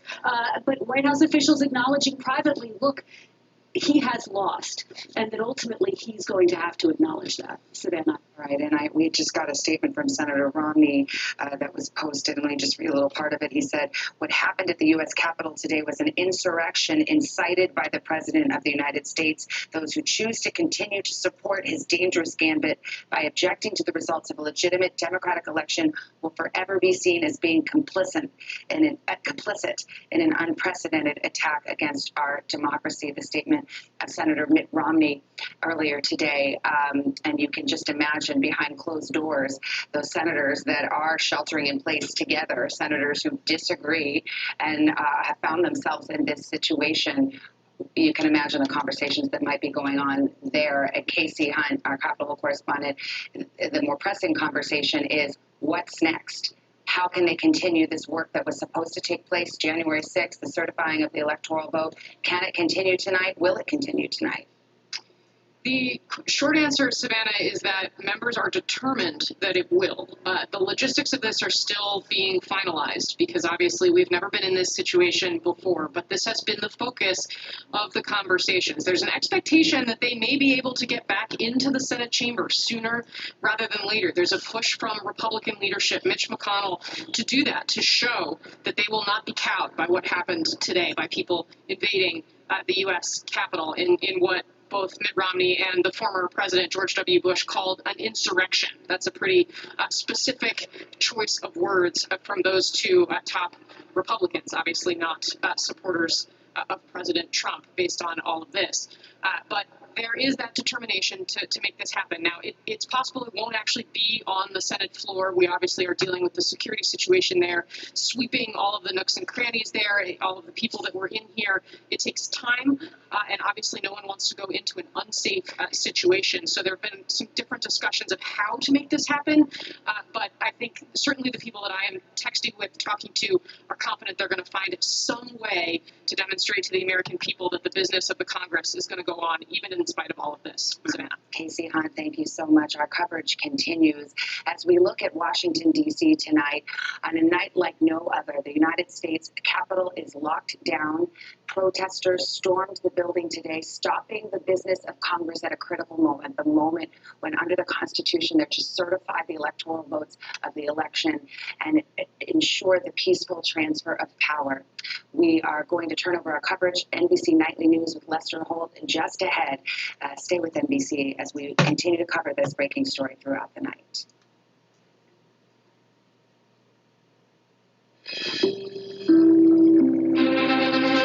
This is an NBC News special report.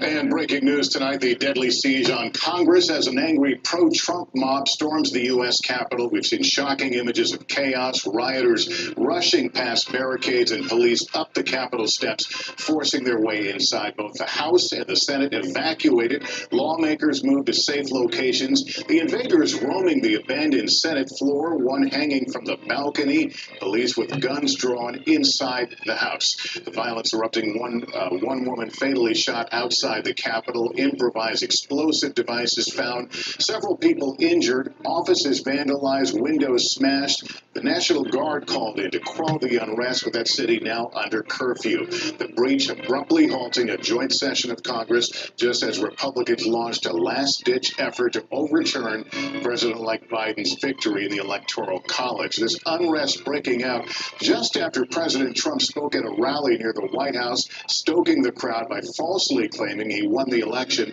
Later, in a taped message, the president still baselessly saying the election was stolen, but telling rioters to go home. All of it coming just as Democrats win control of the Senate after the historic election in Georgia.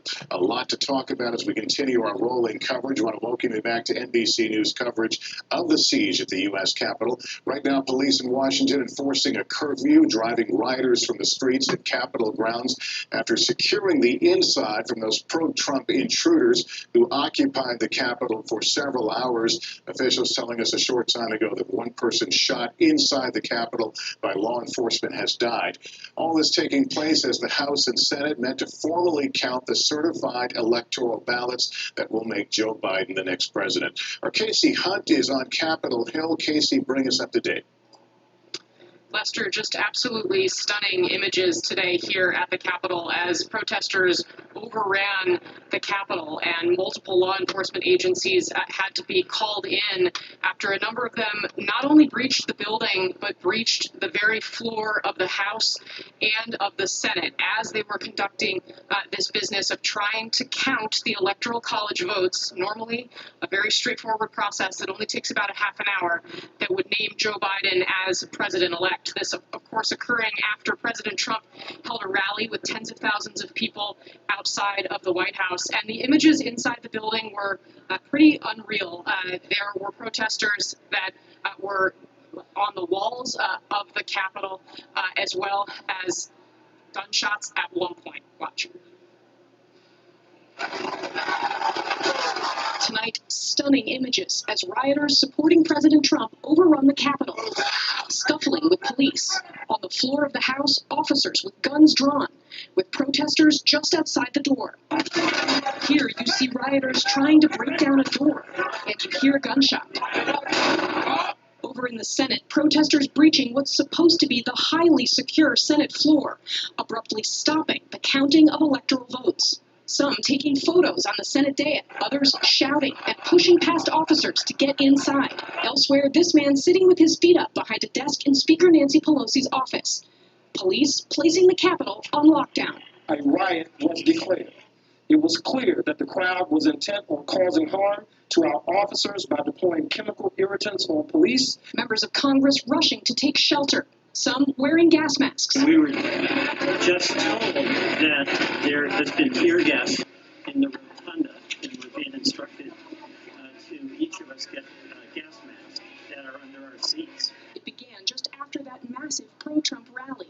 Tens of thousands gathering near the White House to protest the expected declaration of Joe Biden's Electoral College victory. There is the American flag, and beneath it, these crowds of people now who have stormed, trying to make their wishes known. The group then marching to the Capitol, many just standing on the steps outside, others wandering in the rotunda, some scaling down the building. At one point, an armed standoff. Police say one person was shot.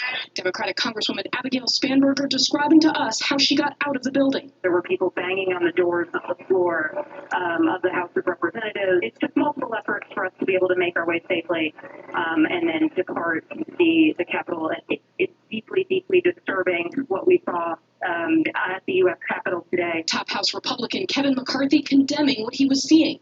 This is so un-American. I condemn any of this violence. This is not the American way. This is not protected by the First Amendment. This must stop now. Multiple Democratic and Republican lawmakers urged President Trump to appear on camera to tell the protesters to leave. Instead, he later tweeted, "I'm asking for everyone at the U.S. Capitol to remain peaceful, no violence. Remember, we are the party of law and order. Respect the law and our great men and women in blue." The president-elect then imploring President Trump to speak. At their best, the words of a president can inspire.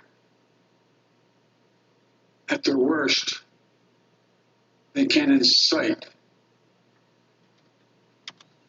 And therefore, I call on President Trump to go on national television now to fulfill his oath and defend the Constitution and demand an end to this siege. By about 4:15 this afternoon, this message from the White House. This was a fraudulent election, but we can't play into the hands of these people. We have to have peace. So go home. We love you. That statement not going far enough for many on Capitol Hill tonight.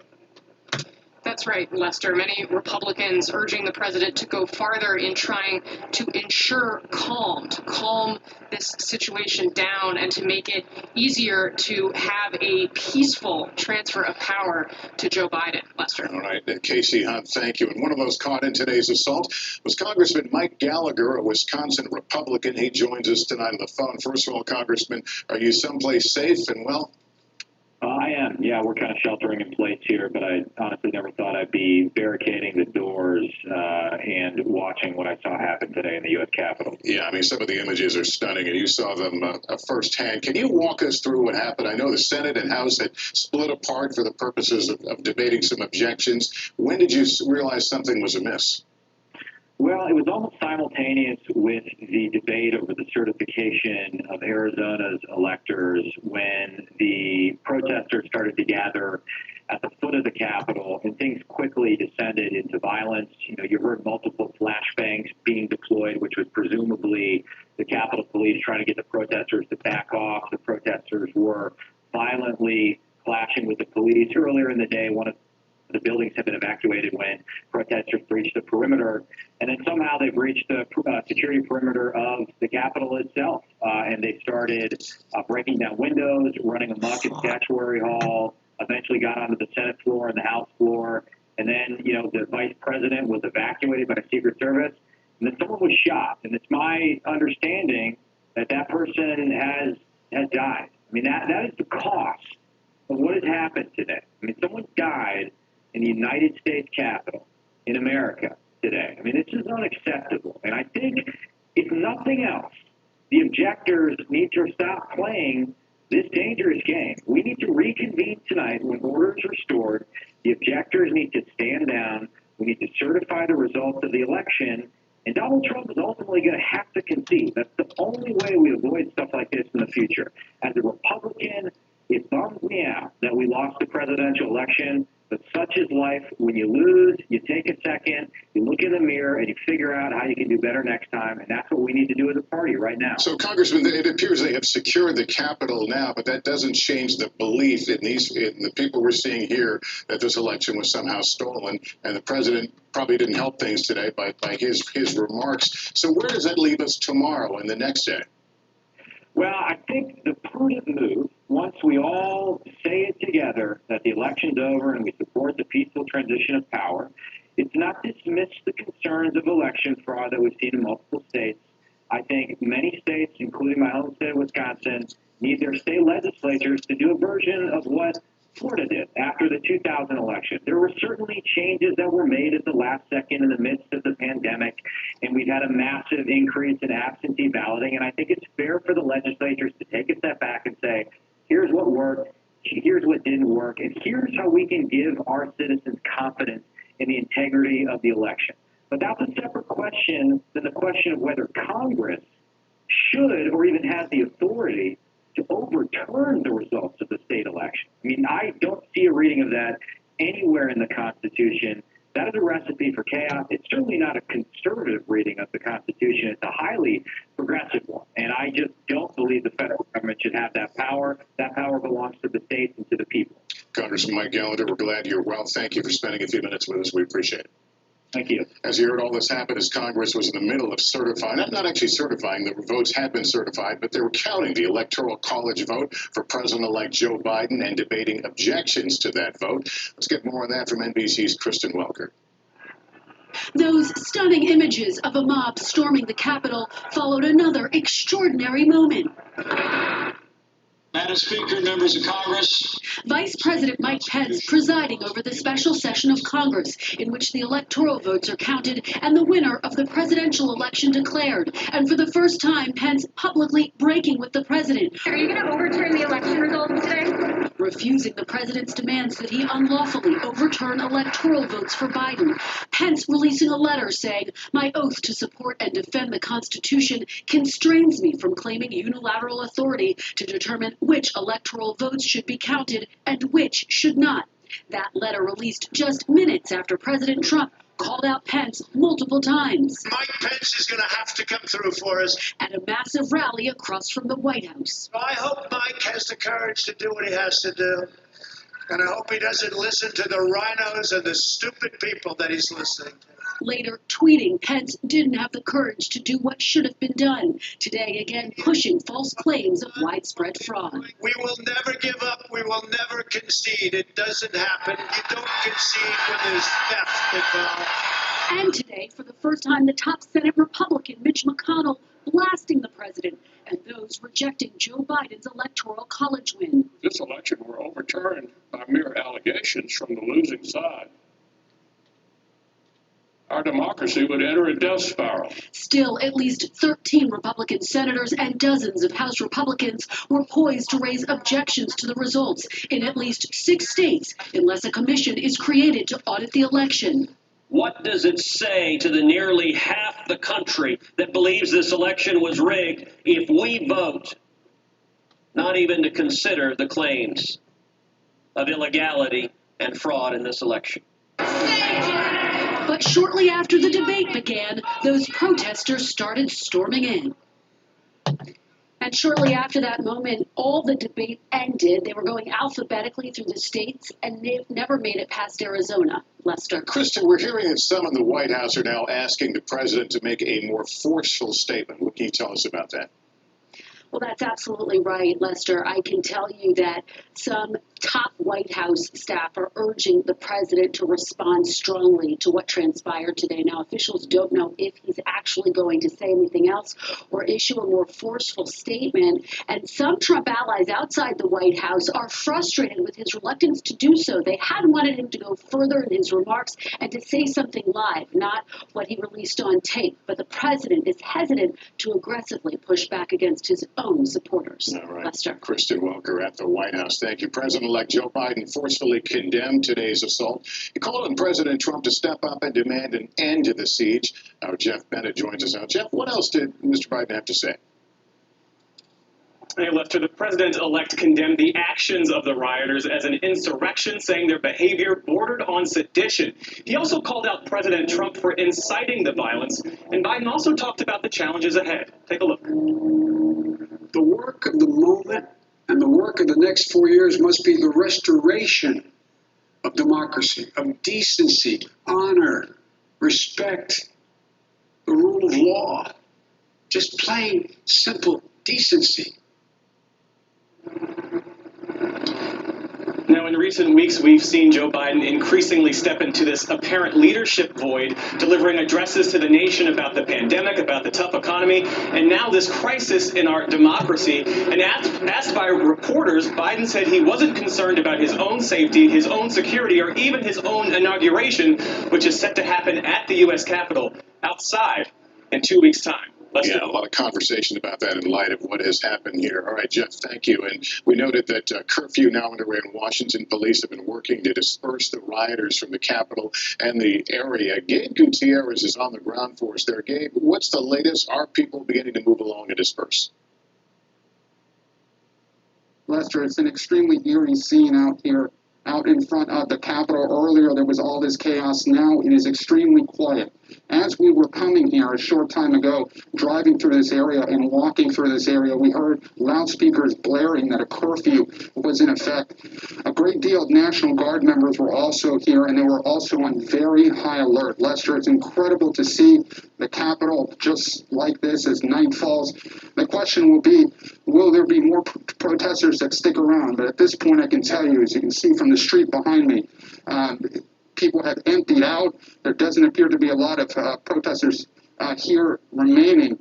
But it was incredible to witness this earlier today. Lester, I've covered an incredible amount of protests over the last few months, past few years, and to see these protesters breach the Capitol. I spoke by phone, and as I was making my way here, to a Republican congressman who was negotiating with some of these rioters inside the Capitol as they were trying to make their way in.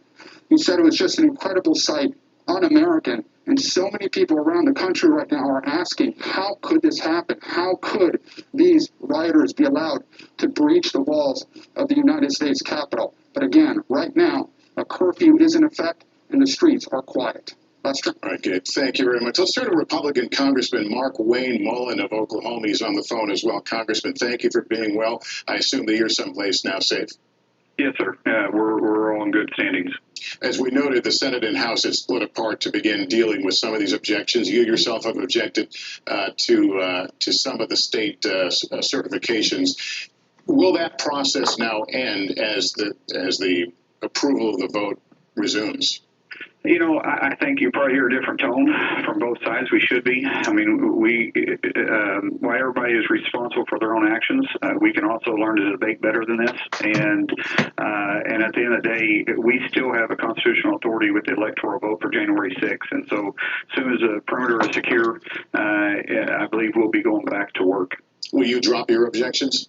No, the objection is still there. To contest the electoral vote, it's still my constitutional authority and my obligation.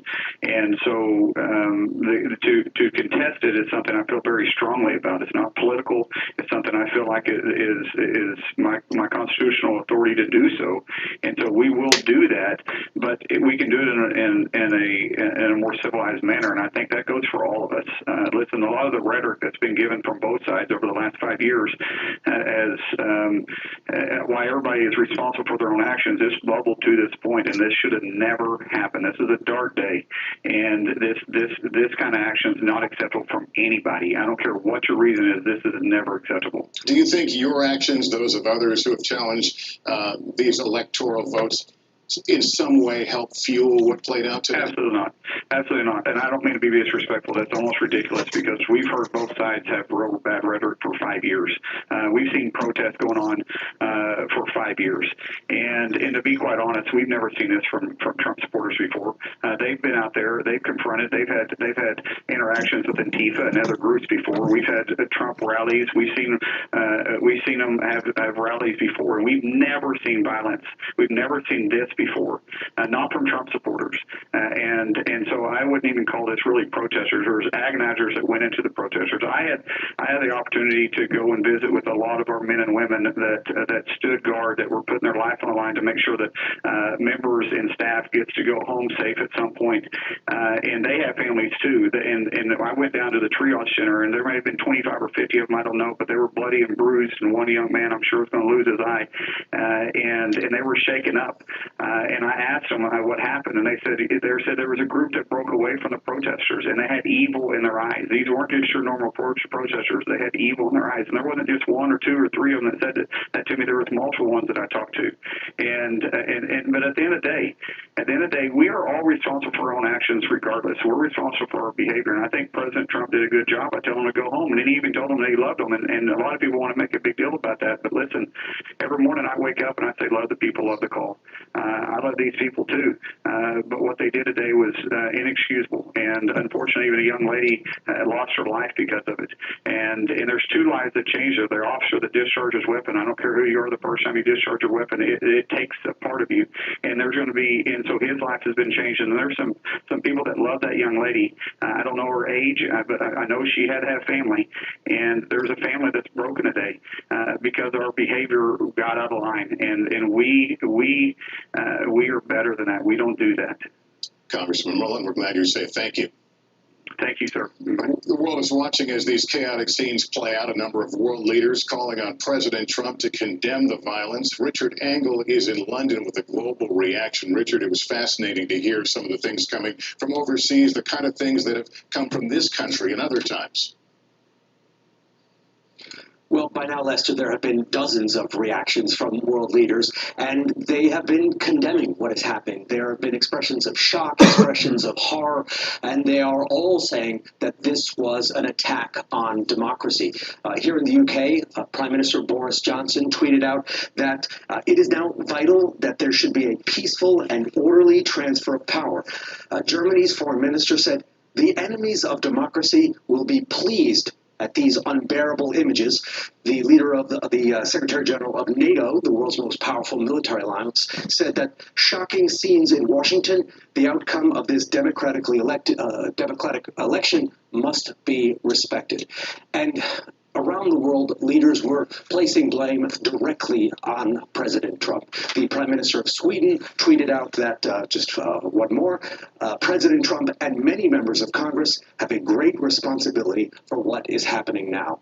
A spokesman for the President of South Africa simply tweeted, "Pray for America." All right, Richard, thank you. I want to turn now to our Frank Thorpe, who's also at the Capitol. He tweeted some stunning video of intruders roaming free on the Senate floor today. Frank, tell us some of the things you've seen and observed. Yeah, Lester, I mean, I just have to say, I cannot stress enough what a stunning and surprising and shocking scene it was to walk into the gallery above the Senate floor and see the dozen or so rioters who had made it onto the Senate floor. The Senate floor is one of the most historic places that it handles the legislative work for senators, and it is incredibly locked down. Not only is the Capitol locked down, there are multiple levels of security to get into the Capitol every day, but the Senate chamber, the Senate floor, is one of the most sacred rooms in the Capitol, and to see these rioters on the floor was a stunning situation. I have to say, Lester, one of the things that I've been told by aides in the last couple of weeks is that they were worried by the calls by President Trump to have people come to the Capitol and to gather outside the Capitol. They were worried that something like this could happen, and it did. And it's just this, I cannot express the unprecedented nature of the rioters coming into the Capitol, not having gone through security, and storming the floor like they did. Yeah, you and I were on the air live when those images first came in of that scene from the Senate, and I think both of us were left speechless for a moment. Quite extraordinary. Frank Thorpe, thank you for your reporting. I want to bring in our political director and moderator of Meet the Press, Chuck Todd. Boy, Chuck, what does this say about a division in America? This thing may be, being put to rest tonight, but the feelings are still very strong, and they are out there. A couple weeks ago on Meet the Press, Lester, I started off and I just simply asked the question, is this the 1850s or the 1950s, talking about the divides in America? And frankly, I was referring to sort of, the 1950s. We had the Red Scare, you had Joseph McCarthy, but we shut that down, right? We somehow came together and we shut that down as a country. In the 1850s, obviously the divide in this country culminated in the Civil War. And so you now look at an event like today, and making a comparison to the 1850s is suddenly, no longer hyperbole, which some of us, I think, were accused of over the last few years. The sad thing about all this, Lester, is that, well, we're all shocked by what we witnessed today. Are we that surprised? We've all been concerned this moment was coming, that we had a president of the United States that was fomenting this, that he had a propaganda machine, frankly, behind him that helped him push this. So I do think this is gut check time. We still have elected leaders in this country, I think, who would like to keep this republic standing. President Trump's actions cannot go unanswered. You've heard various people talk impeachment. You've heard some people bring up the 25th Amendment. I don't think these are ideas that are just being tossed around. These should be serious conversations. Whether, there's a lot of senators right now locked up with Vice President Pence right now. Because you got to ask yourself, is the president mentally fit at this point and has the temperament to handle the presidency even for the next 13 days? What he did today and his actions as they continue all night tonight have to call those things into question. So these conversations, I think, are taking place, and they're real. And some of those things you've mentioned, obviously very emotional, and many people would have called them alarmists weeks ago, perhaps not tonight. Presidential historian Michael Beschloss is with us as well. Michael, there's 2 more weeks left in this presidency. I know you don't have a crystal ball, but where's this going? It's going in ways that are very ominous, Lester. You know, this is a day I hoped I would never live to see. We saw a terrorist attack on the United States Congress and the United States Capitol, and it was instigated by the President of the United States, who today at midday told this big mob, march up Pennsylvania Avenue to the Capitol and take back our country, and stop the counting of the ballots that will lead to an election that he charged was stolen. And once they were with guns and other weapons and committing violence in the Capitol, he made a video in the Rose Garden saying, "We love you and you're very special." We have never seen anything like that in more than 2 centuries of American history. I hope we never do again, but it has to stop. He's in office for 2 more weeks. We can't live with the possibility that this kind of thing will spread and get worse. Yeah, we've all seen things today that may make us shudder. Michael, thank you. The question many asking tonight, how did this assault on the Capitol happen? Why wasn't it more secure when Trump supporters have been threatening similar actions for months? Let's go to Tom Costello with that. For weeks, right-wing online chatter had discussed just this scenario. The president had called for protesters to march on Capitol Hill. Washington's mayor had called out the National Guard to protect the city streets. Every D.C. police officer was on the job. Today's events were not representation of peaceful protests. Today, what we witnessed was unlawful, riotous behavior. The question tonight, why weren't Capitol Police prepared for this? We need to ask questions about why it was or was not designated a national special event and why the security around it was insufficient. 2,300 officers make up the Capitol Police Force. Today, they appear to be on the defensive, retreating as the crowd pushed forward, forced to pull their guns in the House chambers.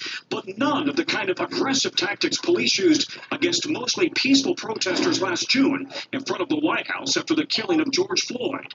I would have never anticipated that we would lose control of both the Capitol and the floors. So maybe the first inkling that was different is how hateful and spiteful and violent this crowd was. Tonight, Capitol Police and D.C. Police are getting help from neighboring communities, neighboring police departments in Maryland and Virginia, as well as the National Guard in Virginia, D.C., and Maryland. Tonight, it is all hands on deck here in the D.C. area. Lester. All right, Tom Costello, thanks. NBC's Andrea Mitchell has covered Congress and the White House for many years. I think we all agree we've not seen anything quite like the way this day has played out, Andrea. But I want to raise the question with you that I did with Michael a moment ago, Bechelos, about what the next 2 weeks could bring. Well, it is so hard to predict. I think there will be censure, some action taken, certainly by the House members. You're seeing tonight one Republican from Washington State, Kathy McMorris Rogers, saying that she will no longer object. She was one of the objectors. I know you talked to the other congressmen who will still object, but they have to rethink how much responsibility they had for what happened today. And Andrea, what does this mean? Will this be an easier or harder Biden presidency because of this, at least in the beginning? I think the poison in the atmosphere makes it so much more difficult coming in. He has so much healing to do, but there is a real a signal, at least from Mitch McConnell, that things might be different. There may be some way to come together in the middle. All right. Andrea, thank you. So here we are at the end of an extraordinary and chaotic day in the history of our country. We've seen an assault on our democracy like we've never seen. The normally routine exercise of certifying, or in this case, counting the votes of a presidential election turning into a life-threatening attack on one of the pillars of our country. Gunfire, a woman dies, others wounded, members of Congress in gas masks, hiding under their desks, saying prayers. The U.S. Capitol occupied and under siege. The questions will linger for a long time. On a very basic level, just how could an angry mob breach what should have been one of the most secure buildings in the world? Why did it take so long for authorities, including President Trump himself, to respond? And what responsibility will the president ultimately bear for what happened today? Tonight, members of Congress are vowing to get back to the process of certifying the election of Joe Biden as the next president of the United States. Despite what we've been through today, our democracy is strong, and there will be a transfer of power exactly 2 weeks from today, right there at the U.S. Capitol. I want to go now to Casey Hunt, who can give us a little more color as we now a good hour past the curfew, what's happening at the Capitol itself. Casey. Lester, good evening to you. And as we turn into the evening here at the Capitol, the attitude here is one of resolve. It has been an incredibly difficult day at the U.S. Capitol. I've covered the Capitol for over a decade on and off, and none of us who have been here in that time have ever seen anything like this. I think it has rattled people quite deeply, both members of Congress and also the many hundreds of aides and reporters who also work in this complex, that something like this was able to happen. But right now, members of Congress are still in their secure locations, but they are determined that the business of the government is not going to stop just because this has happened. I have been talking privately with members of the House, members of the Senate who are in those rooms, people in both parties, and the universal sense is we need to move forward. We need to demonstrate to the country that our government can still function even though something like this has happened. And of course, the business that they were conducting was counting the Electoral College votes that would ultimately ratify Joe Biden's election as our next president of the United States. And that business, normally, we hardly even notice that it happens. It usually takes about a half an hour. It's almost never a newsworthy event. It is one of the oldest traditions here at the Capitol, but not one that really has ever been disputed. And when we got here today, we knew that it was going to be a historic day because there were Republicans planning to object to some of those votes, planning to object to counting them.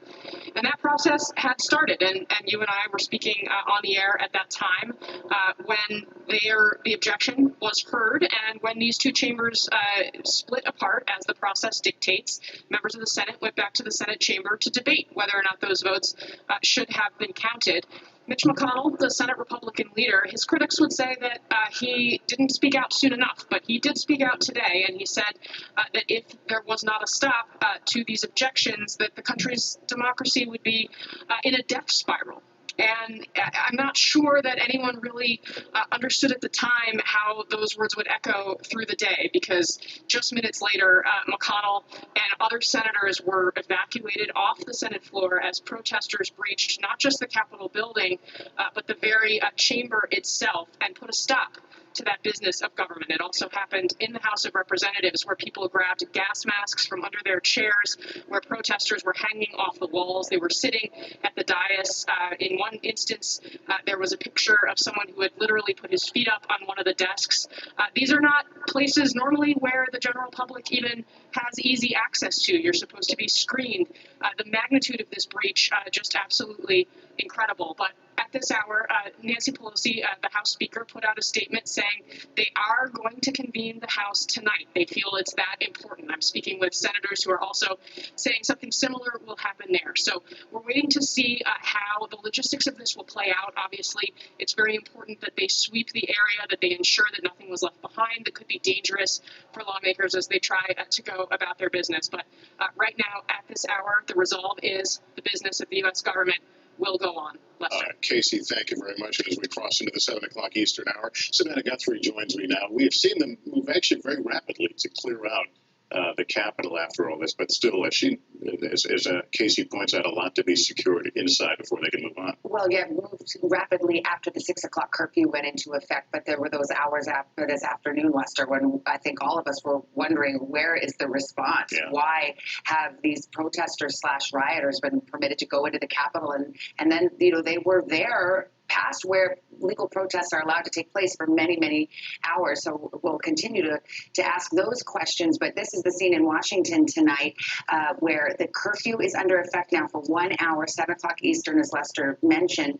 The Congress planning to convene in some form or fashion tonight to continue its business, to continue the business of the American people, and continue the official certification of electoral votes. And whether that will be at the joint session of Congress, whether it will be able to take place on the Capitol grounds. That's something we are waiting to hear. But we've heard from the leadership that, yes, it will go on tonight. So it's going to be a late one. Joining us now, Yasmin Vasugian, outside the Capitol. And Yasmin, you've been walking all over the grounds and seeing how this protest, the waves have risen and now in some degree receded. What is the latest you're seeing now? Yeah, I mean, Savannah, as you were coming to me, you talked about, some people are going to be asking the question of where's the response? Why are people able to breach the Capitol grounds? And this is the response now. This is what we are seeing now. And while they're making sure that everything is secure inside of the Capitol, where Casey was just reporting from, this is what's happening on the outside of the Capitol, where have they, at this point, been absolutely able to secure the grounds of the Capitol building. I mean, it was just a couple of hours ago that you had thousands of folks lined up here, all the way up to those Capitol steps, breaching Capitol grounds, breaching the Capitol building, and now everybody has subsequently been pushed all the way back. I mean, at this point, Savannah, there's just a couple of hundred stragglers here. These folks, D.C. Metro Police, Capitol Police, the D.C. National Guard as well. You see some of these guys with the flags on their chest, holding the shield, some of them from the D.C. National Guard. They have subsequently created this police line that they use, which is pro forma for these guys to use in their strategy of pushing folks back to disperse crowds.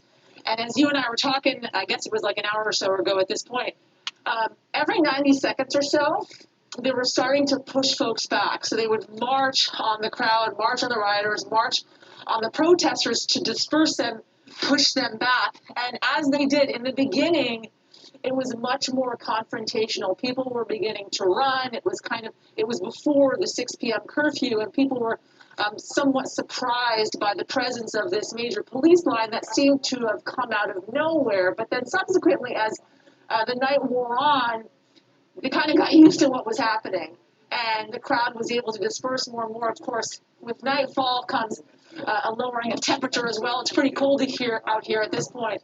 And so people, for the most part, have left. And I'm not sure where they've gone, but thousands of folks that were here on the lawn, on the Capitol Hill steps, they have now subsequently left with just a couple of hundred folks left.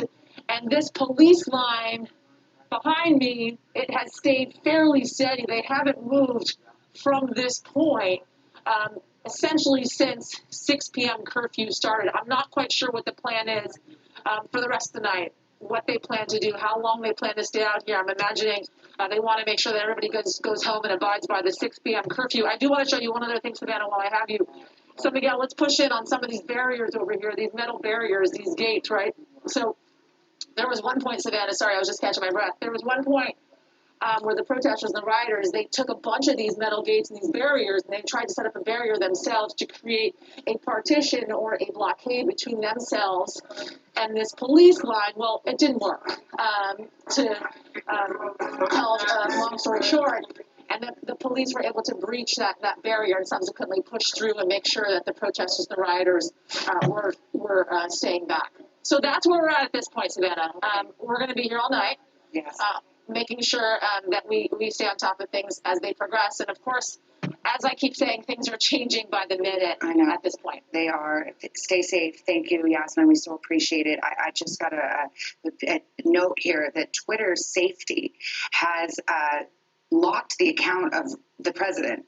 So I'll just read you the statement. It comes from Twitter Safety. As a result of the unprecedented and ongoing violent situation in Washington, D.C., we have required the removal of 3 @RealDonaldTrump tweets that were posted earlier today for repeated and severe violations of our civic integrity policy. And then it goes on to say this means that the account of Real Donald Trump will be locked for 12 hours following the removal of these tweets. If the tweets are not removed, the account will remain locked. Let's go to Kristen Walker. She's our White House correspondent. Kristen, needless to say, this is the president's preferred mode of communication, and in fact was the venue in which he released a statement a little bit earlier in which he said the protesters should go home, but also continued to allege that the election was fraudulent and stolen, which of course it was not.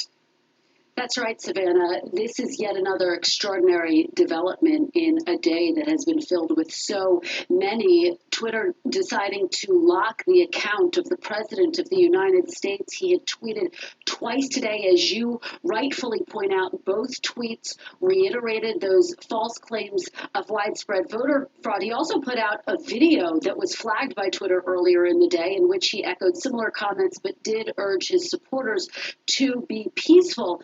I have to tell you that what we have seen here behind the scenes, based on my conversations with a number of top officials, is an urgent effort to try to get the president to come out and publicly to say something that is more forceful than that, both from current and former officials. Savannah, let me just read you a few. Alyssa Farah, who tweeted out earlier today to Trump supporters basically saying, I am one of you, but she said, I need you to hear me. Quote, the election was not stolen. We lost. Mick Mulvaney, the former chief of staff here, tweeting out, the president's tweet is not enough. He can stop this now and needs to do exactly that. Tell these folks to go home. We also saw tweets from Kellyanne Conway, a former top advisor here, as well as members of the president's family, who essentially urged the people who were storming the Capitol to be peaceful and to stand down, to go home. So that was the counter messaging that we were hearing from President Trump, these very clear messages to those who were storming the Capitol, and this very mixed messaging that we were getting from President Trump. So I can tell you the effort continues here to try to get the president to speak out in a forceful way, but I don't anticipate that's going to happen tonight, Savannah. We just got what is referred to as a full lid here at the White House, which means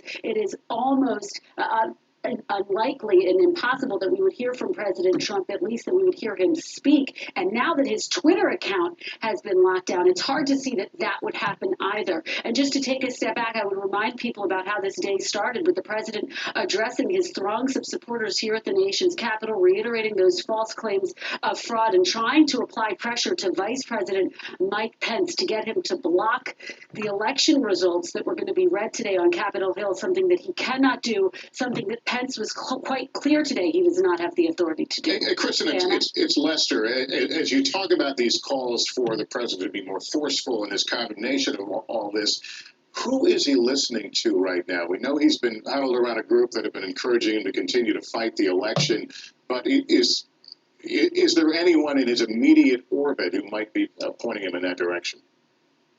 Well, we know that among the people he has spoken to today and who have been advising him most closely, his chief of staff, of course, Mark Meadows, and then his family members, Ivanka Trump, one of the people who he listens to most closely, Jared Kushner, another one. And so we know that he has been speaking with these people, but the question is, will he listen to his family members? Will he listen to his top aides? And so far he has not. So far he has, again, put forward this very mixed messaging, reiterated some of his very heated rhetoric, and at the same time trying to urge peace, saying that we are the party of law and order. So will he listen? That remains to be seen. I can tell you, Lester, that heading into today, there was a real effort to try to get the president to view today and what was supposed to happen on Capitol Hill, which was the reading of the Electoral College votes and then the declaration of President-elect Joe Biden as the next president of the United States. The president's aides and allies were trying to get him to see this day as really his last stand, as the last airing of his grievances. One person telling me privately, look, we understand this process and we understand the reality. Joe Biden's going to be the next president. And so there is an effort behind the scenes here to get the president to, if he's not going to concede publicly, at least to accept that and to try to move forward with his next steps. What will that look like? He has talked about a potential run for himself in 2024, but it's just not clear what his next steps are, what his off-ramp is here at the White House. All right, Kristen, thanks very much. We've seen these pictures of people occupying some of these offices, and shocking as they may be, as I pointed out earlier, they're also potential evidence. I want to bring in Pete Williams right now. Pete, there have been various descriptions of how do you characterize these folks? Some have called them terrorists. The police have called them rioters. But in the eyes of the law, what kind of jeopardy are they in, these folks who stormed the Capitol? Well, the ones who simply went into the Capitol are in jeopardy of being charged with, believe it or not, trespassing on government property. And I think that's one of the reasons why you didn't see more of an aggressive law enforcement response early on to try to arrest people. The law enforcement people were simply way outnumbered, and to stop and make arrests is a big consumption of manpower resources.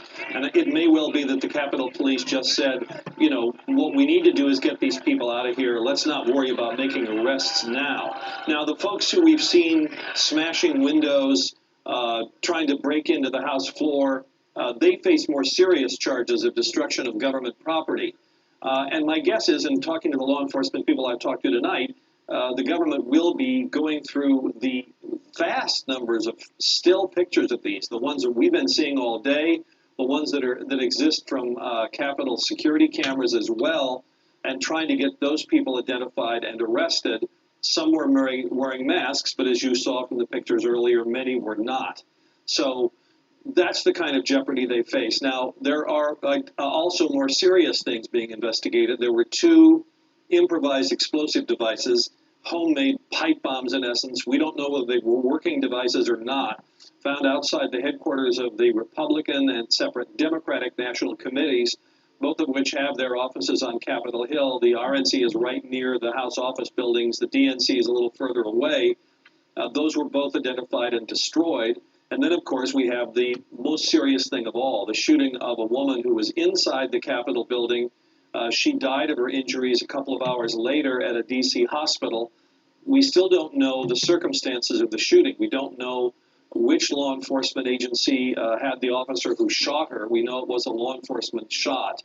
What we've been told is the woman was trying to climb up onto a ledge over a doorway. One congressman has said she was trying to get onto the House floor. We just don't know if that was the case or not.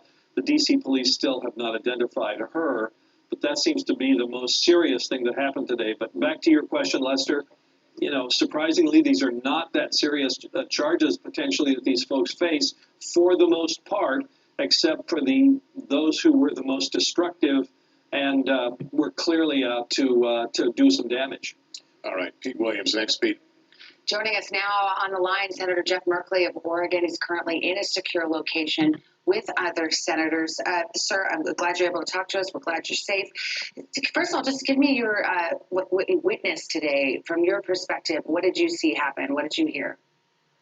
You bet. We were on the floor of the Senate, and of course, at a very unusual moment when we were holding a debate with basically all the senators there listening to each other, 5 minutes apiece, people presenting their case for why they were objecting to the Arizona votes, and then people responding quite vigorously as to why this was absolutely outside the Constitution and inappropriate and damaging to our republic. And that debate, to have everyone present and engaged in that fashion, very rare moment. And then we heard a commotion outside the doors of the corridor that lead between the House and the Senate. And it's not that unusual to have a commotion. We sometimes have protesters up in the balcony who disrupt things, who unfold banners or start shouting to disrupt the proceedings, and they'll be escorted out by the police. And so I think most of us assumed it was something like that. The balconies themselves were essentially empty because of the COVID restrictions. So perhaps there were protesters just outside, a small group being disruptive. Then an individual opened the door, ran up to the dais, asked the vice president to gavel down the session, swept him away, and obviously we knew at that moment that things were dramatically different, that we were facing some very serious threat, not just a few people who were trying to create a disruption. So that's how it began earlier today. Well, and as night falls on the Capitol, it's our understanding that members of Congress, senators, members of the House are looking to reconvene and continue this work of certifying the electoral vote. What do you know about that? What are the plans tonight? We are absolutely determined to get back on the Senate floor. There's a lot of discussion among the members here if we could convene here in this secure location, but I think the sense has been symbolically we want to be back on the Senate floor, complete our work tonight to show that the rioters, really the hooligans who sought to disrupt the actions today, have failed to do so. We will complete our work tonight. I won't ask you where you are. I know it's a secure location, but I would love if you could tell me what it's like in that room. How many senators are there? Are you talking? Is there tension because of what's unfolded today? There are lots of discussions between members. Much of our work here is way too segregated. Lunch times, the Republicans have Republican lunch every day we're here. We sit on opposite sides of the committee rooms. We sit on opposite sides of the floor. There just isn't the interaction among members that there needs to be to help bridge the partisan chasm and get work done. We're really in a situation of many hours in the same room. It's very unusual. There are a lot of bipartisan discussions going on. Of course, our Republican colleagues were split on this issue of disrupting the vote today. Some of them had a very strong intention to want to support this vision of the president that they're, to say that they were with the base, which has been hearing that there were horrific systemic shenanigans that have cheated the president out of his office. And others, knowing that this was false, misleading, were very opposed to any participation in that at all. So you have a deep split of the Republican caucus. You have a very united Democratic caucus saying this is just so completely wrong. The Constitution calls upon us to witness the counting, but does not call on us to be able to throw votes out and thereby try to deliberately send the decision to the House where Trump would have been put in office for 4 more years. This is really an attempted coup. Is there any sense among your colleagues there and the Republican side that given the events of today and this extraordinary situation where they had to be evacuated and the work of Congress stopped, will they continue to mount the objection? Are they trying to think of a different path?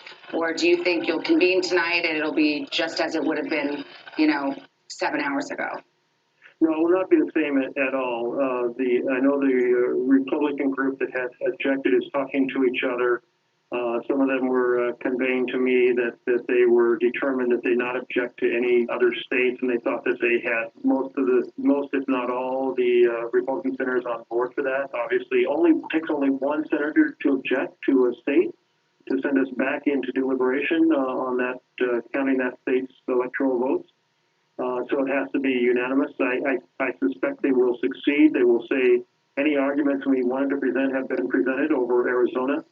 And actually, the arguments under election law says a senator can object on the basis that a state's electoral votes have not been properly certified, or that the information was incorrectly presented, and no case was made that either of these two things had happened. The case was simply this: there is a mob across America that believes what the president's saying, and we want to show we're listening to them. So we're going to disrupt this process and participate in this effort to send the decision to the House of Representatives. What I heard among this room today was senators saying, well, we didn't really mean to participate in that. We just wanted to protest to show the Trump base that we were paying attention to them. We never intended to go that far to actually try to send something to the floor. That is to send it to the House for a decision and therefore basically put Trump back in office for 4 years. In other words, destroy the will of the people, if you will.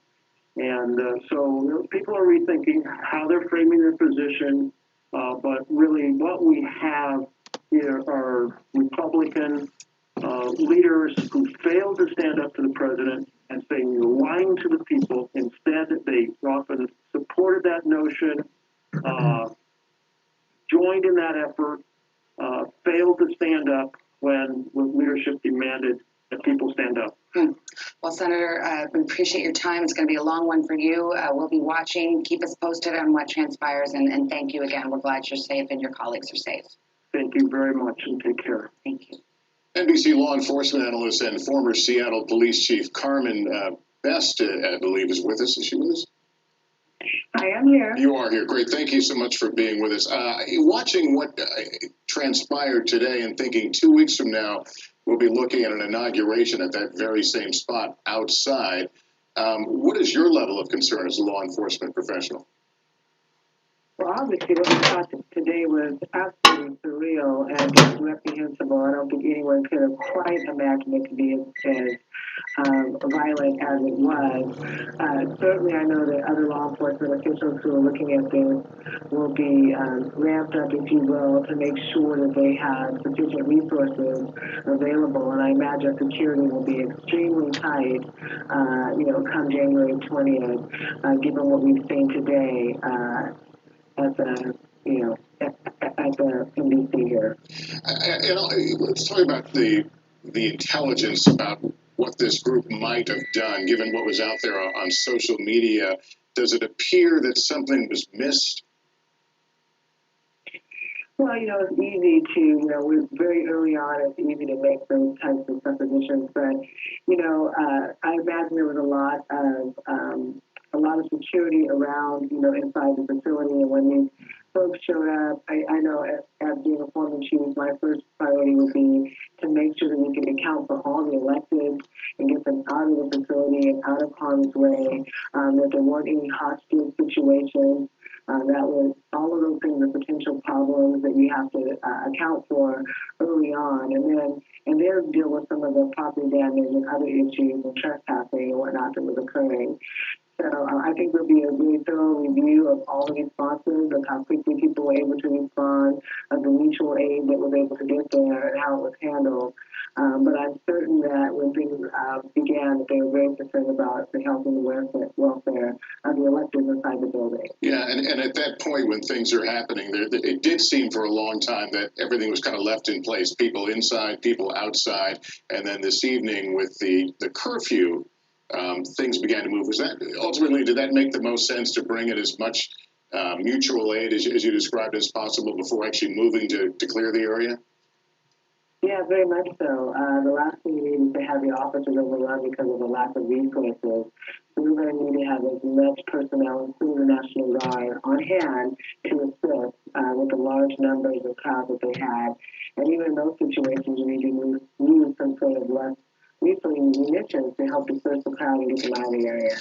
All right, listen, we thank you for sharing your expertise on this, and I think a lot of questions will be asked in the days to come, but we appreciate the insight. We want to go to NBC's Frank Thorpe now on Capitol Hill, and Frank, you were locked down for a good part of the day. When were you and the others finally allowed to leave?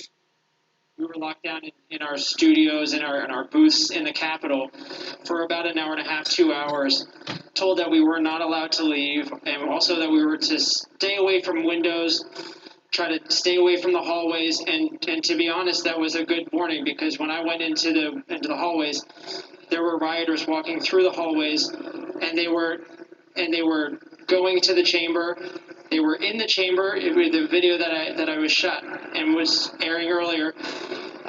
This was a situation where it was an unprecedented situation. And I have to say, there's a level of sadness.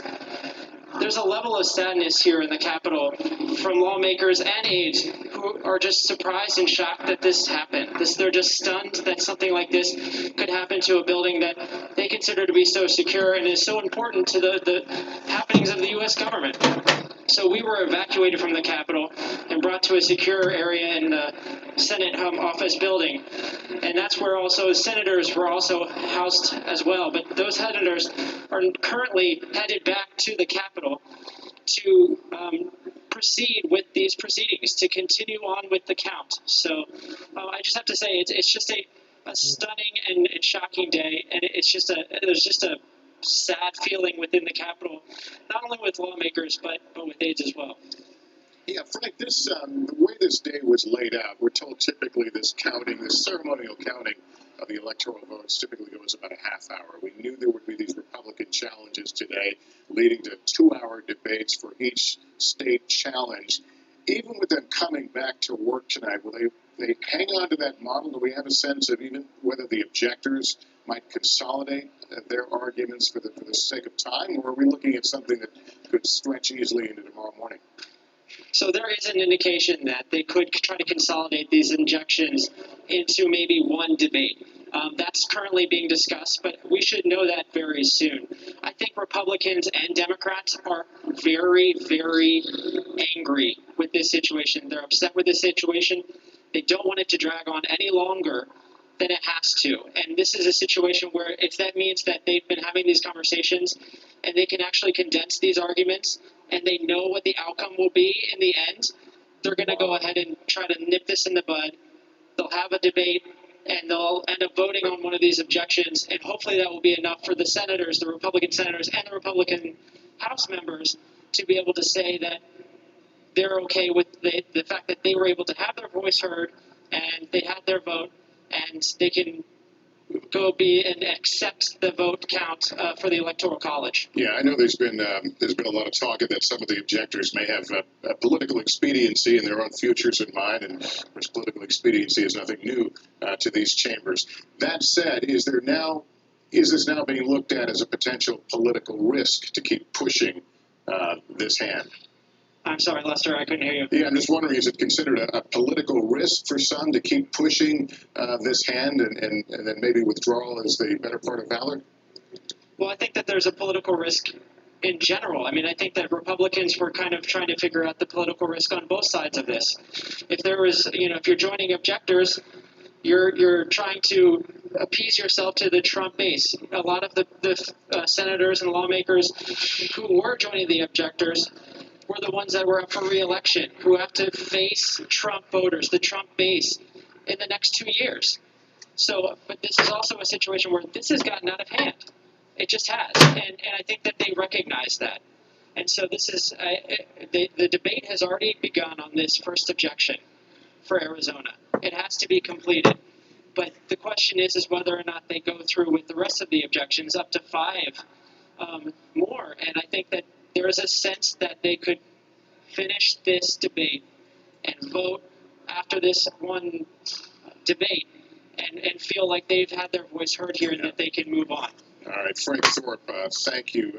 Thanks very much. And Lester, I mean, I think where Frank is right now is notable. He's been allowed back into the Capitol complex, and the vice president's press secretary has said that Vice President Pence has returned now to the Senate. He never left the Capitol grounds and was in regular contact with Capitol Police, and they are now going to finish the people's business. That is according to the Vice President's press secretary, and we're being told that staff and press are being allowed back in, and they're, I don't know if we have the video yet to show you, but we're pulling it right now, which is, this is a day that was mostly ceremony, certainly in years past, where there's this process of certifying these physical electoral votes that are sent from the 50 states into the Capitol. And those electoral votes, in the heat of that moment, we heard from our correspondents in the field, were whisked away as the senators were held onto this precious box of the American vote.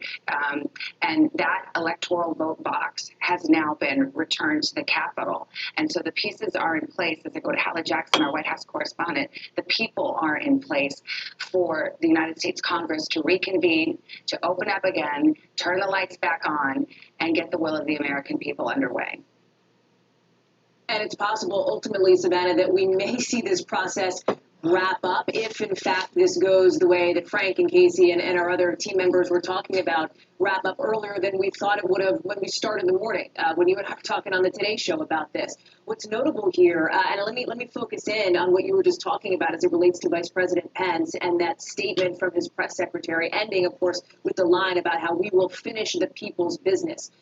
The Vice President's office names a number of notable people that the Vice President was in contact with while he was in lockdown at the Capitol, not returning back to the White House, including House and Senate leadership, Capitol Police, the Department of Justice, the Department of Defense, trying to facilitate efforts, he says, to secure the Capitol. Do you know what's missing there? No mention of President Trump. That's not to say that the Vice President was not in communication with the President, but it is interesting that it's not named here. We saw something rather similar from the National Security Advisor, Robert O'Brien, somebody who you imagine would be involved perhaps in the briefing of the President, in the coalescing around what the federal response would and should be here.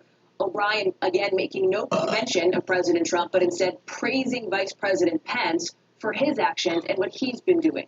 There are dynamics at play here politically I've been told, and our team's been told by sources familiar, that Chief of Staff Mark Meadows has been one of the chief people sort of corralling information and funneling information to and from the president in the West Wing as this has all unfolded. But you're right. The people are in place. This will move on.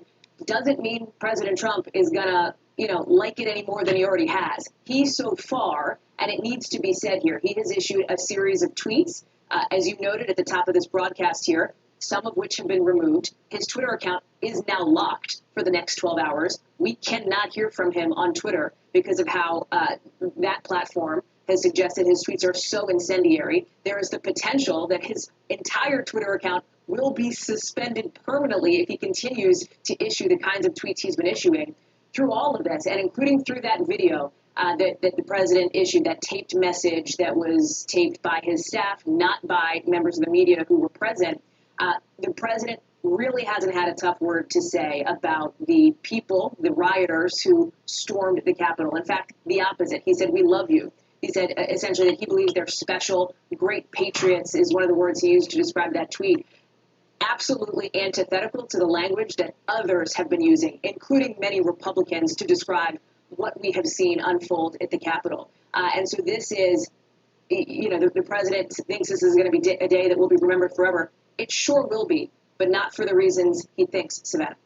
All right, Hallie, thank you so much. Let's go to NBC News national security analyst Frank Fanguzzi. Frank, you and I spoke early into this afternoon.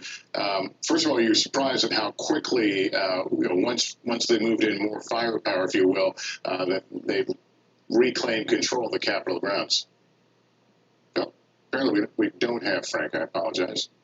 Let's bring in Andrea Mitchell right now. Andrea, just your thoughts about this people's business, if you will, this counting of the electoral votes is going to take place. Yes, I'm very struck by the determination of both the House and the Senate, the Vice President, to get this done, and that they are going to stay as long as it takes. It's really encouraging to see that the pictures that are emerging, we've seen pictures from right outside the Senate chamber that Garrett Haake has just posted, that they are back inside in the main Capitol, not just in the adjacent office buildings across the street. I think that you're going to see a move in the House for impeachment. I didn't think so initially because it's so close, only days before he actually leaves office. But the feeling is that there has to be some price to be paid. And now Lawrence Tribe, who has a lot of support as a constitutional scholar among Democrats, is proposing an impeachment motion on the House floor, which Democrats could certainly get the votes for, but no trial in the Senate. And certainly abuse of power, which is one of the basic impeachment charges, would be something that could be argued. So I would not discount the possibility of something as strong as impeachment, at least as a symbolic gesture. Yeah, hold on. Which is not acceptable. Hold on a second, Andrea. So without a Senate trial, so it would just be an impeachment. He was impeached once without being convicted and without a trial, in which there was no evidence presented, or they didn't have the ability to present any evidence. So you could vote an article of impeachment, one or more articles of impeachment, and then it just means that he's been impeached twice. The feeling is so strong, Lester. These people, when you realize they were on the floor, literally crouching on the floor under their desks, in the House and Senate, wrapping gas masks, seeing their staff, their young staff members, terrified by what was going on, and the violation of the sacred space that these chambers are in our history.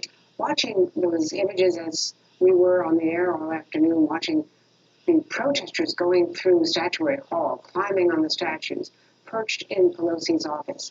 The damage to our psyche, as well as the physical damage, is just so profound, that I don't think this is acceptable. And the Confederate flag, as you saw, going through Statuary Hall.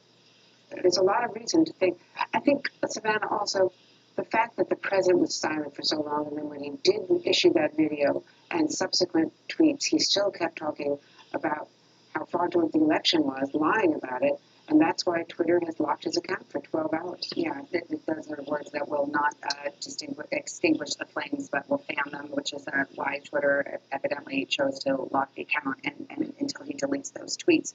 We have some news breaking out of the White House, has to do with the First Lady's press secretary, Stephanie Grisham, who was at one time was the president's press secretary, resigning, Hallie, resigning over what transpired today in Washington. Tell us more.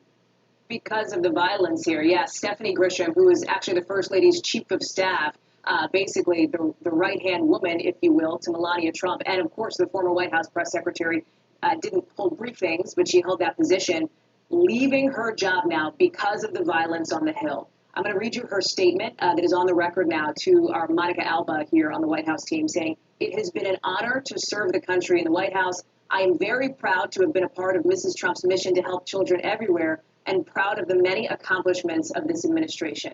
Savannah, there are those who will certainly say Ms. Grisham was going to be out of a job in 2 weeks anyway, and so consider the timing here. Yet, it is absolutely undeniable that this is certainly the most drastic and significant action that we've seen from any member of President Trump's orbit. We've seen tweets, we've seen statements. We now are seeing a top official, and she is a top official, departing her position, resigning basically in protest because of the scene that we've seen unfolding. Go ahead, Savannah. Well, Hallie, I mean, you mentioned tweets. We had the former communications director at the White House up until a couple of months ago, Alyssa Farah, saying on Twitter to MAGA Nation, Make America Great Again Nation, I'm one of you, but this is too much. It's too far. The election wasn't stolen. I mean, you're talking to folks inside the White House. What are they saying? I mean, what is the mood of folks around the president?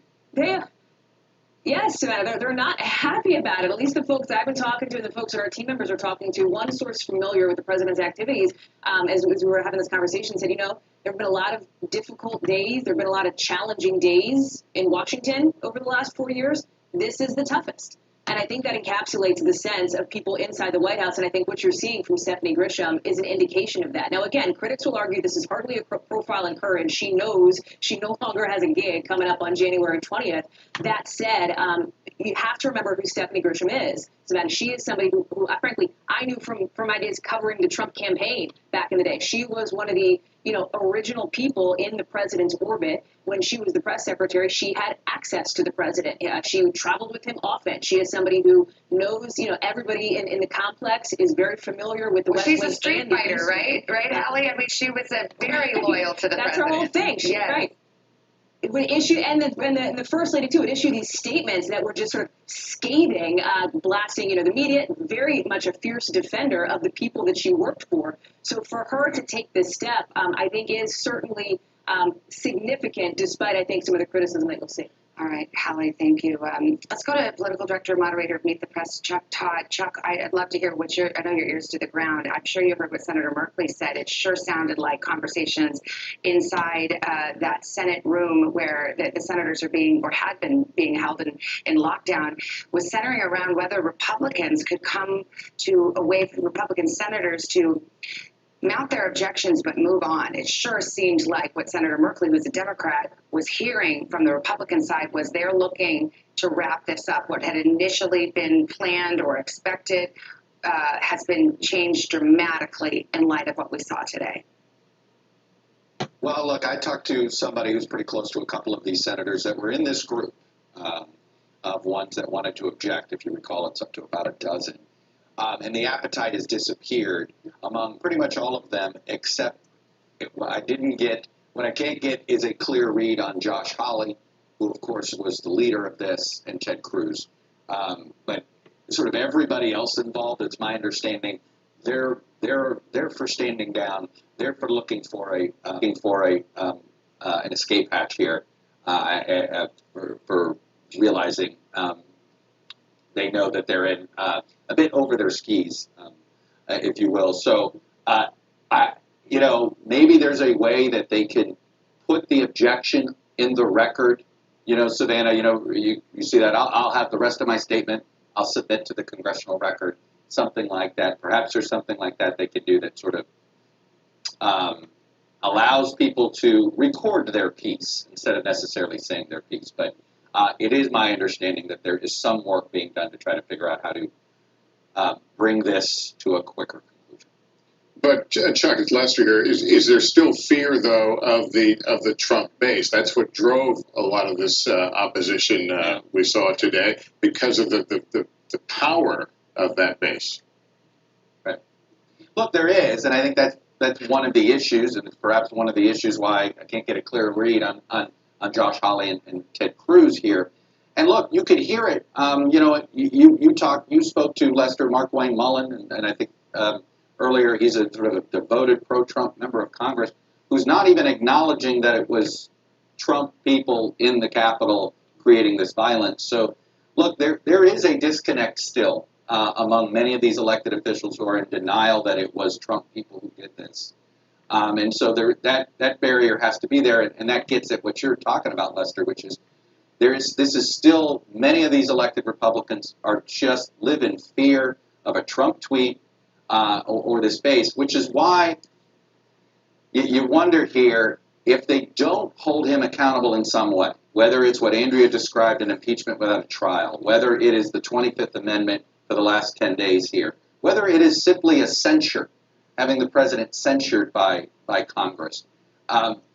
Not holding this moment accountable look, I mean, we've talked about, we have lived 5 years where we said, hey, at some point, if you don't stop with these words here, it's going to lead to this. It's going to lead to this. Well, and not having a guardrail on this one.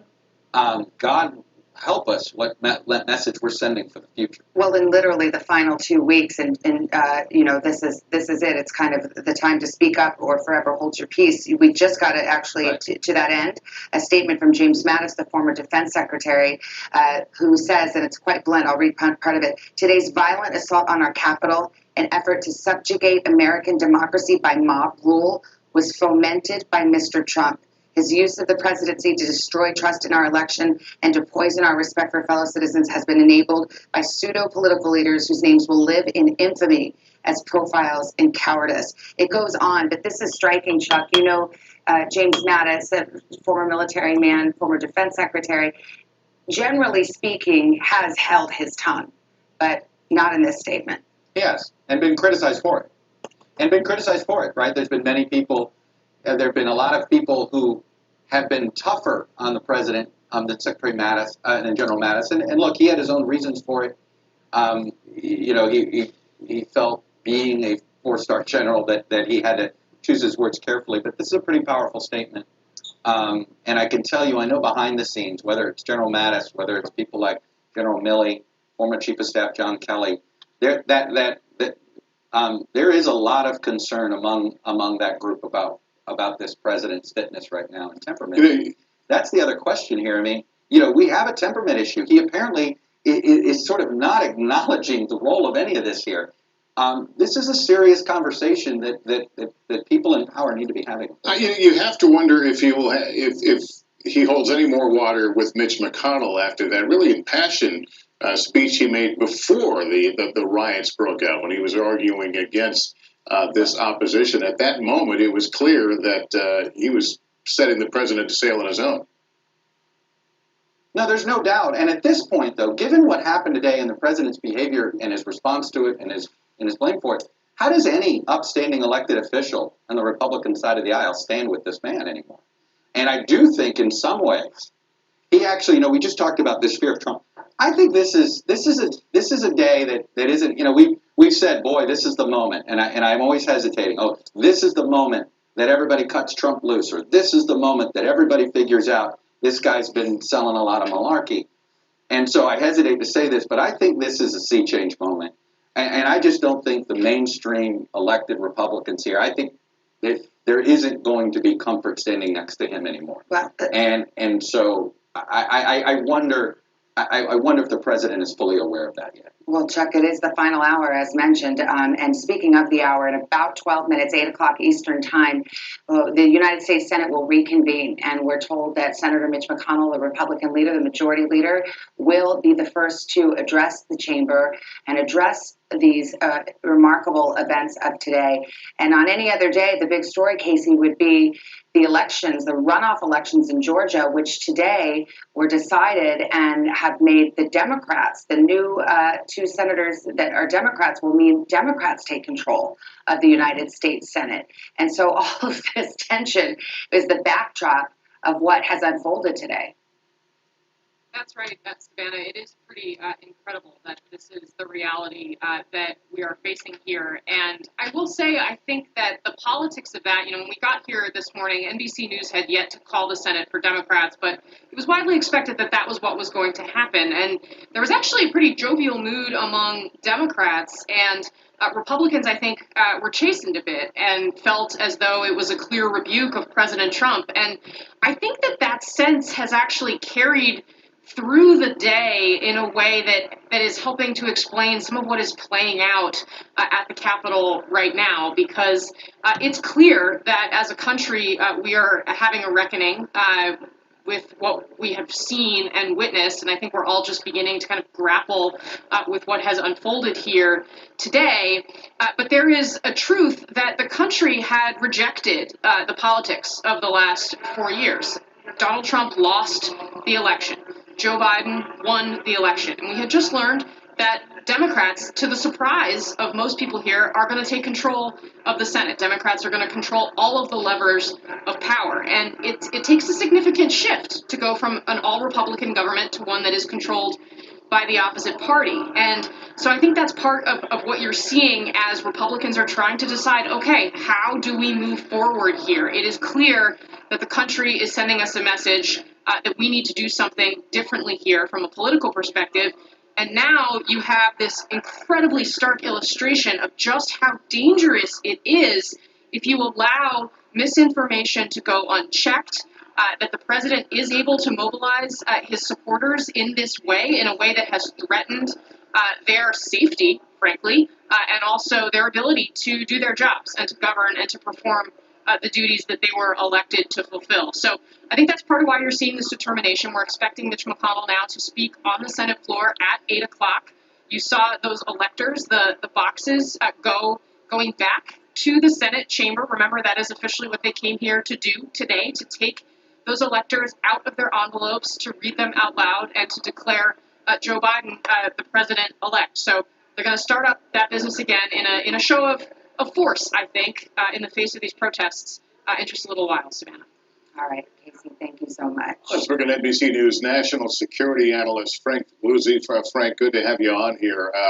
Things after several hours of the siege, when nothing seemed to be happening, these officers moved very quickly to retake, if you will, the Capitol, and now we see this session about to resume. What are your thoughts? Well, my initial thoughts are that there were insufficient resources at first, so I'm glad to see the clearing and retaking of the Capitol. But I'm saddened that we are really watching a security failure that played out earlier. It's not an intelligence failure, because this should not have been a surprise to law enforcement. Those who monitor and track extremist groups, violent groups like Proud Boys and others, saw this coming, saw it about 2 weeks ago, even talked specifically of how to overwhelm the Capitol Police. So we've got a lot of questions tonight, Lester, about why this had to happen this way. Is it clear to you or clear to anyone in law enforcement exactly how this played out in terms of, was this a splinter group and followers? No, I'm not sure that it really makes a difference ultimately, but the origins of this? Social media played a huge role in organizing this and what played out today. So we're seeing elements of Proud Boys, particularly travel out of leadership of Proud Boys in Virginia. But travel and transportation was organized from throughout the eastern half of the United States and even more outlying areas.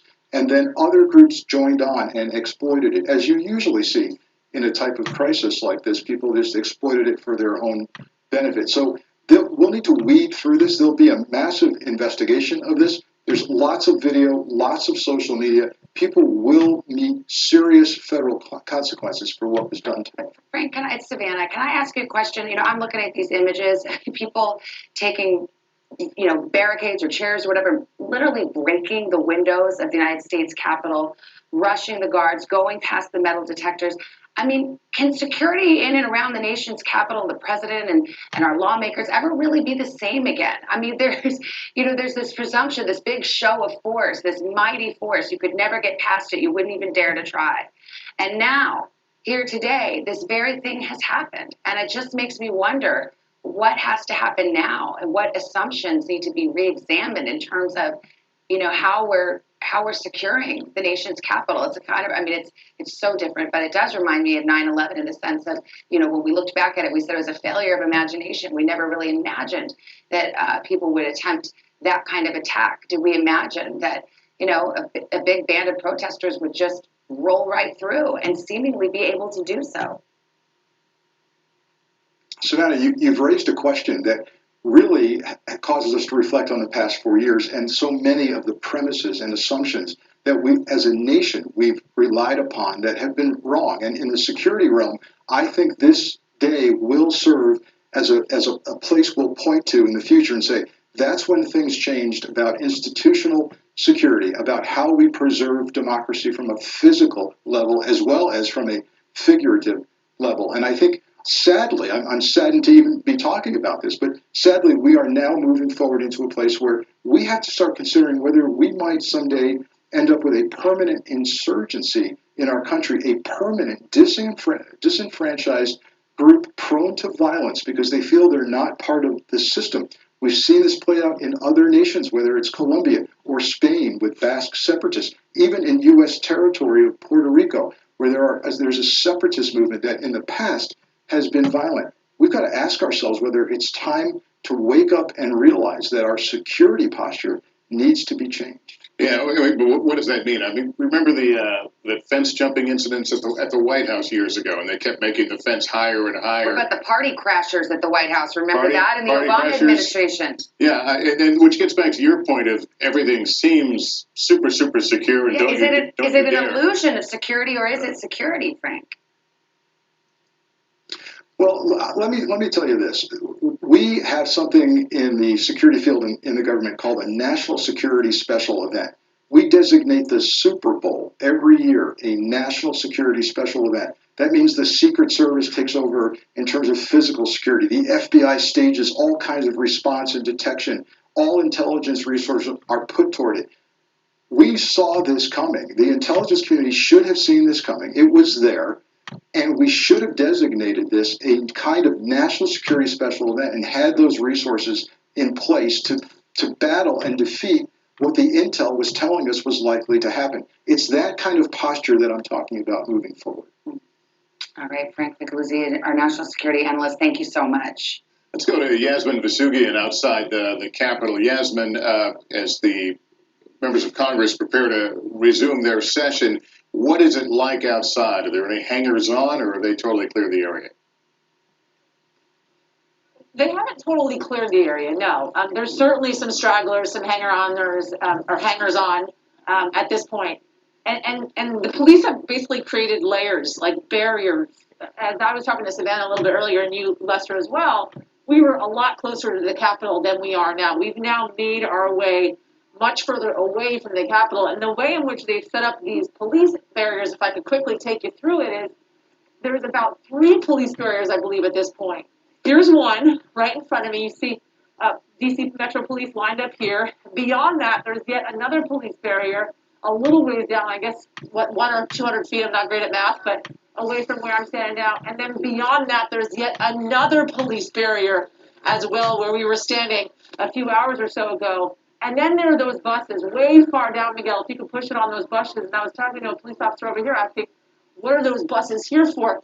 And that is for folks that are subject to arrest if, in fact, they're violating the curfew. Well, there are people out right now violating the curfew because the curfew is 6 p.m.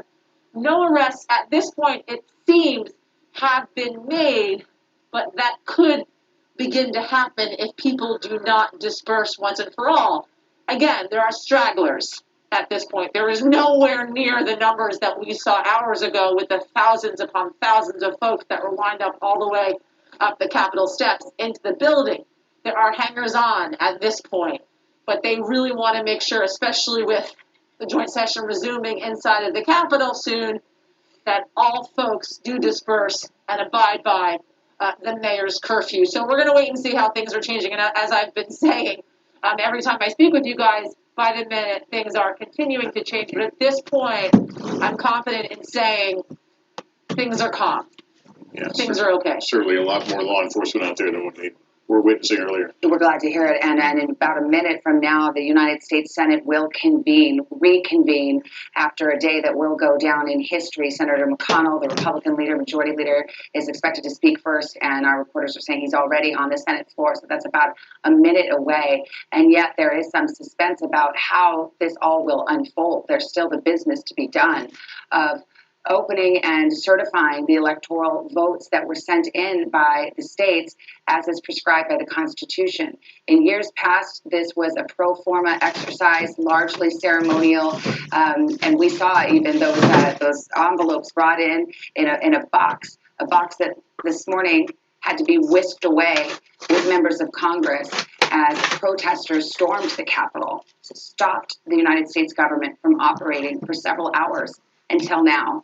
8 o'clock Eastern, as we come to the top of the hour, we will join the Senate in progress as Senator McConnell takes the floor. We'll hear what he has to say and see what happens in terms of, Lester, these proceedings that have to be done under our Constitution. We've got to certify the votes. Will the objections go on? Will they go on in the same form that they would have? Will they consolidate them? It is one possibility to move things along. This is where I got on, by the way, this afternoon. We were covering what we thought was the counting of the votes. And very quickly as they went down, they got to Arizona.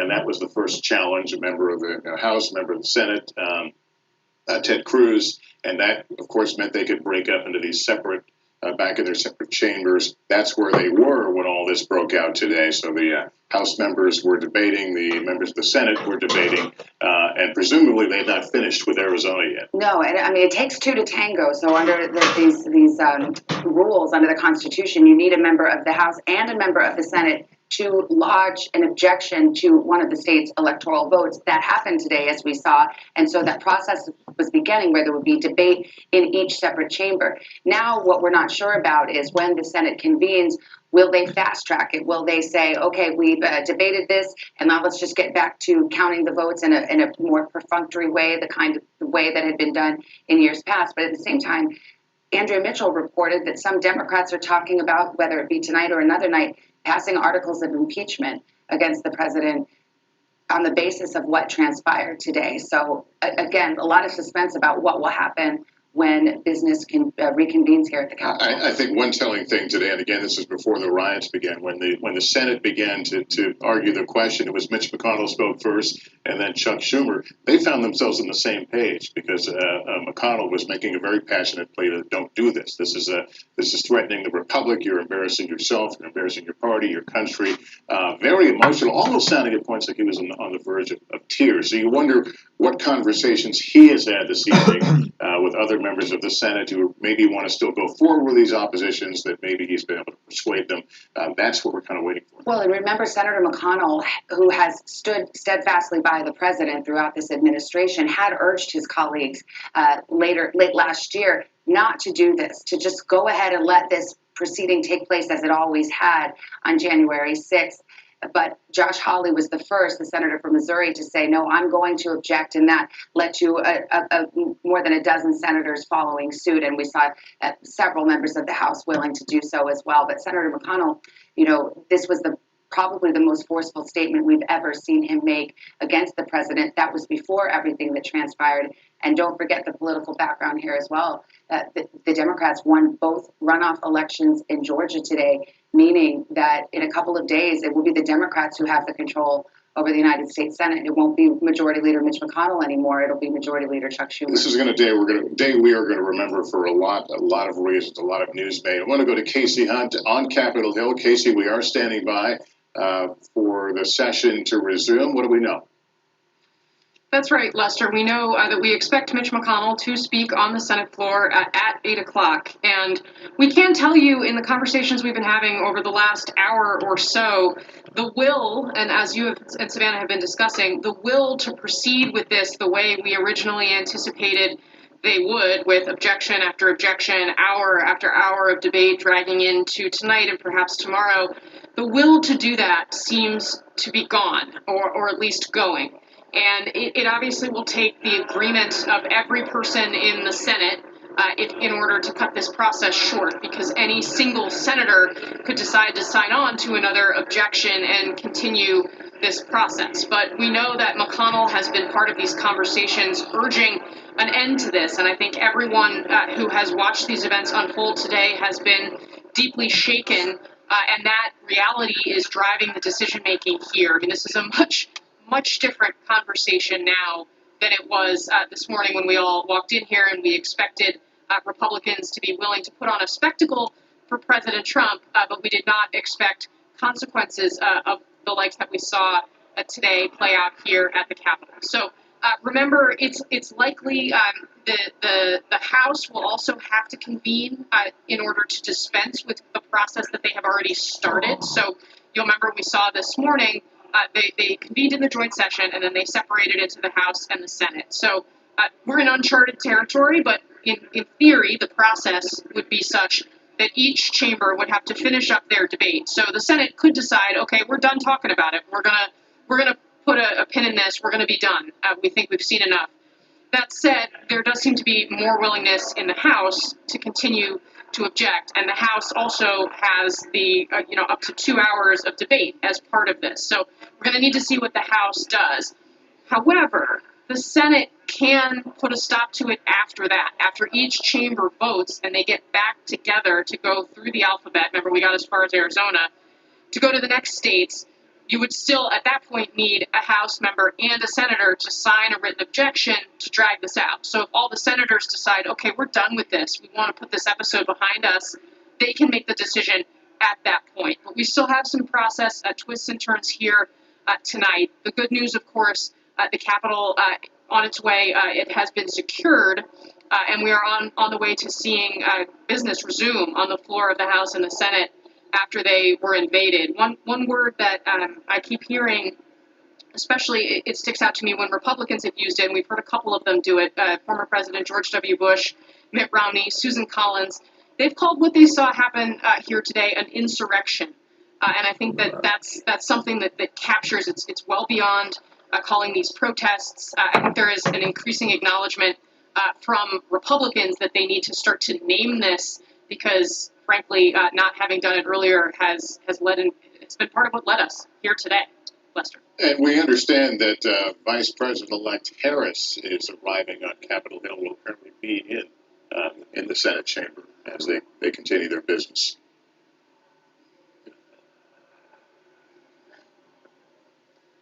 Yes, the Vice President-elect was here earlier today as well, and we of course were very focused on, and her whereabouts were one of those that we were asking about. Here's the Vice President. Let's go to the Senate floor. Swift efforts of U.S. Capitol Police, federal, state, and local law enforcement, the violence was quelled. The Capitol is secured, and the people's work continues. We condemn the violence that took place here in the strongest possible terms. We grieve the loss of life in these hallowed halls, as well as the injuries suffered by those who defended our Capitol today. And we will always be grateful to the men and women who stayed at their posts to defend this historic place. To those who wreaked havoc in our Capitol today, you did not win. Violence never wins. Freedom wins. And this is still the people's house. And as we reconvene in this chamber, the world will again witness the resilience and strength of our democracy. For even in the wake of unprecedented violence and vandalism at this Capitol, the elected representatives of the people of the United States have assembled again on the very same day to support and defend the Constitution of the United States. So may God bless the lost, the injured, and the heroes forged on this day. May God bless all who serve here and those who protect this place. And may God bless the United States of America. Let's get back to work.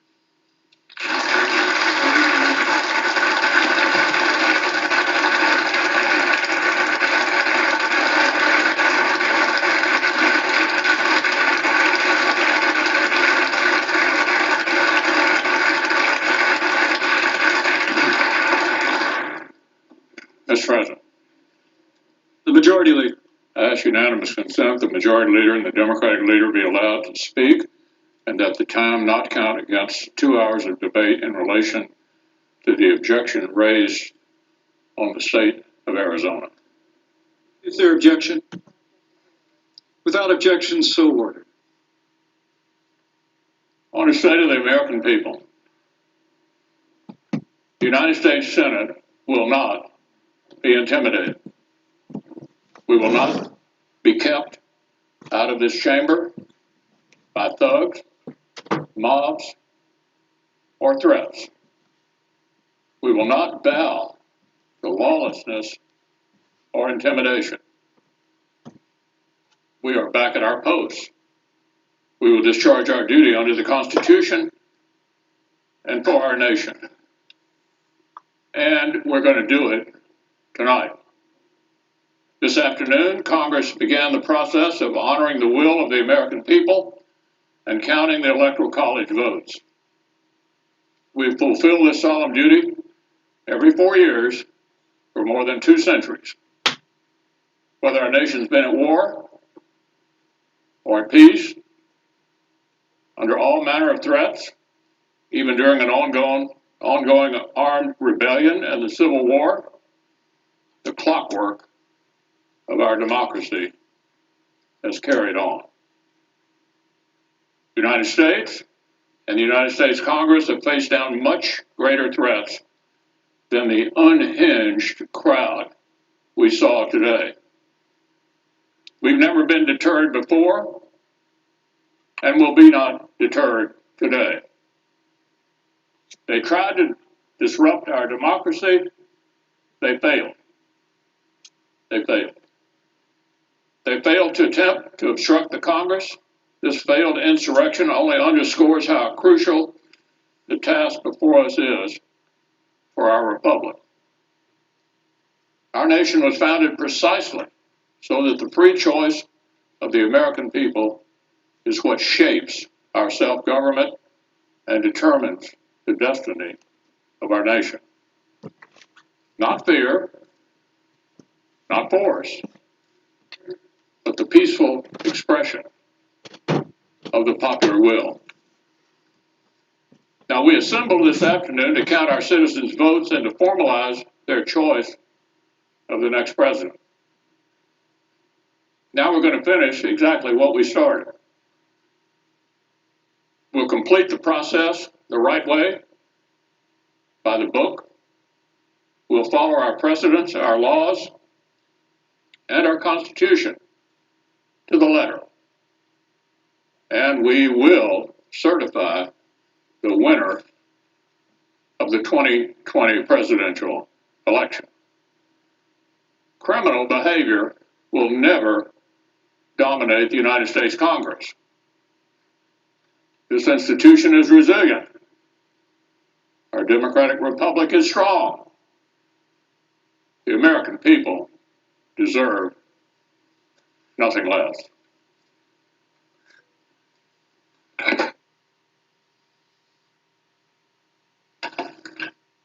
Democratic Leader. Mr. President. Mr. President, it is very, very difficult to put into words what has transpired today. I have never lived through or even imagined an experience like the one we have just witnessed in this Capitol. President Franklin Roosevelt set aside December 7, 1941, as a day that will live in infamy.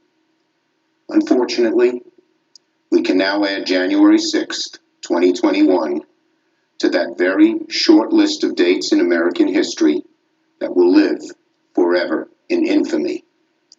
This temple to democracy was desecrated.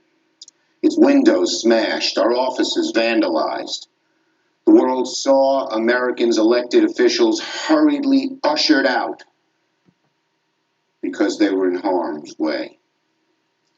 The House and Senate floors were places of shelter until the evacuation was ordered, leaving rioters to stalk these hallowed halls. Lawmakers and our staffs, average citizens who love their country, serve it every day, feared for their lives. I understand that one woman was shot and tragically lost her life. We mourn her and feel for her friends and family. These images were projected to the world. Foreign embassies cabled home their home capitals to report the harrowing scenes at the very heart of our democracy. This will be a stain on our country, not so easily washed away. The final, terrible, indelible legacy of the 45th President of the United States, undoubtedly our worst. I want to be very clear. Those who perform these reprehensible acts cannot be called protesters. No, these were rioters and insurrectionists, goons and thugs, domestic terrorists. They do not represent America. They were a few thousand violent extremists who tried to take over the Capitol building and attack our democracy. They must and should be prosecuted to the full extent of the law, hopefully by this administration, if not, certainly by the next. They should be provided no leniency. I want to thank the many of the Capitol Hill Police and Secret Service and local police who kept us safe today and worked to clear the Capitol and return it to its rightful owners and its rightful purpose. I want to thank the leaders, Democrat and Republican, House and Senate. It was Speaker Pelosi, Leader McConnell, Leader McCarthy, and myself who came together and decided that these thugs would not succeed, that we would finish the work of that our Constitution requires us to complete in the very legislative chambers of the House and Senate that were desecrated, but we know always belong to the people and do again tonight. But make no mistake, my friends, today's events did not happen spontaneously. The president who promoted conspiracy theories that motivated these thugs, the president who exhorted them to come to our nation's capital, egged them on. He hardly ever discourages violence and more often encourages it. This president bears a great deal of the blame. This mob was in good part President Trump's doing, incited by his words, his lies. This violence in good part, his responsibility, his everlasting shame. Today's events certainly would not have happened without him. Now, January 6th will go down as one of the darkest days in recent American history. A final warning to our nation about the consequences of a demagogic president, the people who enable him, the captive media that parrots his lies, and the people who follow him as he attempts to push America to the brink of ruin. As we reconvene tonight, let us remember, in the end, all this mob has really accomplished is to delay our work by a few hours. We will resume our responsibilities now, and we will finish our task tonight.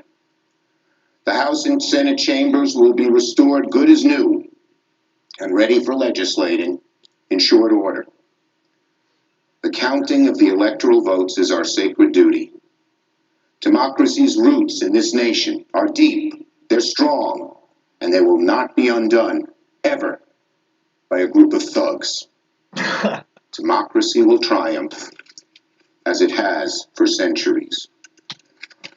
So to my fellow Americans who are shocked and appalled by the images on their televisions today, and who are worried about the future of this country, let me speak to you directly. The divisions in our country clearly run deep, but we are a resilient, forward-looking, and optimistic people, and we will begin the hard work of repairing this nation tonight, because here in America, we do hard things. In America, we always overcome our challenges. Mr. President. Majority Leader. I yield 2 minutes to the Senator from Oklahoma, Senator Langford. Senator from Oklahoma. The Vice President, you said things more eloquently than how we say it in Oklahoma. In Oklahoma, we'd say something like, why in God's name would someone think attacking law enforcement and occupying the United States Capitol is the best way to show that you're right? Why would you do that? Rioters and thugs don't run the Capitol. We're the United States of America. We disagree on a lot of things, and we have a lot of spirited debate in this room. But we talk it out, and we honor each other, even in our disagreement. That person is not my enemy. That's my fellow American. While we disagree on things and disagree strongly at times, we do not encourage what happened today, ever. I want to join my fellow senators in saying thank you to the Capitol Hill Police, the law enforcement, the National Guard, the Secret Service, who stood in harm's way while we were here debating. They were pushing back. And I was literally interrupted mid-sentence speaking here because we were all unaware of what was happening right outside this room because of their faithfulness and because of what they have done. And I want to thank them. Ronald Reagan once said, peace is not the absence of conflict. It is the ability to handle conflict by peaceful means. The peaceful people in my state in Oklahoma want their questions answered, but they don't want what happened today. They want to do the right thing, and they also want to do it the right way. They want to honor the constitutional process, but they also want to have debate about election security because they want to make sure it's right, which is why it's an important issue that still needs to be resolved. Transparency in government just doesn't seem like a bad idea. Obviously, the commission that we have asked for is not going to happen at this point, and I understand that. And we're headed towards the certification of Joe Biden to be the President of the United States. And we will work together in this body to be able to set a peaceful example for the days ahead. I yield the floor. Democratic Leader. Senator from Nevada, Senator Cortez Masto. Senator from Nevada. Mr. Vice President, I know that this room is full of leaders of both as we continue to watch these proceedings unfold on the Senate, something quite momentous has just happened, and I want to bring in your Capitol Hill correspondent Casey Hyde to help us go through it. First of all, we heard the statements of the Vice President, the Leader of the Senate, Mitch McConnell, and the Minority Leader, Chuck Schumer, but James Langford, who is the Republican from Oklahoma, Casey, as I understand it, was the last senator who, before all of this happened, was in the process of objecting to the electoral votes. And what I just heard was him saying we are no longer pursuing that path as Republicans, and that we will certify the electoral college votes tonight and confirm Joe Biden's victory. Is that what you heard? And in particular, Senator Cruz, Senator Hawley, who had been leading the charge for this, would it be your understanding that if Senator Langford said that they too have, in a sense, laid down those objections and we are headed to certification tonight? Savannah, I think we still have a couple of questions to answer before I'm able to say definitively yes to your question, but what I can say is that I heard what you heard in Langford's statement. That was a remarkable insistence that what we saw today is not what Americans wanted to see. It does not reflect what Lankford and perhaps the group that he was a part of also didn't want to reflect in what they were attempting to accomplish here with these objections. So Lankford was part of this group that was led by Ted Cruz, and Cruz, of course, was the one who was applauded this morning on the House floor when he went and objected to those Arizona electors.